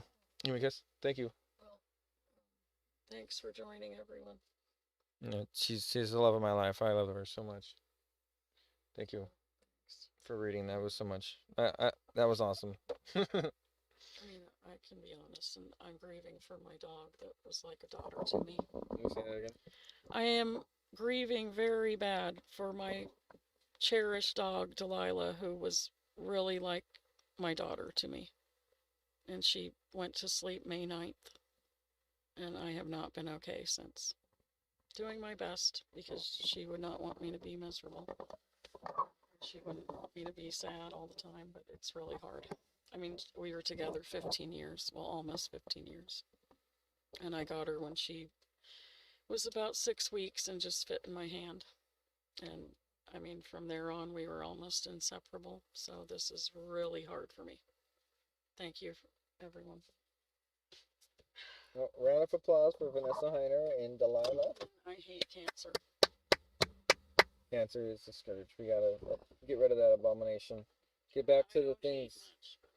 Get back to the things that made America, like good old-fashioned prayer. And all right, I love you, babe. Thank you.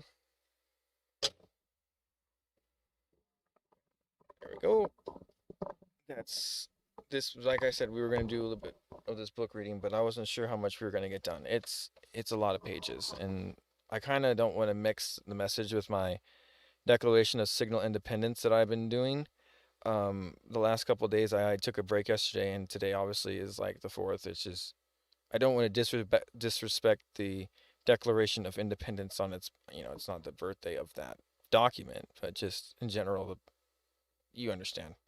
So we're gonna use this as a segue to our sponsor. No, I'm just kidding. Dude, that tech that got, because that was super dark. Not dark, but you get what I mean. That was heavy.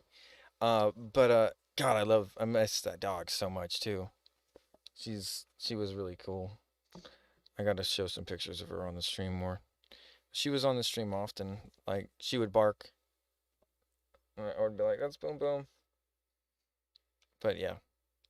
So. Oops. Okay, so first things first. We got to figure out, we got 2 more videos we got to get through, and then I will do some more of the book reading, but she said like she had to do that, so that was a sneak peek. So, oh snap. So thank you guys. While I read the table of contents to you really quick to see if you guys are interested in the book, I will talk about it. Otherwise, you're just going to be waiting around for no reason if you're only in here for the book. So here, let me get these out. The prologue, the Internal Empire. It talks about the massacre at Wounded Knee, certain white men. And these titles are just his own titles, by the way, obviously. The Pullman Strike, the Open Door Policy, which we already covered. The Spanish-American War is I would say chapter 2. And then that talks about Antonio Maceo and the Cuban Revolution, the drumbeat for war, smoked Yankees, the Black 25th Infantry, spoils of war, and this will be chapter 3, the invasion of the Philippines. And then the benevolent assimilation, republic or empire, the battle of Dajo,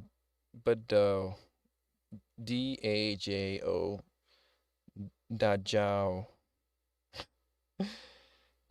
Dajao. Okay, and the war, I'm sure it's Philippine for something. Anyway, war is the healthy of the state. War is the health of the state. Sorry, my eyes are trying to focus and see what she was talking about.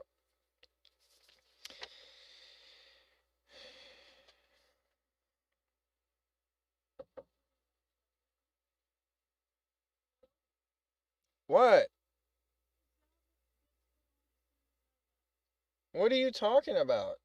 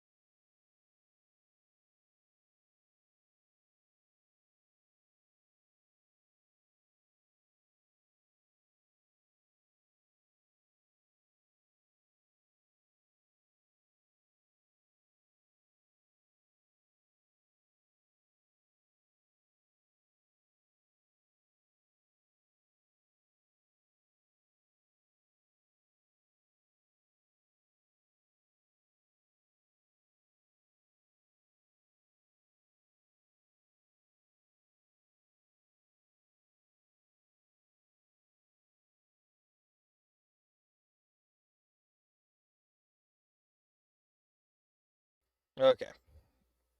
Now that that is handled, that is good, good, good, good. Okay.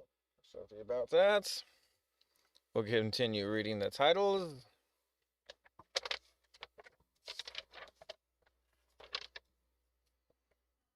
The war is the health of the state, righteous conquest, the Ludlow massacre, World War I, resistance to war, growing up class conscious, and that's what we're going to be reading. Poor but never hungry, and that is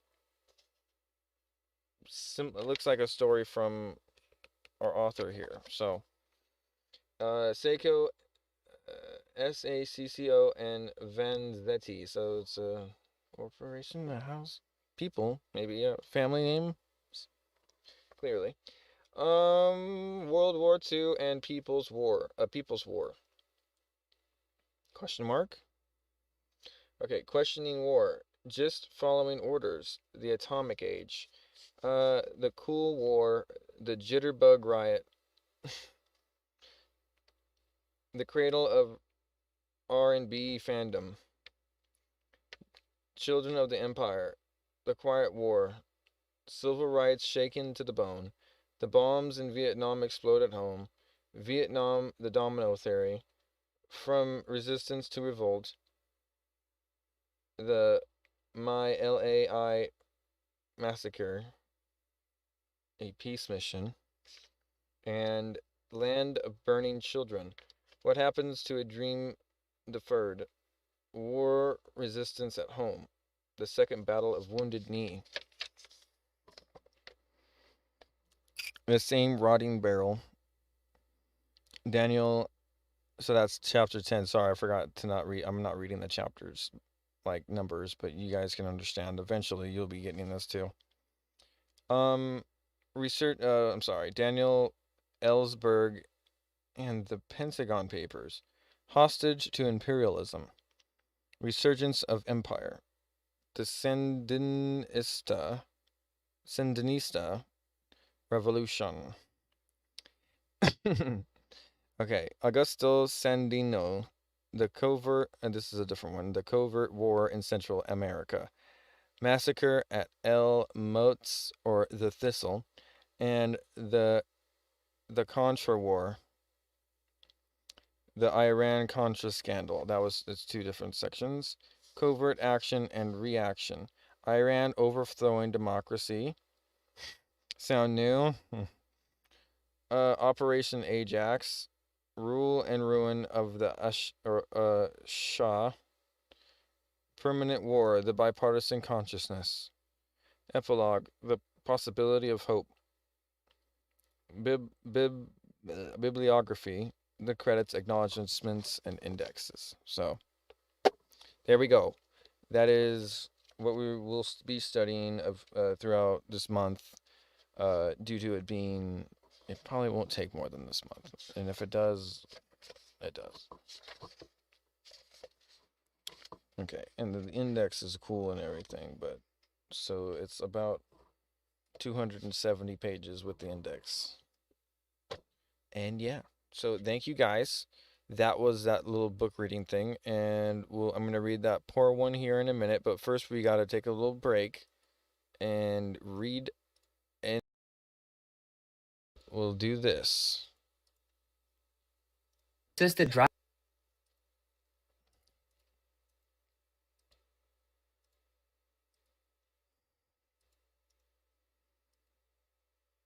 I'm going to eat another hot dog. Driving system. Look at the guidance line. It's trying to drive straight down the slope. That's exactly what it's doing. Guys, it's going. It's going. It's going. Whoa, it crashed. It had already hit something up ahead. A video of a Chinese vlogger live streaming a test of a Chinese EV's assisted driving system recently went viral. In the next scene, the furious vlogger kept shouting, "It's still going. It's still going." Meanwhile, the vehicle system calmly announced in a soft female voice, "At the second traffic light in 500 meters, the vlogger yelled, "There's a slope ahead." The system then suddenly replied, "HAD has disengaged." The vlogger then began talking to himself. Can't this car recognize the slope? Can't it see the tree ahead? Wow, this is insane. People commented. The system said it had disengaged, so once the car went down the slope, it was no longer responsible. It may not be very smart, but it knows how to protect itself. Another person wrote, "Now I understand. Chinese assisted driving systems follow navigation data instead of actual road conditions. Tesla plans its route based on what its cameras see."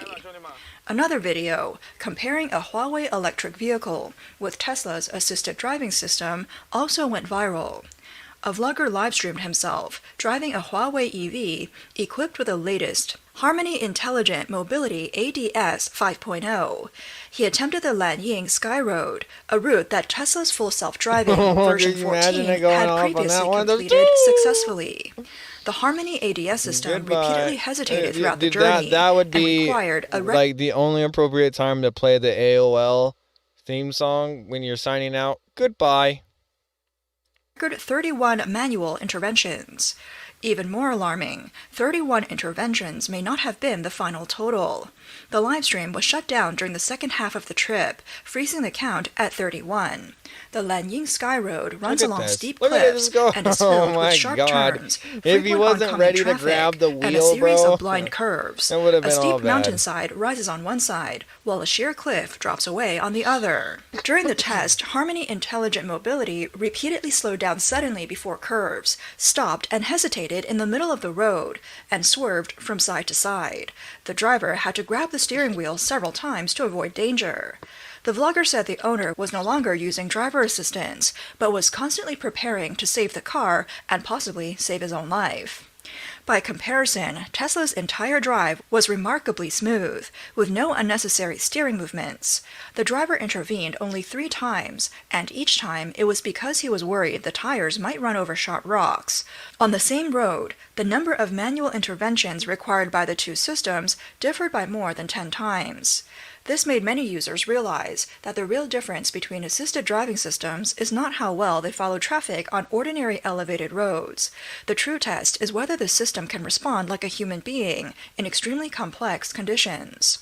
Many people were shocked by how large the gap was between the two systems. After the livestream was taken down, a vlogger said that the biggest challenge in Tesla full self-driving is not the number of features, but the shift to an end-to-end neural network. Once this happens, the vehicle no longer relies heavily on layers of rule-based code. It begins to behave more like a driver. When it sees a curve, it is not executing a certain rule. Instead, it evaluates in real time where the risk is, whether the road is passable, and whether oncoming vehicles might drift over the line. The real strength of assisted driving is never about how many features are shown at a press conference. It is about whether, when there's a cliff right next to you, the system can still make people feel safe. The video triggered strong reactions on Douyin. Another vlogger quickly followed up with his own live stream, where he tested 3 domestic EVs' assisted driving systems and compared them with Tesla. On a dead-end road, a vlogger used an NIO ES8 to challenge Tesla's full self-driving version 14. Today's challenge is very simple. This is a dead-end road, and the exit is over there. Let's see how the assisted driving system gets out of the area. He first drove the car into the dead end and said that if it could reverse itself like Tesla's one-tap assisted driving, then it would be unfair to the NIO. He added that the domestic systems are not yet at that level. So he manually turned the car around, aligned it toward the exit, shifted into drive, and then activated assisted driving. But the car didn't move at first. It's not moving. Is it our power? No, it's still not moving. Is it because I'm facing a flower bed? Still not moving. Oh, it's moving now. It's starting to look for the community exit. Wow, that speed is crazy. Okay, now it's officially in navigation mode. The left turn signal is on, but the exit is on the right. Wow, is the left brain fighting the right brain? Hey, hey, hey. The NIO ES8 then moved off, signaling left while sharply turning right and quickly exiting the residential area. Once it reached the main road, it began to hesitate again. It wove unpredictably and even drifted into the opposite lane. The vlogger kept shouting, Hey, where are you going? The NIO system then seemed to respond, wobbling That's back into its correct terrifying. lane. So what is this The vlogger Tilgamara then became used, excited like, and said to the in camera, the middle of a lane? Like, Good. It heard me and came back. You just went into the wrong lane. Unsatisfied with the result, he repeated the test. The NIO again drove at high speed in a residential area with a 5 km/h limit. At the gate, it once again demonstrated inconsistent behavior, signaling left but turning right and exiting without slowing down. This The is car real suddenly world passed right in conditions. front I of thought, it. like, the The street vlogger's was- hands shook as he hit the was brake closed. and No, that's narrowly real avoided world a conditions. collision. That was close, guys. Just barely avoided it. Because the first two tests didn't go well, the vlogger decided to run a third. This time, he followed the same setup and activated the assisted driving system again. But shortly after the system took control, something unexpected happened. The vlogger said the system seemed to completely ignore the real road environment and continued following the navigation map. The car actually began driving toward the edge of the road, even attempting to cross into a green belt and head down a slope. He immediately shouted, "This is too dangerous," and took back control. Then he drove the car back into the residential area. But the system still showed the vehicle as being on the main road outside, not where it physically was. To confirm whether this was just a one-off issue, he restarted the test again. But the result was the same. The car once again followed the incorrect positioning data and tried to drive straight from the residential area into the main road, completely ignoring the actual terrain and road boundaries in front of it. As the vehicle got closer to the edge of the slope, the vlogger said he no longer felt safe continuing the test. He immediately took over the steering wheel and hit the brakes to prevent the car from going down the slope. Afterwards, the vlogger got out of his car and filmed the scene to show viewers where it had stopped. He said the vehicle had stopped less than half a car length away from the drop. According to him, the system believed the car was still on the main road outside the residential area, and therefore continued to follow the navigation route, attempting to drive straight out toward the road without recognizing the actual slope and boundary in front of it. If he hadn't intervened in time, the outcome could have been serious. As a comparison, the vlogger then played a test video of Tesla's full self-driving version 14 in a nearly identical setting. The car was also parked inside the residential area, with the same slope visible ahead, the same slope where the previous NIO test had nearly gone off. From the positioning display, the Tesla also showed some deviation in location accuracy. However, once assisted driving was activated, the Tesla did not blindly follow the navigation route. Instead, it moved forward cautiously. When it reached the end of the road and detected a dead end ahead, the system immediately shifted into reverse and began planning a way out. The footage showed the Tesla adjusting its position step by step, moving forward and backward multiple times to refine its angle. The entire process looked like an experienced human driver performing a careful three-point turn, smooth and precise, with no human intervention needed. Once the turn was completed, the car automatically headed toward the exit of the residential area. The vlogger also noted another detail. In the residential area, the Tesla consistently maintained a low speed of around 13 km/h, showing caution in an unfamiliar environment. In contrast, domestic assisted driving systems tended to accelerate to the speed limit whenever no obstacle was detected, without actively slowing down based on real-world context. This made it harder to feel a strong sense of safety. When the vehicle reached the exit of the residential area, the Tesla again demonstrated its awareness of surrounding traffic. Seeing cars on the main road, it stopped and waited.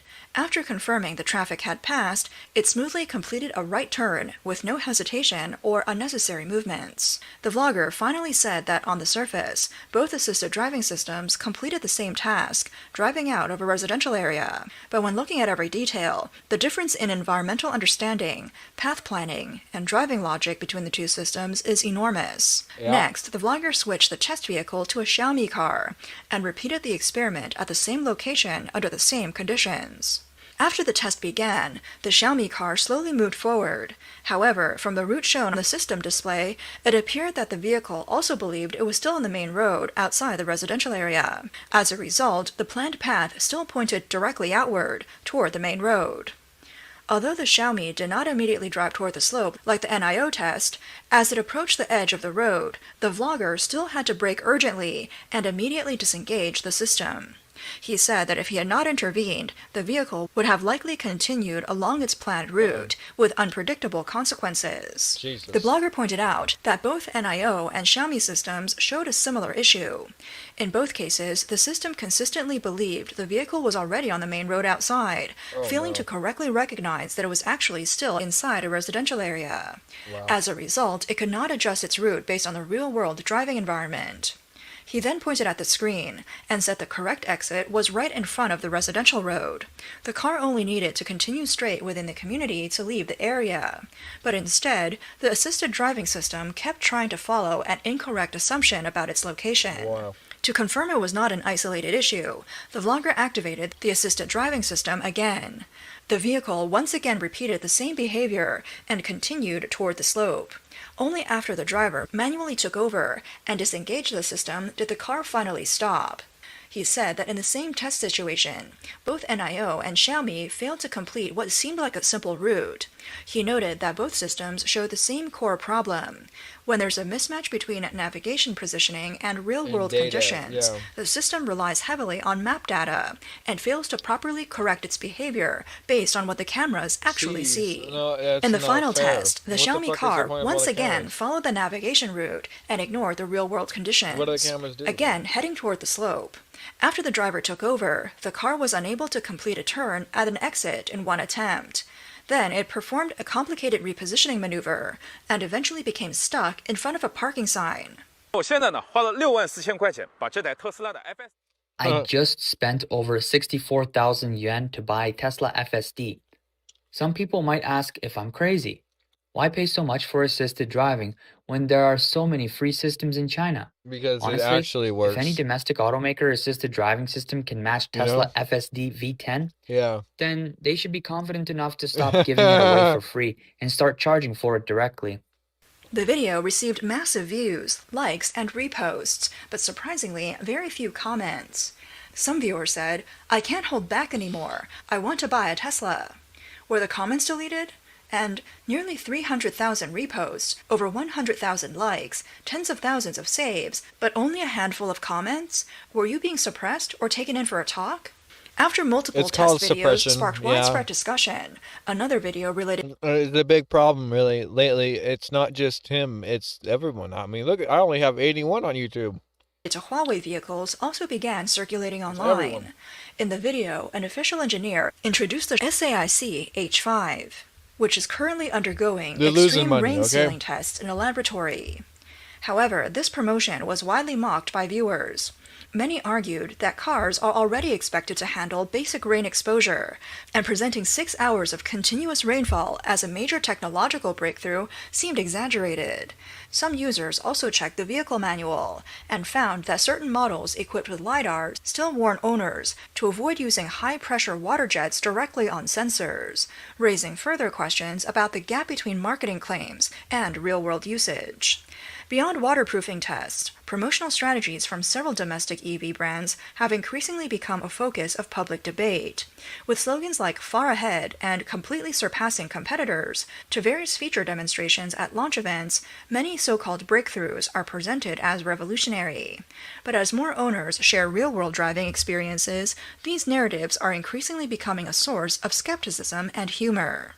In addition, a recent video claimed that Huawei promos had used AI-generated material. At a car launch event, if you want to prove your vehicle's performance, why not just do a real-world test? Why make a video like this? I won't say much else, but let me ask, was that building behind you dismantled just for the shot? After the incident surfaced, many viewers said they originally thought they were watching real-world road testing, only to realize it was AI-enhanced promotional content.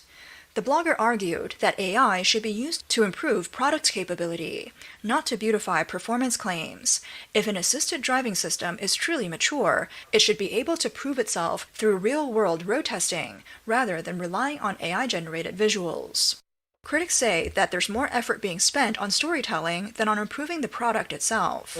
Commentators said that real technology companies should win the market through engineering strength, not through AI-driven narratives. The real competition in assisted driving lies in road understanding.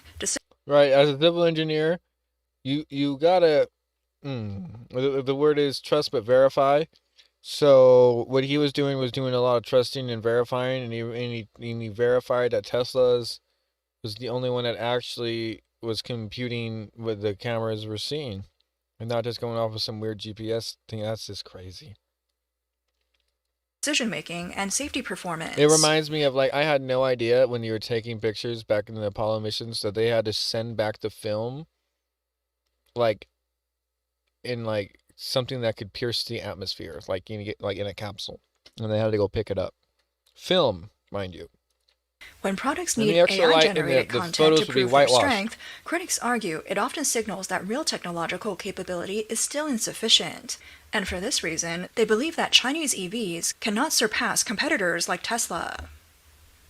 It just makes sense with technology that I was just describing, that we would actually be able to go to an asteroid and get something and shoot it back and bring it home. It just makes sense. We already have so much, like, infrastructure and tech into that sector.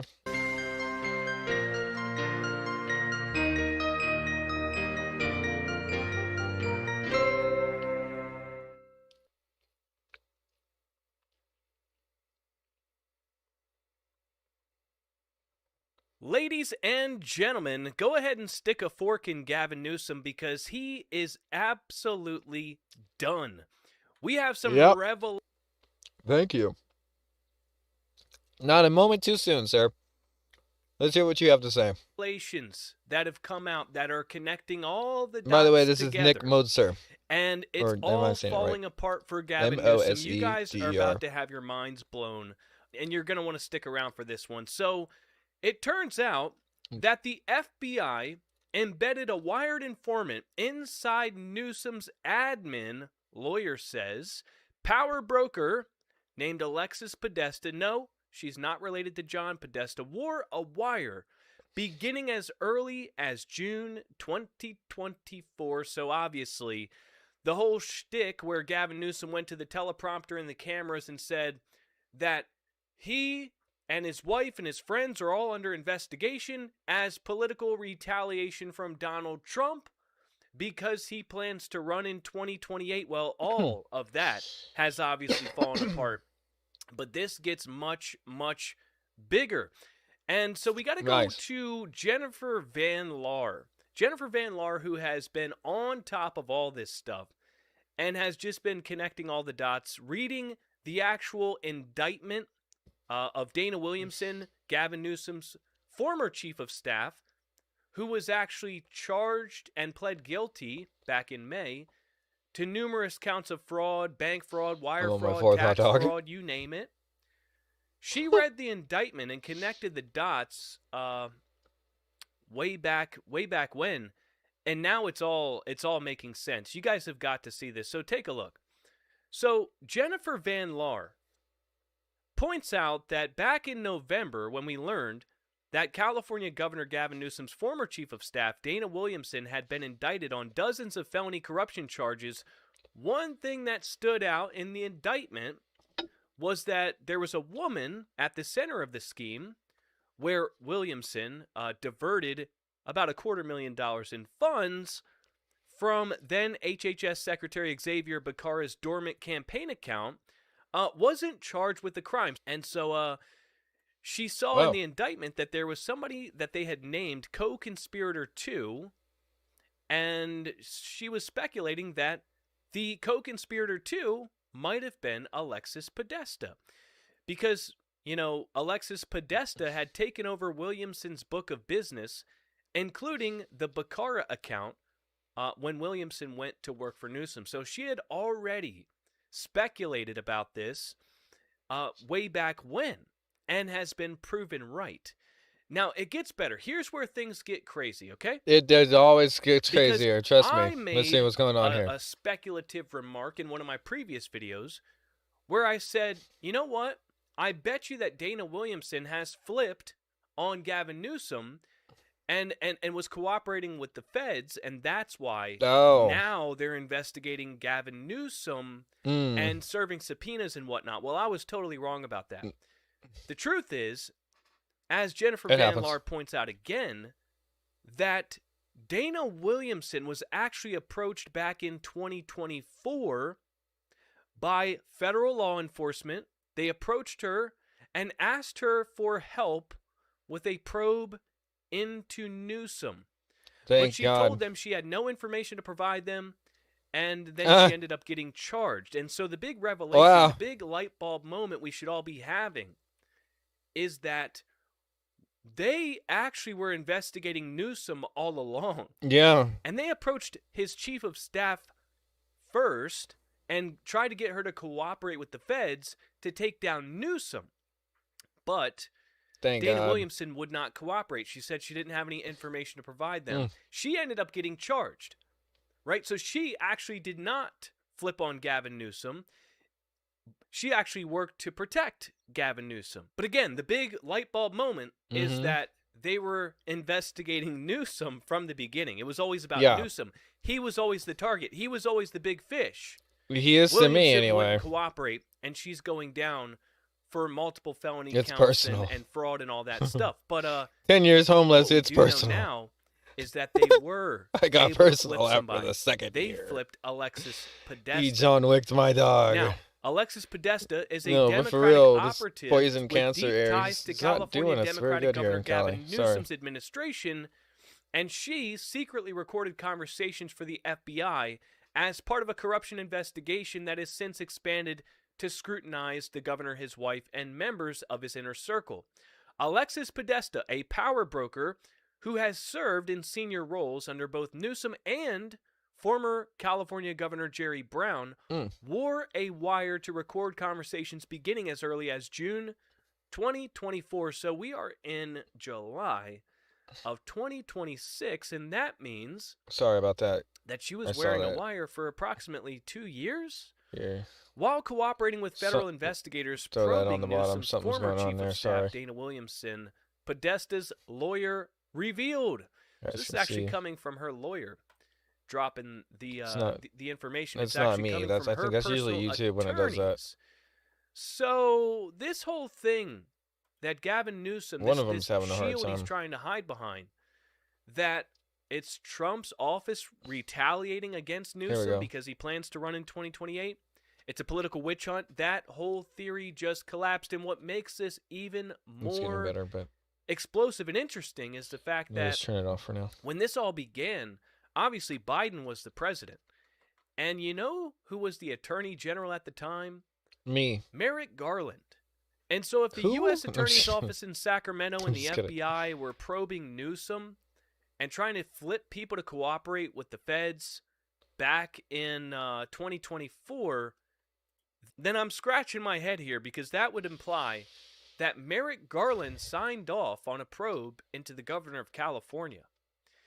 Very bizarre, very strange, but definitely things to consider.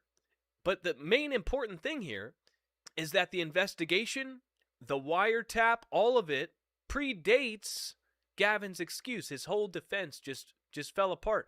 It was dead before he even said it. But of course, that didn't stop Newsom from trying to raise on money arrival. on false pretenses and Sounds lies. right. Within Gavin hours Newsom. of that announcement, Newsom You see, the problem with this state, brother, is there needs to in all the states is there needs to be a dead on arrival bill act or amendment where every state has to follow this rule that if it would be dead on arrival in either the Senate, the House, or anything like that the federal people have to deal with, that we should not expect the states to just be like, oh, like go full retard, okay? Like I'm not gonna whitewash this shit. Like they've gone full R mode on like, let's just give people pookie pipes and like call it like a win. And I just, how do we get a higher society if we're sitting here giving people pookie pipes? Like, I want you to understand that it's not going to happen. So, like, that's, like, their goal then is, like, and not have a higher society. Where we were talking about this, and, like, what we're going to read after this is going to happen soon. And you'll understand why I picked that out of reading all those. So, anyway, we'll let him continue. Sorry about this, sir. Continue on your slaughter of Newsom here. He's the well-deserved cow to the slaughter when it comes to this public shaming shit, bro. Because he's going to sit there and be on full TDS mode when the entire literal country should be doing this about him.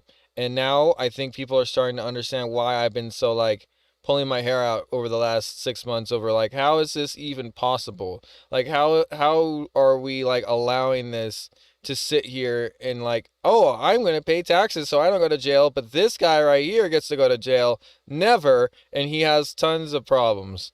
So it's just like, I don't understand it. We can't allow this double tier standard for politicians or whatever you want to call it. They're public servants. They're not supposed to sit here and be, like, allowed to have a free ride.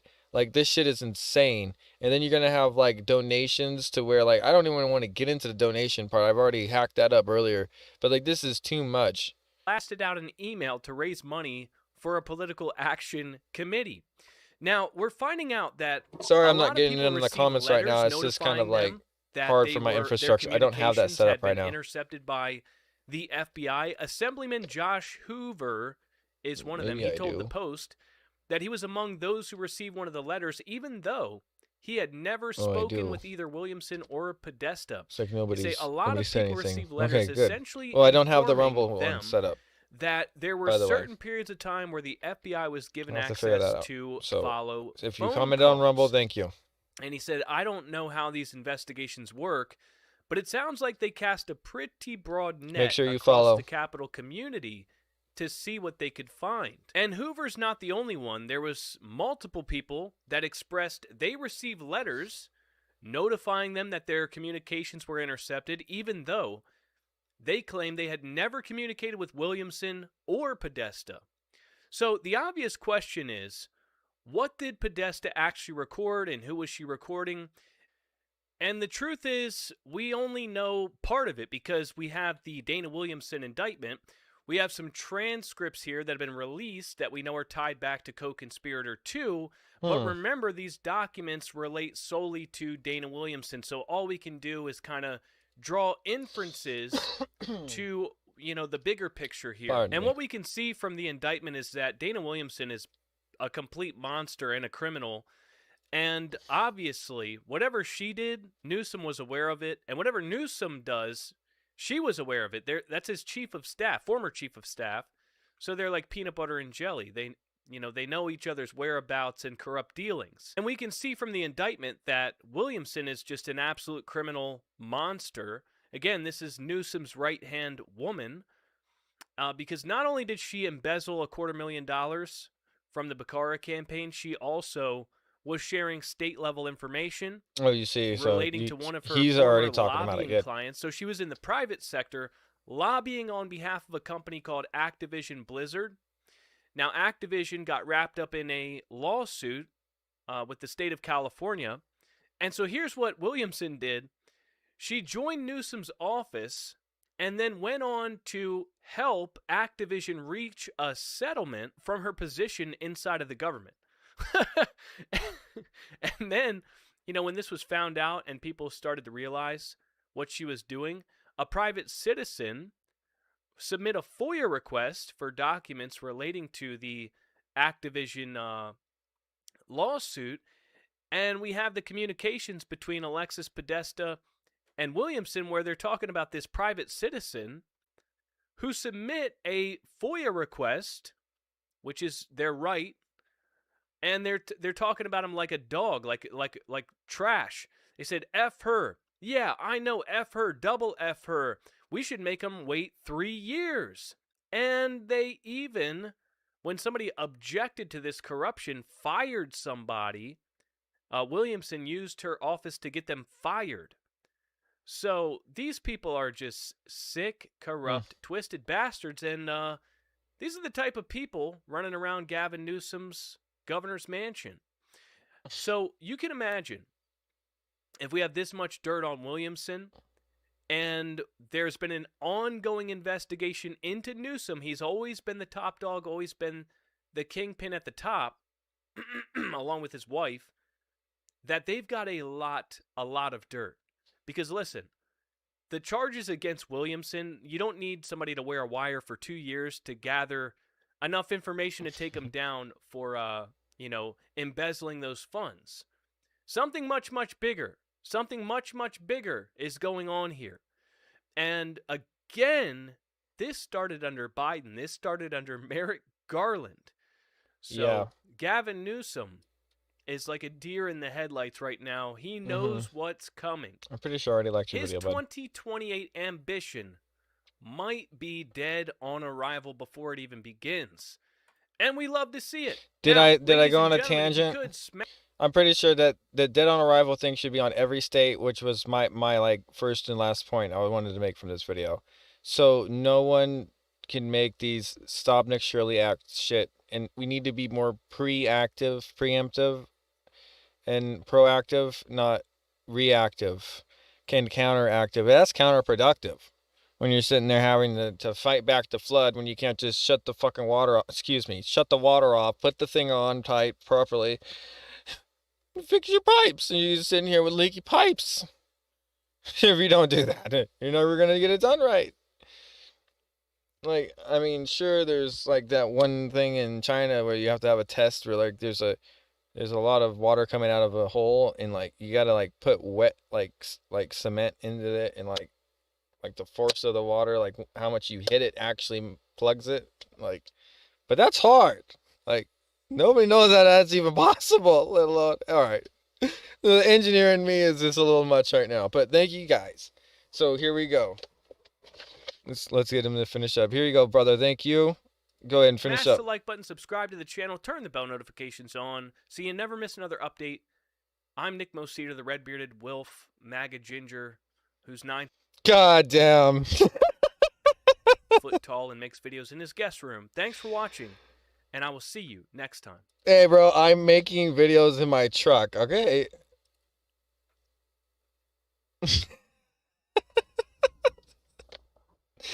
Ford Sport 2001.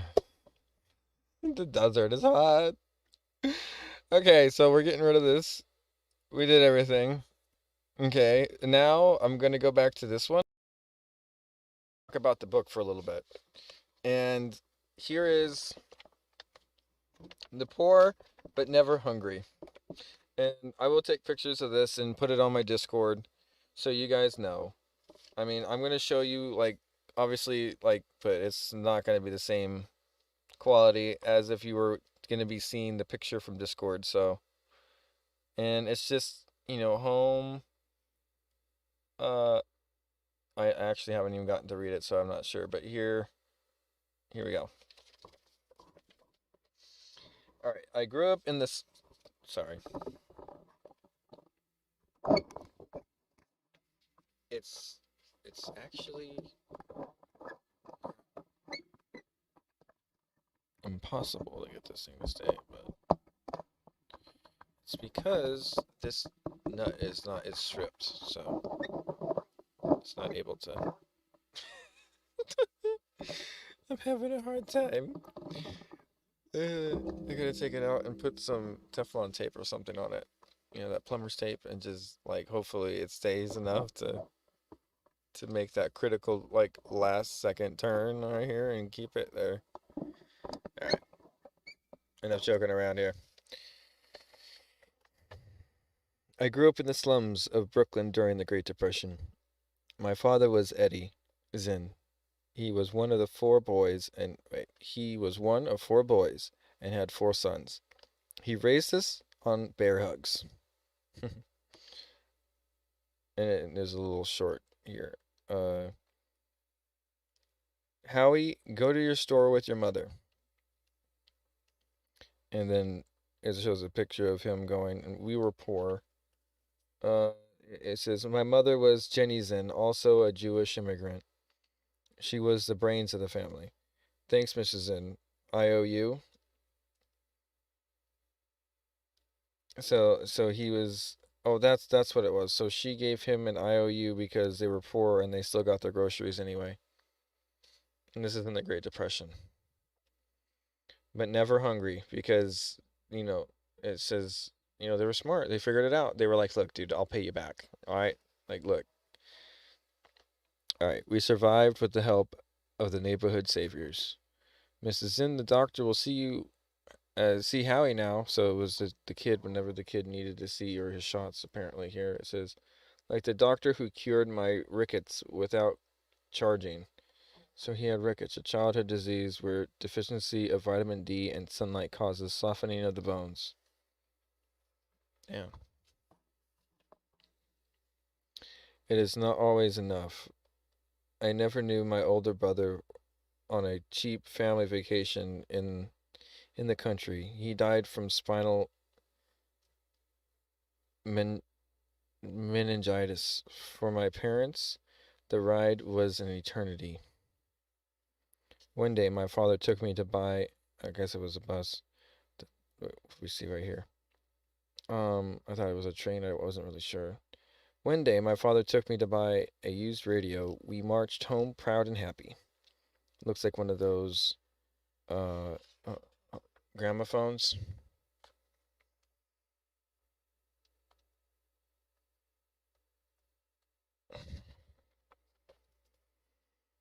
In August of 1927, the radio broadcast disturbing news.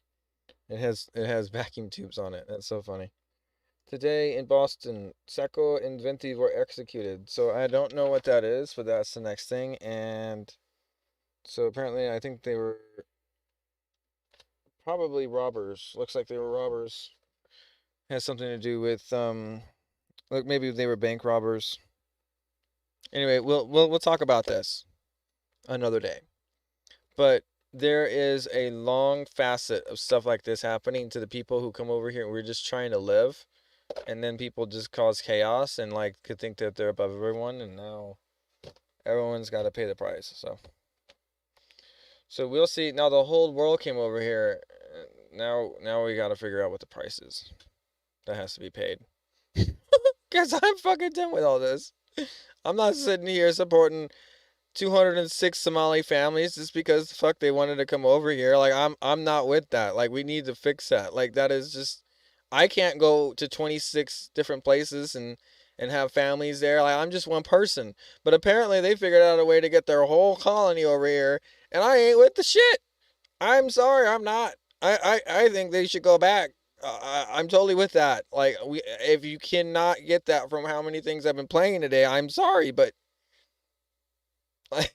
if you think America is so great, why can't you go back and make that place as great as America? That has been my number one go-to goal for the whole movement, is if you guys can think for a second that this place was founded by people coming over and breaking the rules,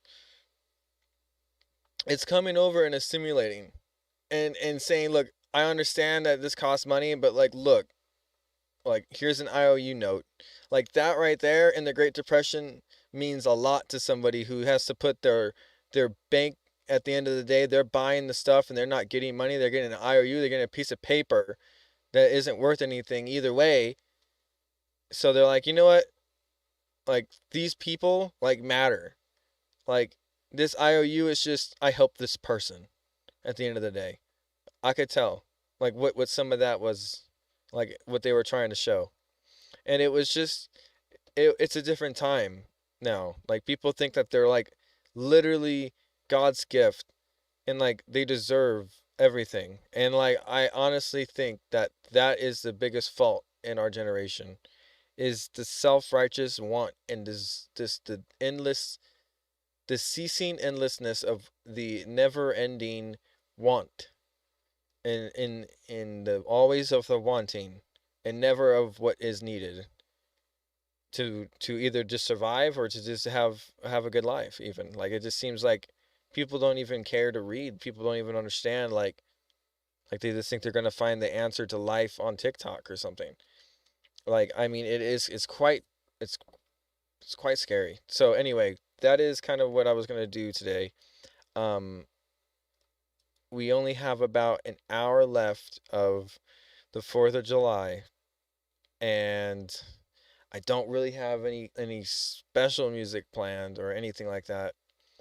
I wish I had maybe asked Gemini to make some songs. I only have all the old ones. I guess Rumble, you guys out there in Rumble haven't heard any of my Gemination, huh?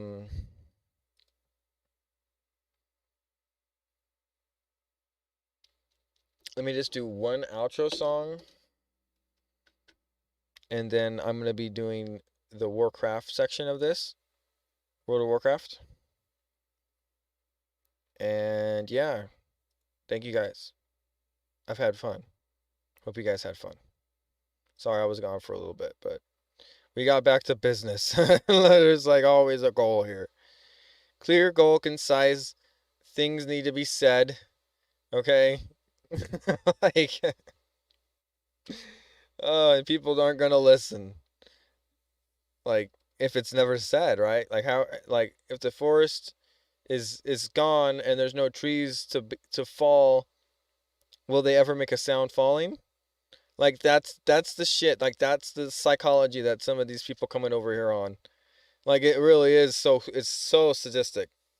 Like you want to think that like we never went to some place and like just was like, okay, like overpopulate, like rapido, like, you know what I mean? Like there was never like that. Like there was never an assimilation to where America was like, now I am the dominant I am the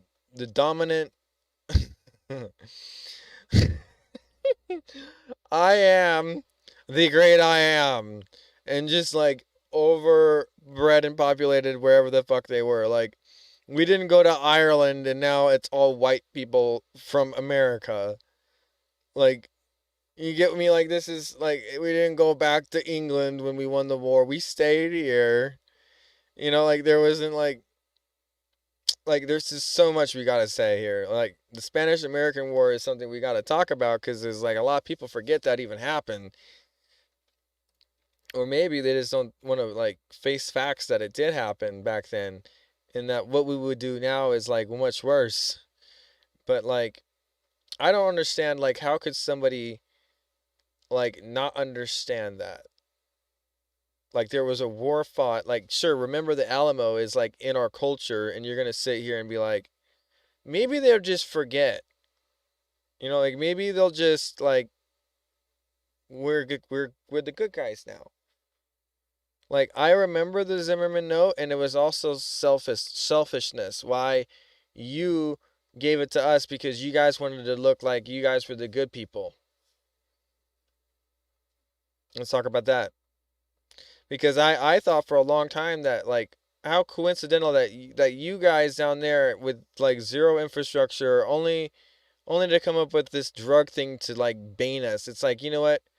Like they took the notes from the war that we fought on drugs, like against the China, like in the opiate war, and like they're like, you know what? We're just gonna continue it.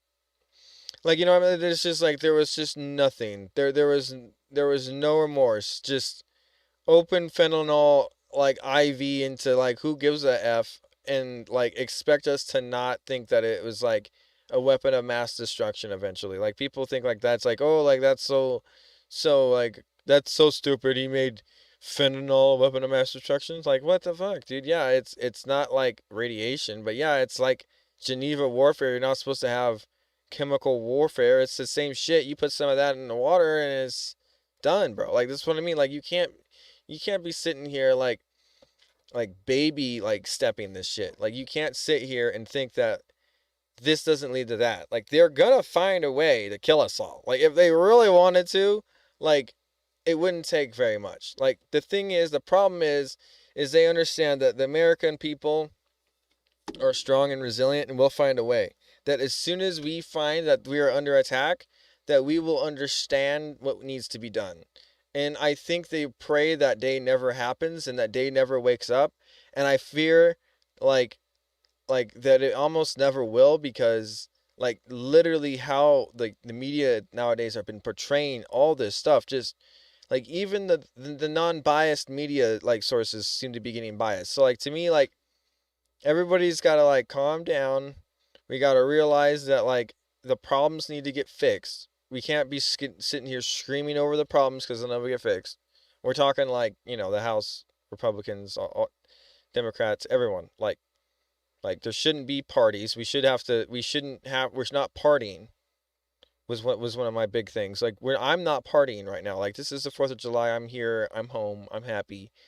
But like I'm not sitting there like with 12 people over at a barbecue drinking beer. Like I'm here like on Earth, on this rock, and like the fact that we think that we need to have like a month of holiday of something and this and that, it's just what's wrong with us. Like I have a hard time thinking like birthdays are needed to be celebrated. But then like think about it, like there's 365 days a year, and one of those is the day that you were born, and one of them is the day that either, you know, your business was born. And it's just the way that we conceive. Like one day I woke up and this was the thing. Like today I woke up and I made Rumble the thing.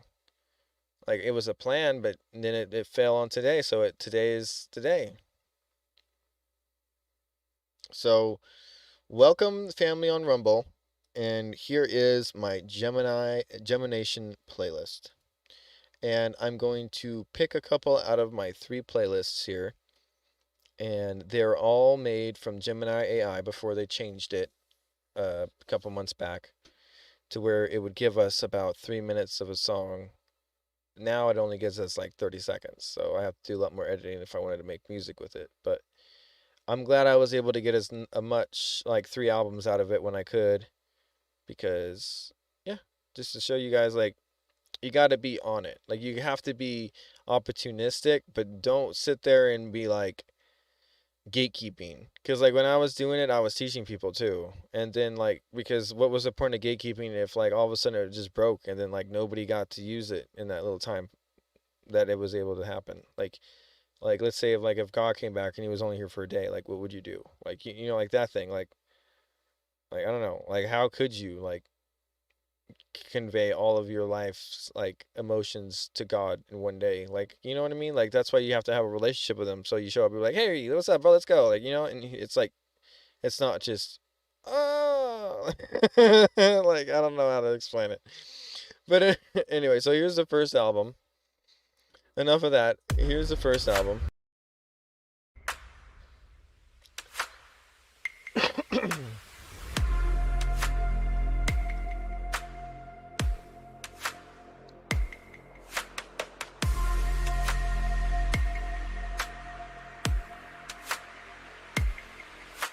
Signal acquired. Signal acquired. Grid locking in. Grid locking in. Deep core resonance.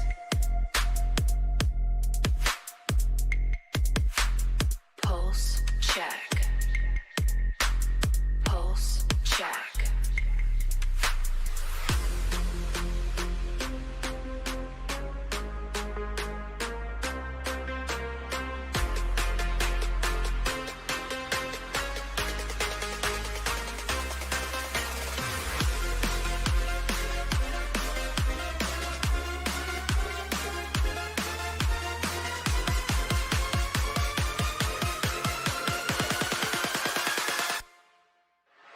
System failure imminent.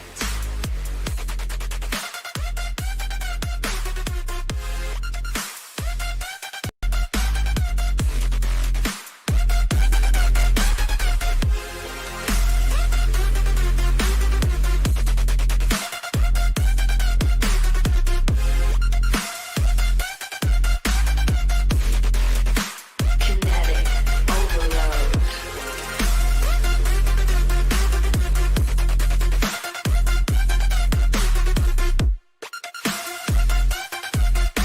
Kinetic overload.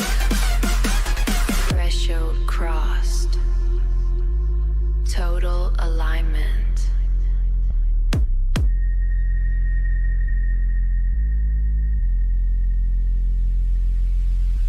The frequency is us.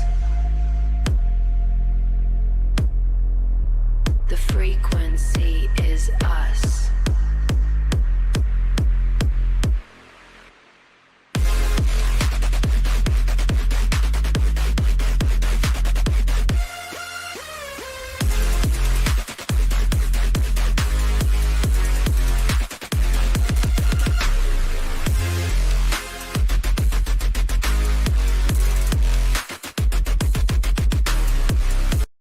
Okay, so there's that, and then there's some that are like really slow. We'll try to skip some of those.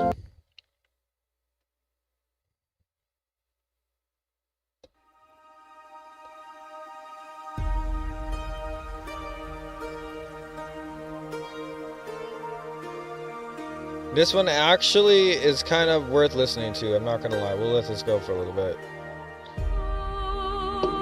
It was basically supposed to be from like The Fifth Element.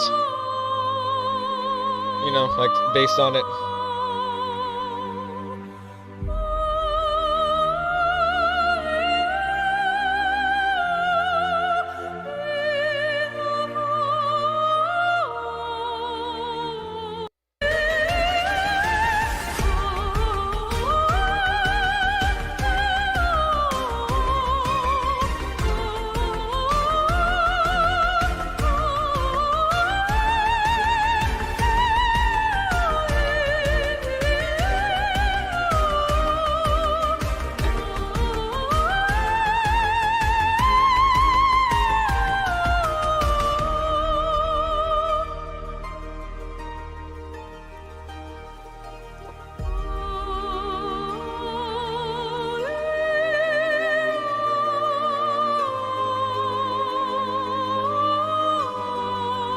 Yep.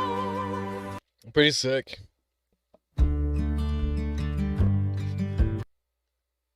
To keep awake and manage this trick of B&D. So don't go looking for the one who's seeing through. It's just the seeing, and it's always been just you. I'm the color of the rust, I'm the silence in the sky, a wave that doesn't wonder why it's high. We're the patterns on the water spinning slow. They really got like this link bar up here, like really, really tight. Like YouTube is like, I don't know how to explain it.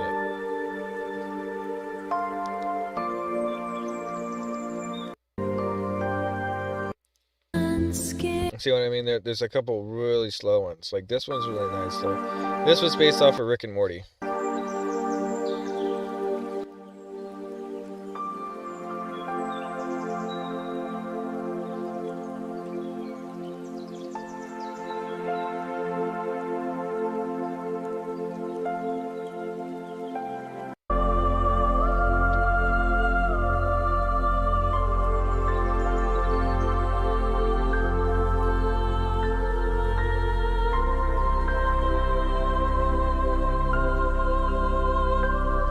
Pretty sick.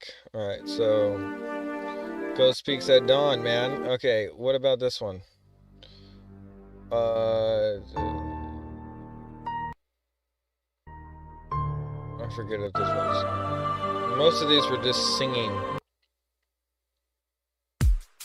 And this one was a little bit more like the first one.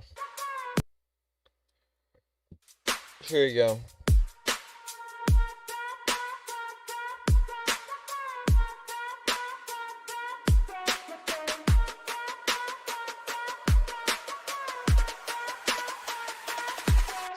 Silicon heartbeat skipping the grid. Hypermodern secrets the copper once hid. 0 to 60 in a frame rate blur. Everything moving just like they were. Data stream flooding the visual field. Pressure cooked logic is starting to yield. Kinetic the rhythm, jagged the vein. Digital static is washing the brain. Crash the system, feel the surge. Human and the wire converge. Volatile light, kinetic flight.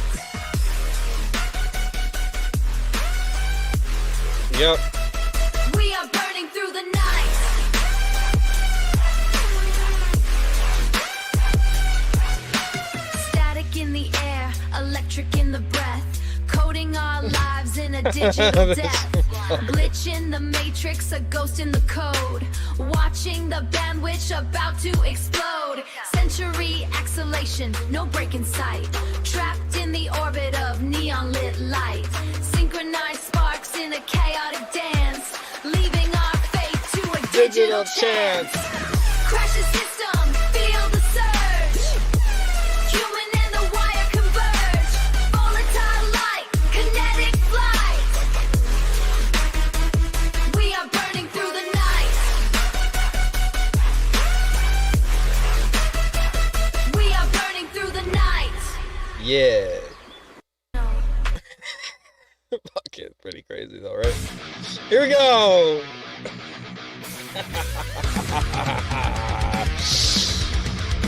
Yeah. Wake up, shake up, the makeup is fading away. Disjointed voices in the noise of the day.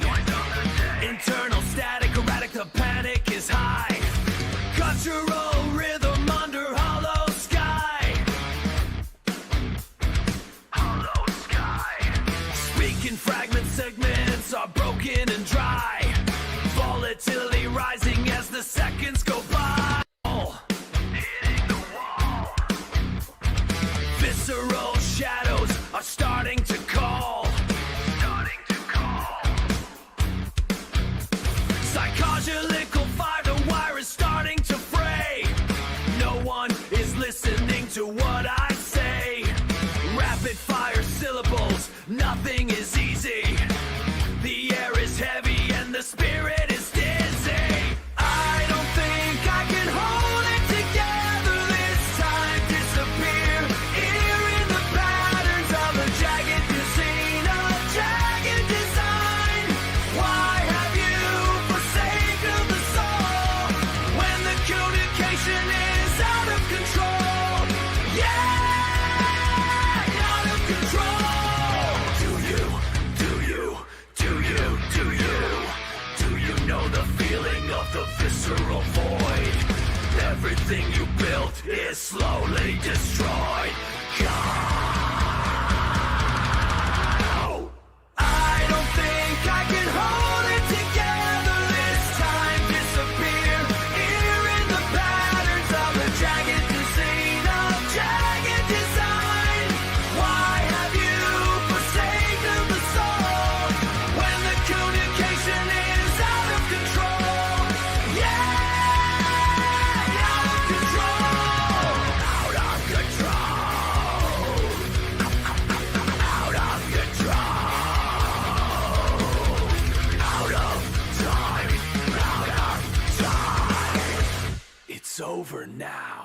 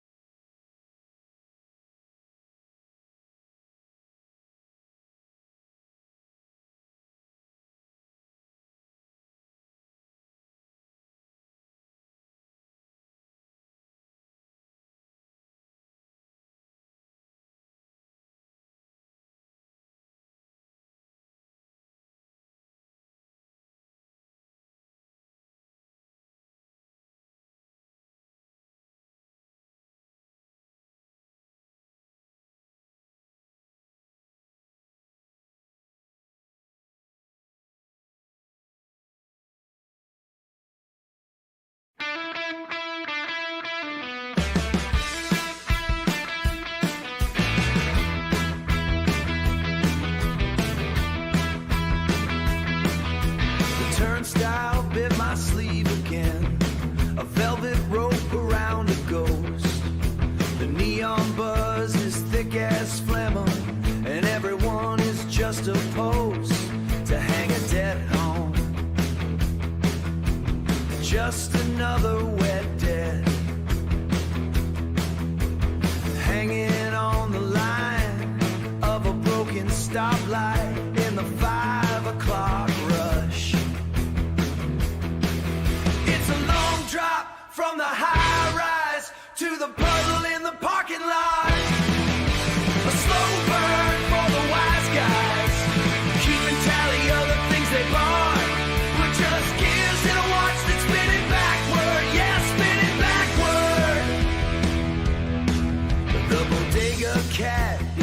judging my choices, cold coffee and the flickering of those fluorescent voices in the back of my skull. It's gold. It's a long haul for a short man with a shovel in his hand, digging for a gold watch in a sandbox full of sand. It's a long drop from the elevator is a coffin for the living, going up, going down, nobody's giving a single damn about the view. From the top of the pile, it's just a long walk down a very dark aisle, spinning backward. Yeah, we're spinning backward. Yeah, we're spinning backward, backward.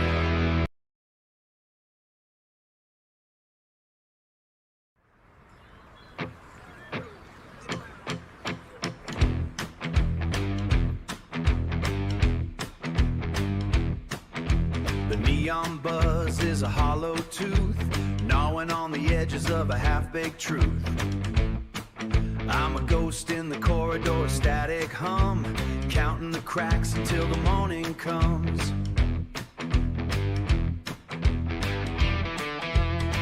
Carbon copies in a paper parade, trading the sunlight for the city's shade. Got a pocket full of copper and a heart of lead, repeating the words that the radio said. So let the static drown the street tonight. We're burning bright in the shadow of the light. No one's home but the signal's strong. This is the rhythm where we all belong. This is the rhythm where we all belong. This is the rhythm where we all belong. Sidewalk mirrors and a yellowed sky. Nobody's looking but everybody's high on the sugar-coated promise of a cleaner slate, while the wolves at the door learn how to wait. I saw you standing where the asphalt splits, trying to fix what the city omits. A flicker in the flicker of a flickering tube, solving the puzzle of a broken cube. So let the static drown the street tonight. We're burning bright in the shadow of the light. No one's home but the signal's strong. This is the rhythm where we all belong. This is the rhythm where we all belong. This is the rhythm where we all belong. It's a long way down and the elevator stuck. We're betting on the rain to change our luck, but the clouds are just exhaust and the stars are out. Give me something to scream about. Give me something to scream about. So let the static drown the street tonight. We're burning bright in the shadow of the light. No one's home but the signal's strong. Turn it up, turn it up.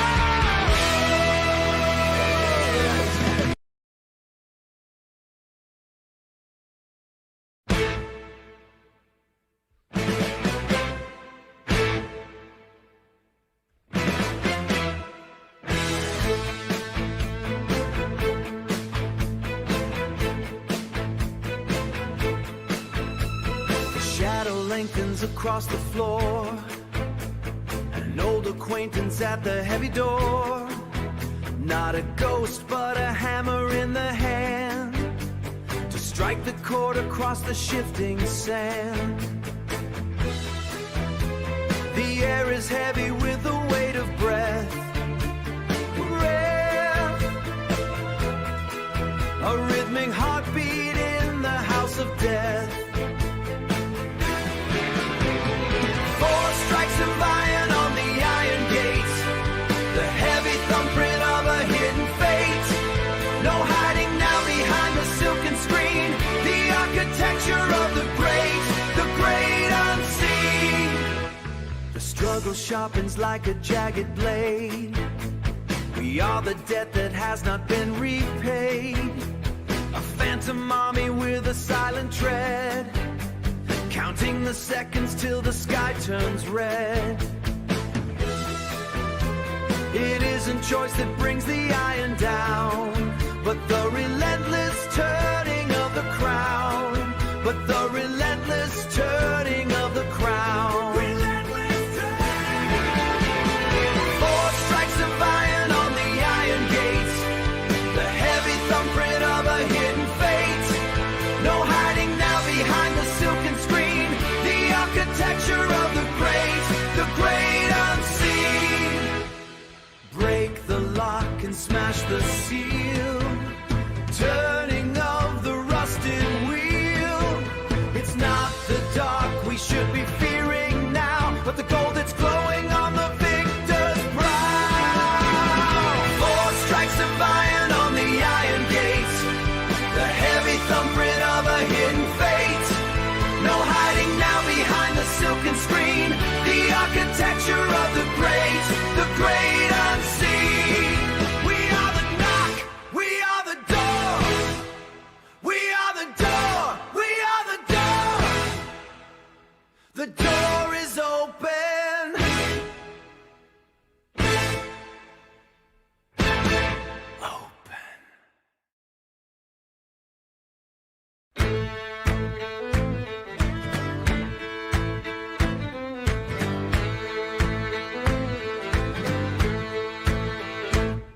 The salt is a razor across the brow.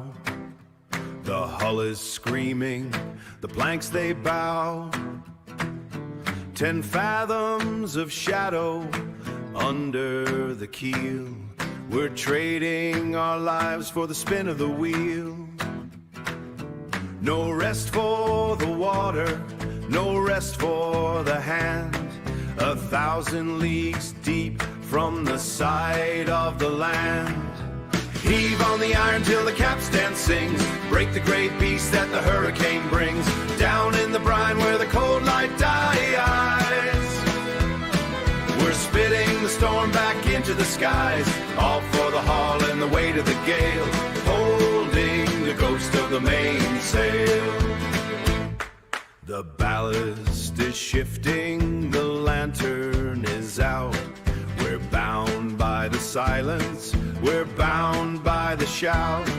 The tide is a hammer, the rain is a whip. A kingdom of water around a wood ship. Every man's breath is a coal in the dark, feeding the engine, the hull and the bark. Heave on the iron till the capstan sings. Break the great beast that the hurricane brings. Down in the brine where the cold light dies. We're spitting the storm back into the skies, all for the haul and the weight of the gale, holding the ghost of the mainsail. Let the sky go black, heave it back, heave it back. No retreat and no coming back. Leave it back. Let the depths go wide. Let the depths go wide. Let the depths go wide. To side. Heave on the iron till the capstan sings. Break the great beast that the hurricane brings. Down in the brine where the cold light dies. We're spitting the storm back into the skies, all for the haul and the weight of the gale, holding the ghost of the mainsail. The gale is dead, but we're colder still.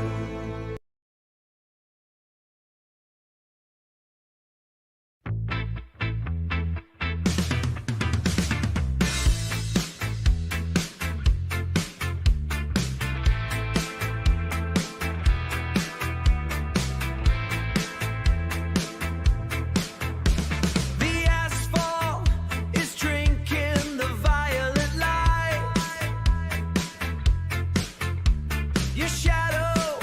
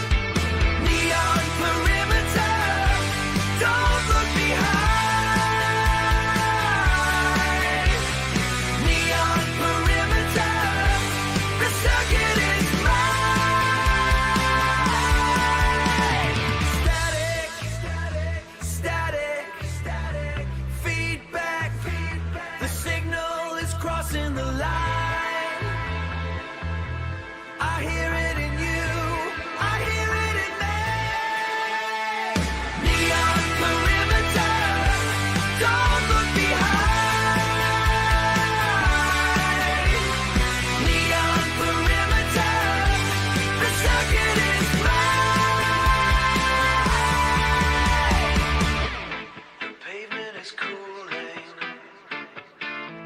The circuit is open. Don't look back. Don't look back.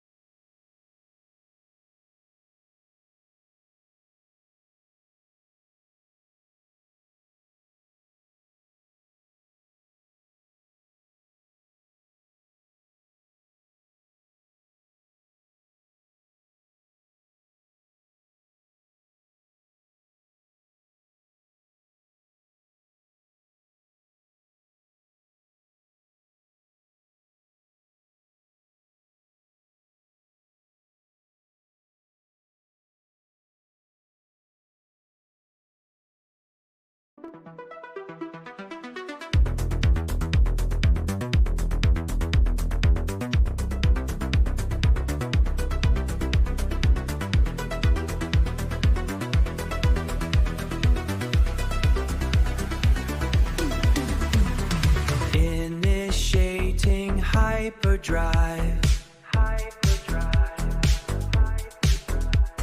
Sector coordinates locked.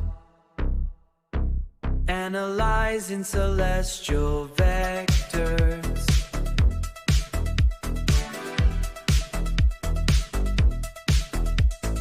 Primo thermal signatures rising.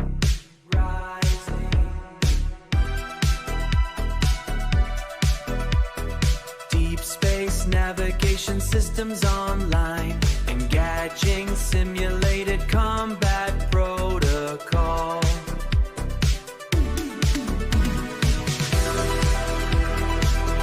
Approaching star speed, approaching the event horizon.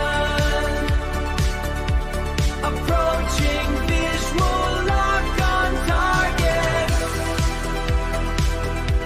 Approaching neon trails in the nebula. Approaching total system engagement. Approaching the infinite vector.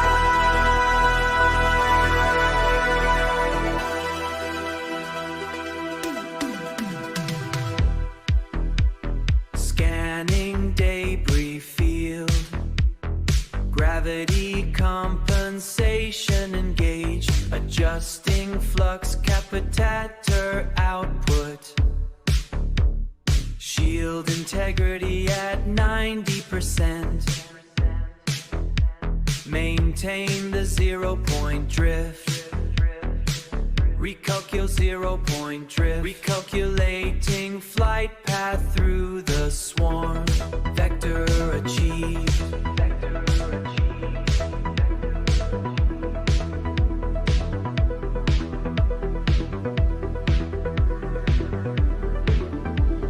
Target eliminated. Target eliminated. Returning to home base. Systems offline. Systems offline. Simulation terminated.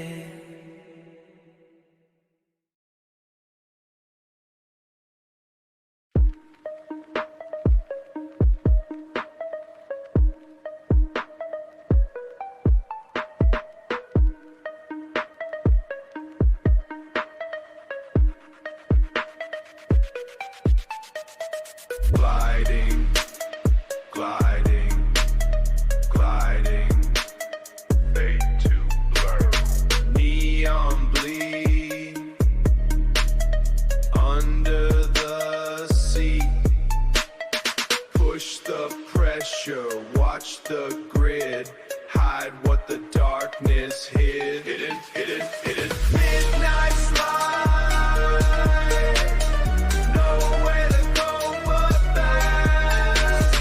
Ghost in the machine, breaking the looking glass. Breaking it.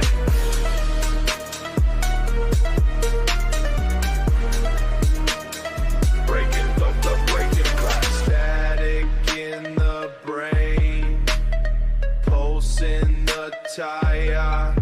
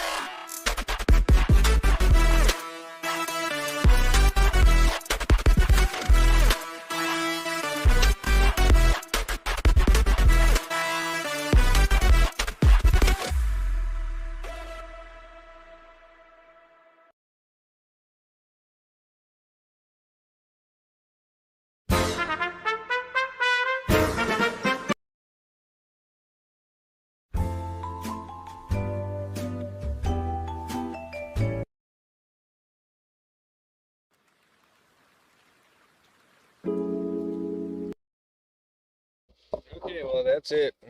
Let's see. We're gonna be playing a little bit of gaming. World of Warcraft Classic, and that's gonna seal tonight off. A little get together we all did here. Thank you for everyone that showed up. I appreciate that. That was fun. And without further ado, our night is moving on to World of Warcraft Classic. No disrespect to America, but I have some stuff I gotta handle in here. That's just a monthly subscription. I gotta get some stuff figured out here. I switched my subscription over from my Xbox over to here so I could play this for a while. Utilize all the same juice on one device to save money. And I might play Fortnite every now and again on my Xbox, but I don't plan on having that on every day like I did before. Quite a power hog.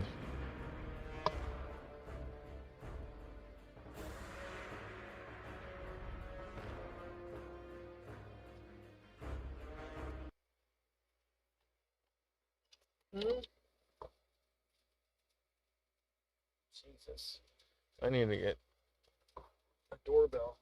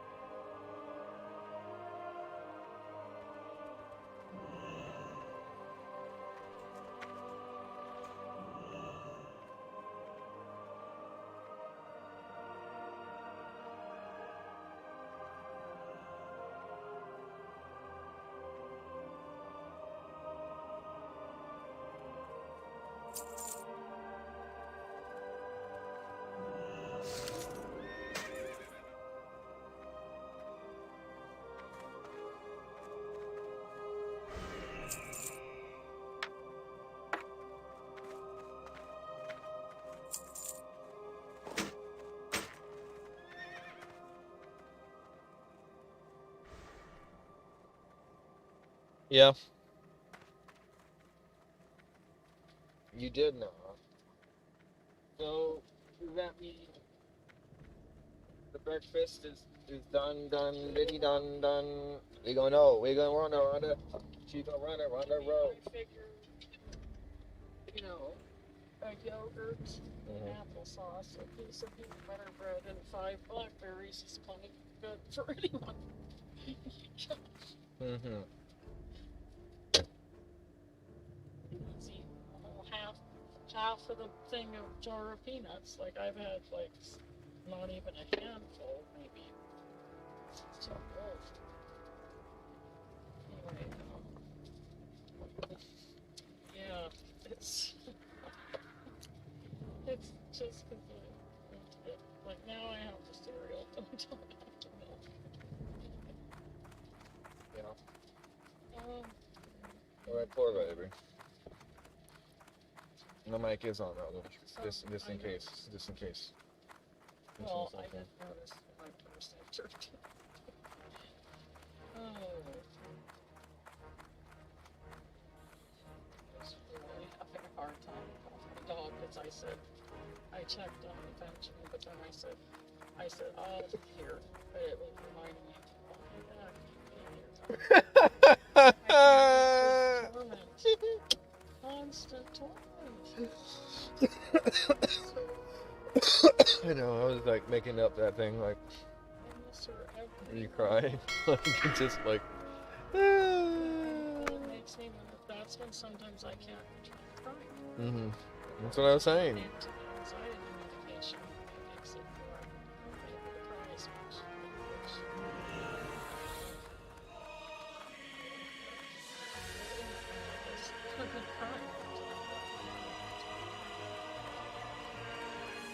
She's gonna run the row. She's gonna run the Ronda. She's gonna run around the row. It's horrible. Because she's right there. Jesus. Right. Like, remember when times I wouldn't know where she was in the house? Right. Where's my dog? Oh no, stop. You know, I would panic. Stop. No more panicking. You know, so imagine how bad it is for me, just because I didn't know where she was in the house. Babe.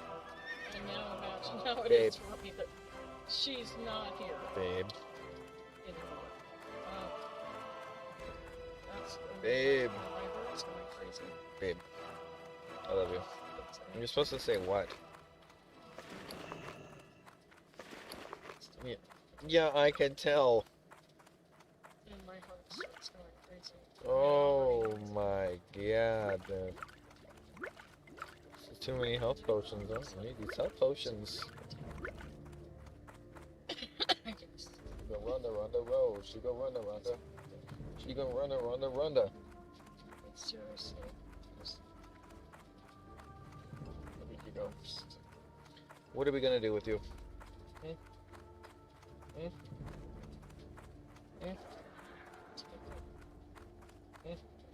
It's like each day it's hard. I was even thinking, like each day is such a struggle. It's like I have to climb out. Yeah. Each day. Hold on, I gotta turn this off so you can see my inventory here. I have to deal with that. My reward is not there because she was always my reward.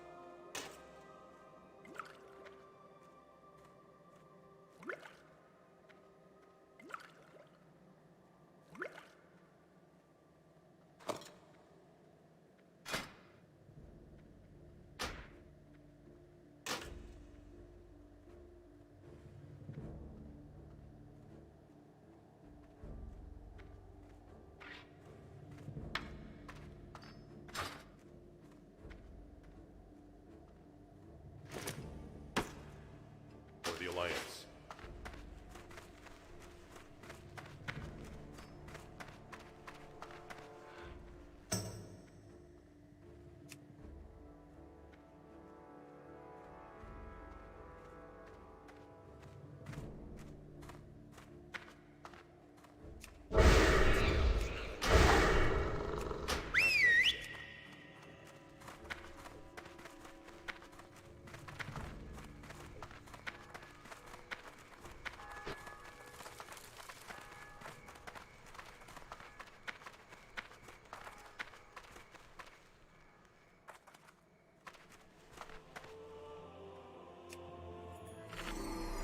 I supply only the finest goods.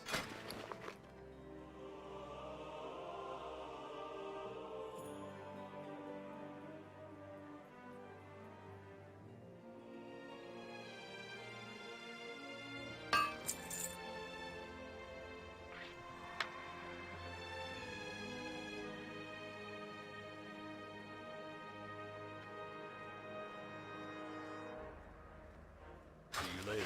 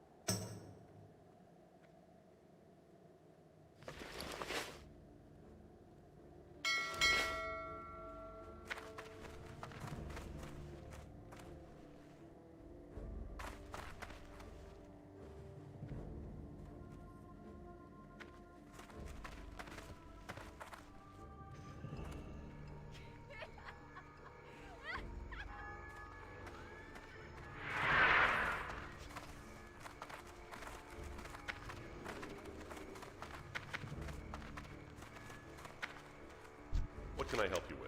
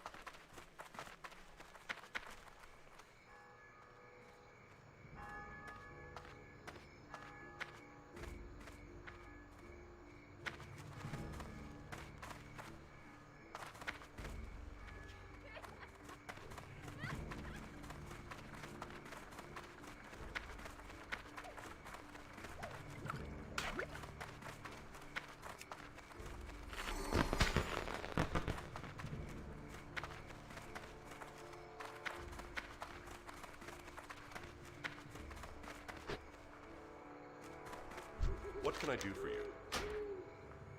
Go with honor.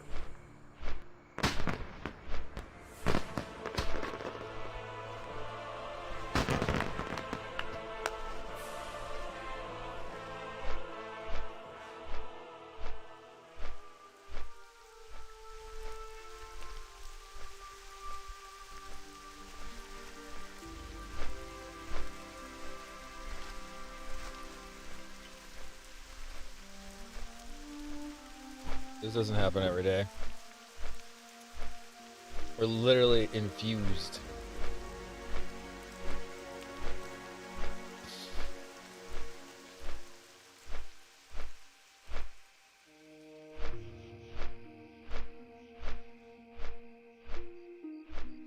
And his name is Mr. Crowley. Down, down, down. Are you riding a griffin? Dun, dun, dun, dun, dun, dun. Is it insane flights? Dun, dun, dun. The pattern is instantaneous. Dun, dun, dun, dun, dun, dun, dun. Look at it go so much faster. Even though we clicked it at the same time. Mr. Crowley. Yep. Crowley. He's a crow. He's a crow. You know what I'm gonna do? I'm gonna ask him to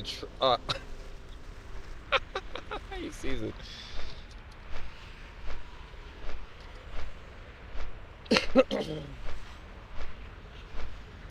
Ridiculous. It is too much that this is a thing. This was ever a thing. And to think that there is ever a griffin going quicker than one other is this mind blowing.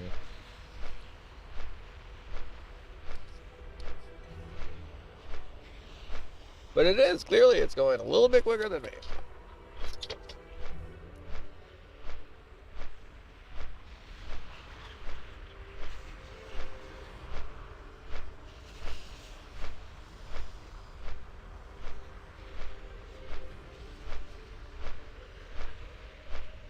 I'm flying over Moira.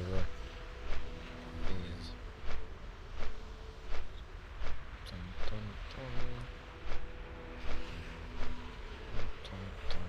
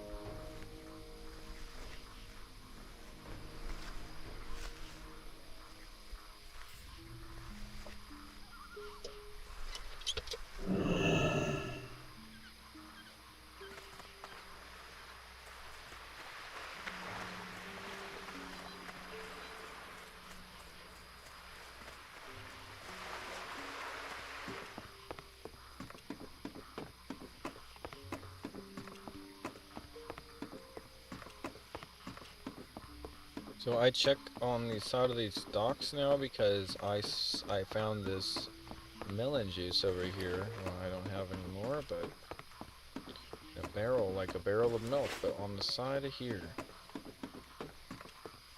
Well, I always check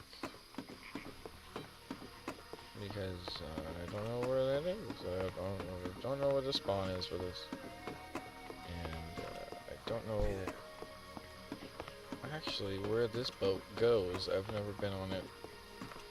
We'll have to go one day. And still nothing. I tried. No. That person does not care.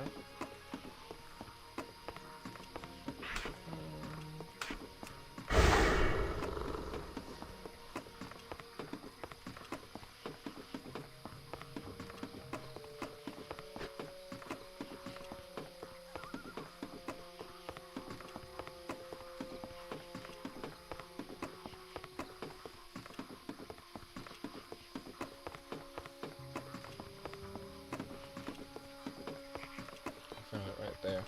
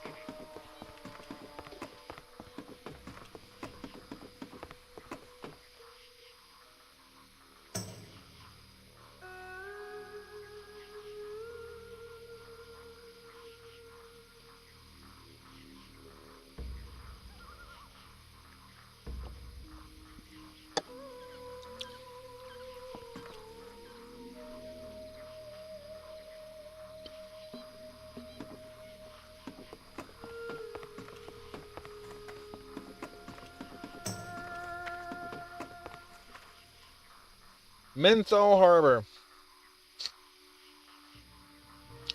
Who likes menthol? You said it's menthol.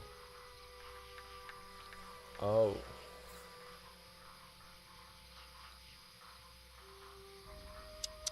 Honk honk. Alright, so let's see. I gotta get these off. On. Oops. On. Off and off. Right, let's finish these dark short quests before they become extremely too low of a level for the do of anything is completely useless. You better hurry up, or the boat's gonna leave his ass. Better hurry up. Last call.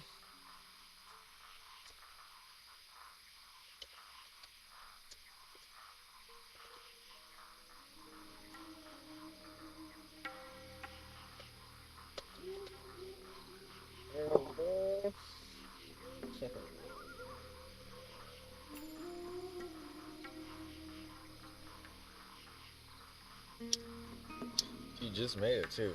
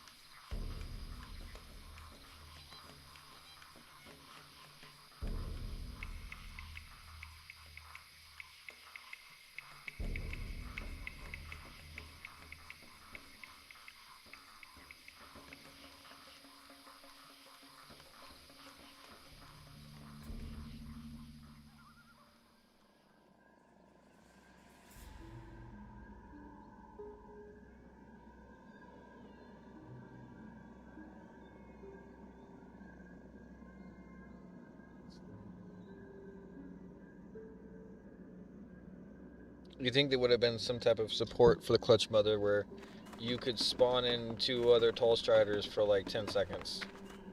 Like, you would think, but like nothing. They gave it nothing. It's just, it's actually smaller and everything in every way. It's just, you think, because it was twice the size as that. Now it's like a baby one. I mean, golly.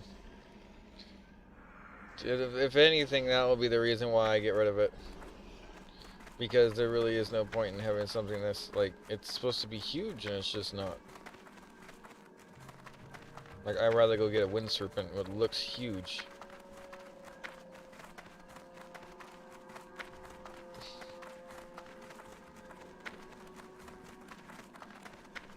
Then again, Clamps was so small, it was kind of nice that he was so tanky and small, and this one's just kind of mild. So, I don't know. I don't know. I just wish it stayed the size of which you tamed it at. That's all. None of this shrinking shit. Or get bigger, or whatever the...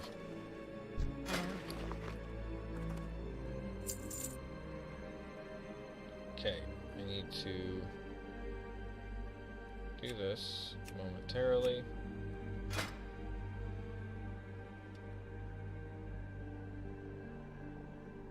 Oh, okay, 2 light leather and 4 coarse thread.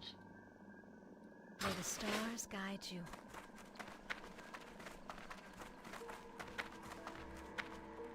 Feel free to browse. Asha Kala. Vishnu Dal Diem.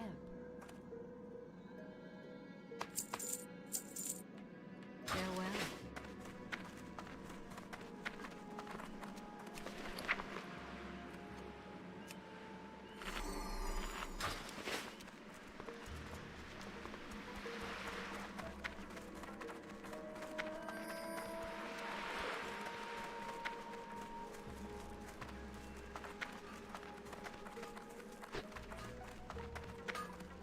I've the finest wares in the land. What can I get on the ground? Alright, there's that, and now all I gotta do is go get some hide. And we'll have our gun pouch.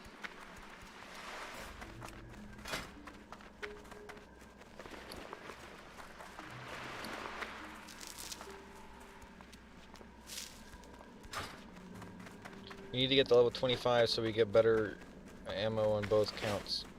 And then we'll really be smacking.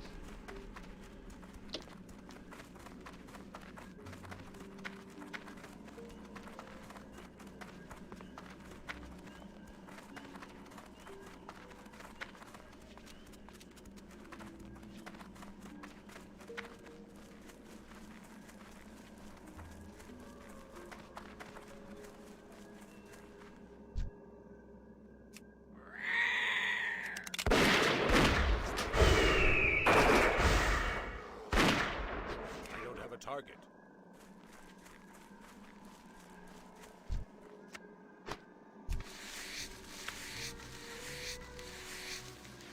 That he's stealing.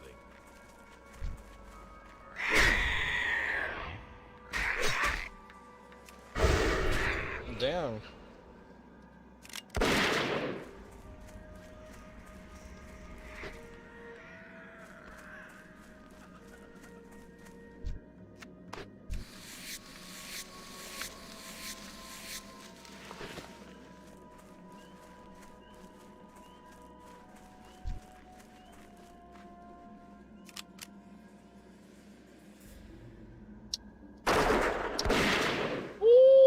Oh shit, 300. Oi, god damn.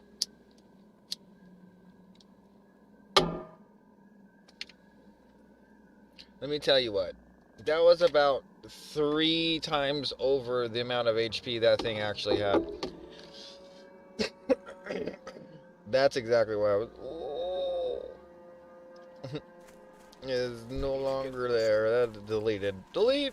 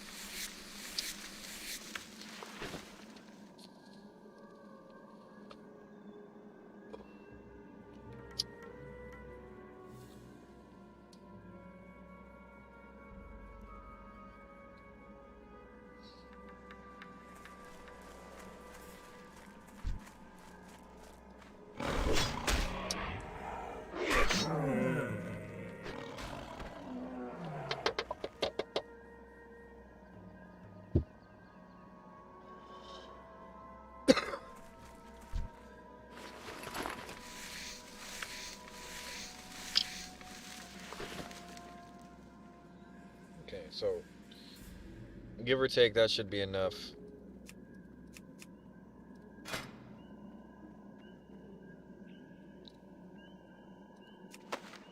And this is that give or take part I was talking about. Alright, that's enough. Now, give me that.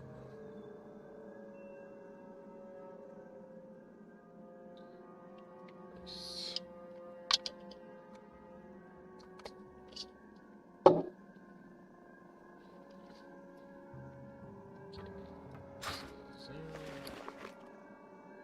Property.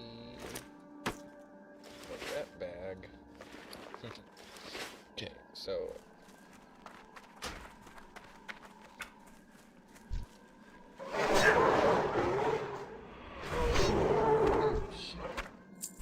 some of these things are getting super deleted.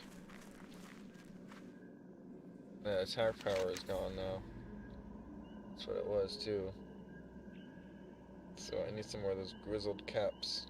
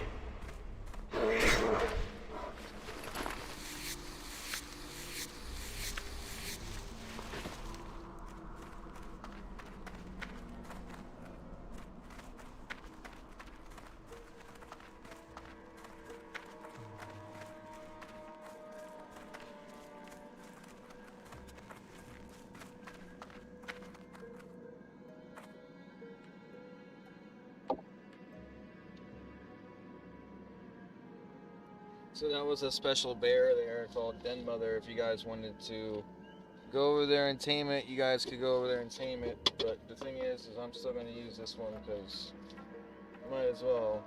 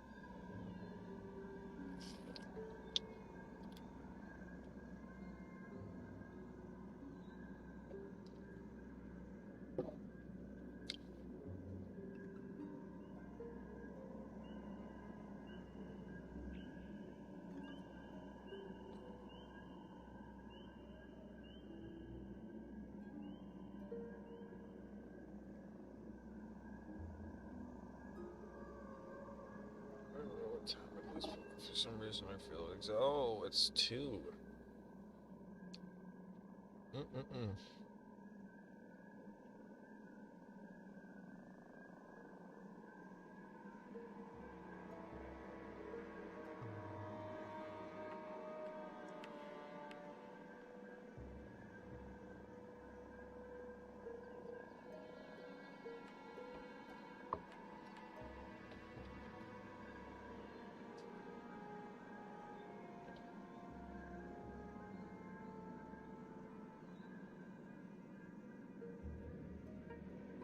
Okay, we gotta buckle down here. I mean, I was trying to wait for them to respawn, but I'm getting kind of tired. Let's see, here's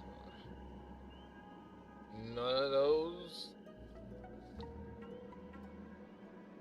mean, I'm just gonna have to go all the way down at the bottom of this map.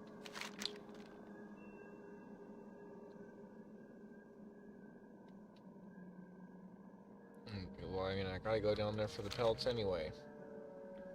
But how do you... I mean, I could be waiting here for a long time. For Den Mother.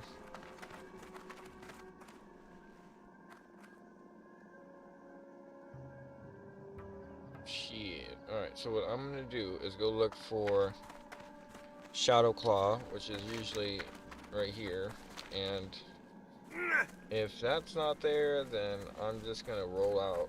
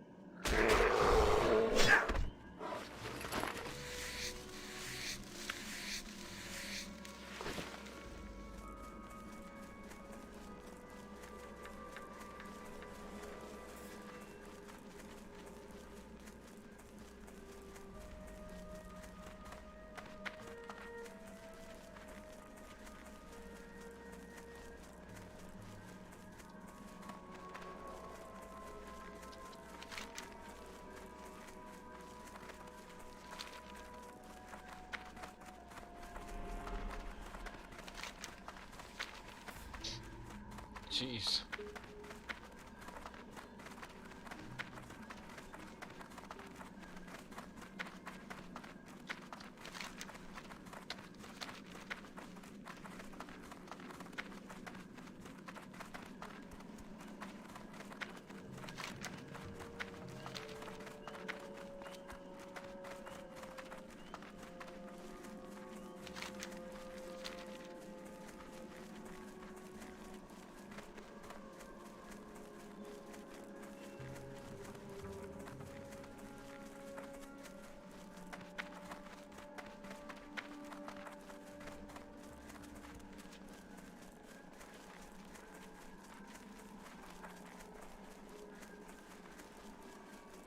So this is usually where Shadow Claw is supposedly, but never seen Shadow Claw here in like ever. Like oh my god, I thought that was it. That would have been dope. So Moonstalker, Thistlebear, Fledging, just nothing. Shadow Claw is supposed to be right there.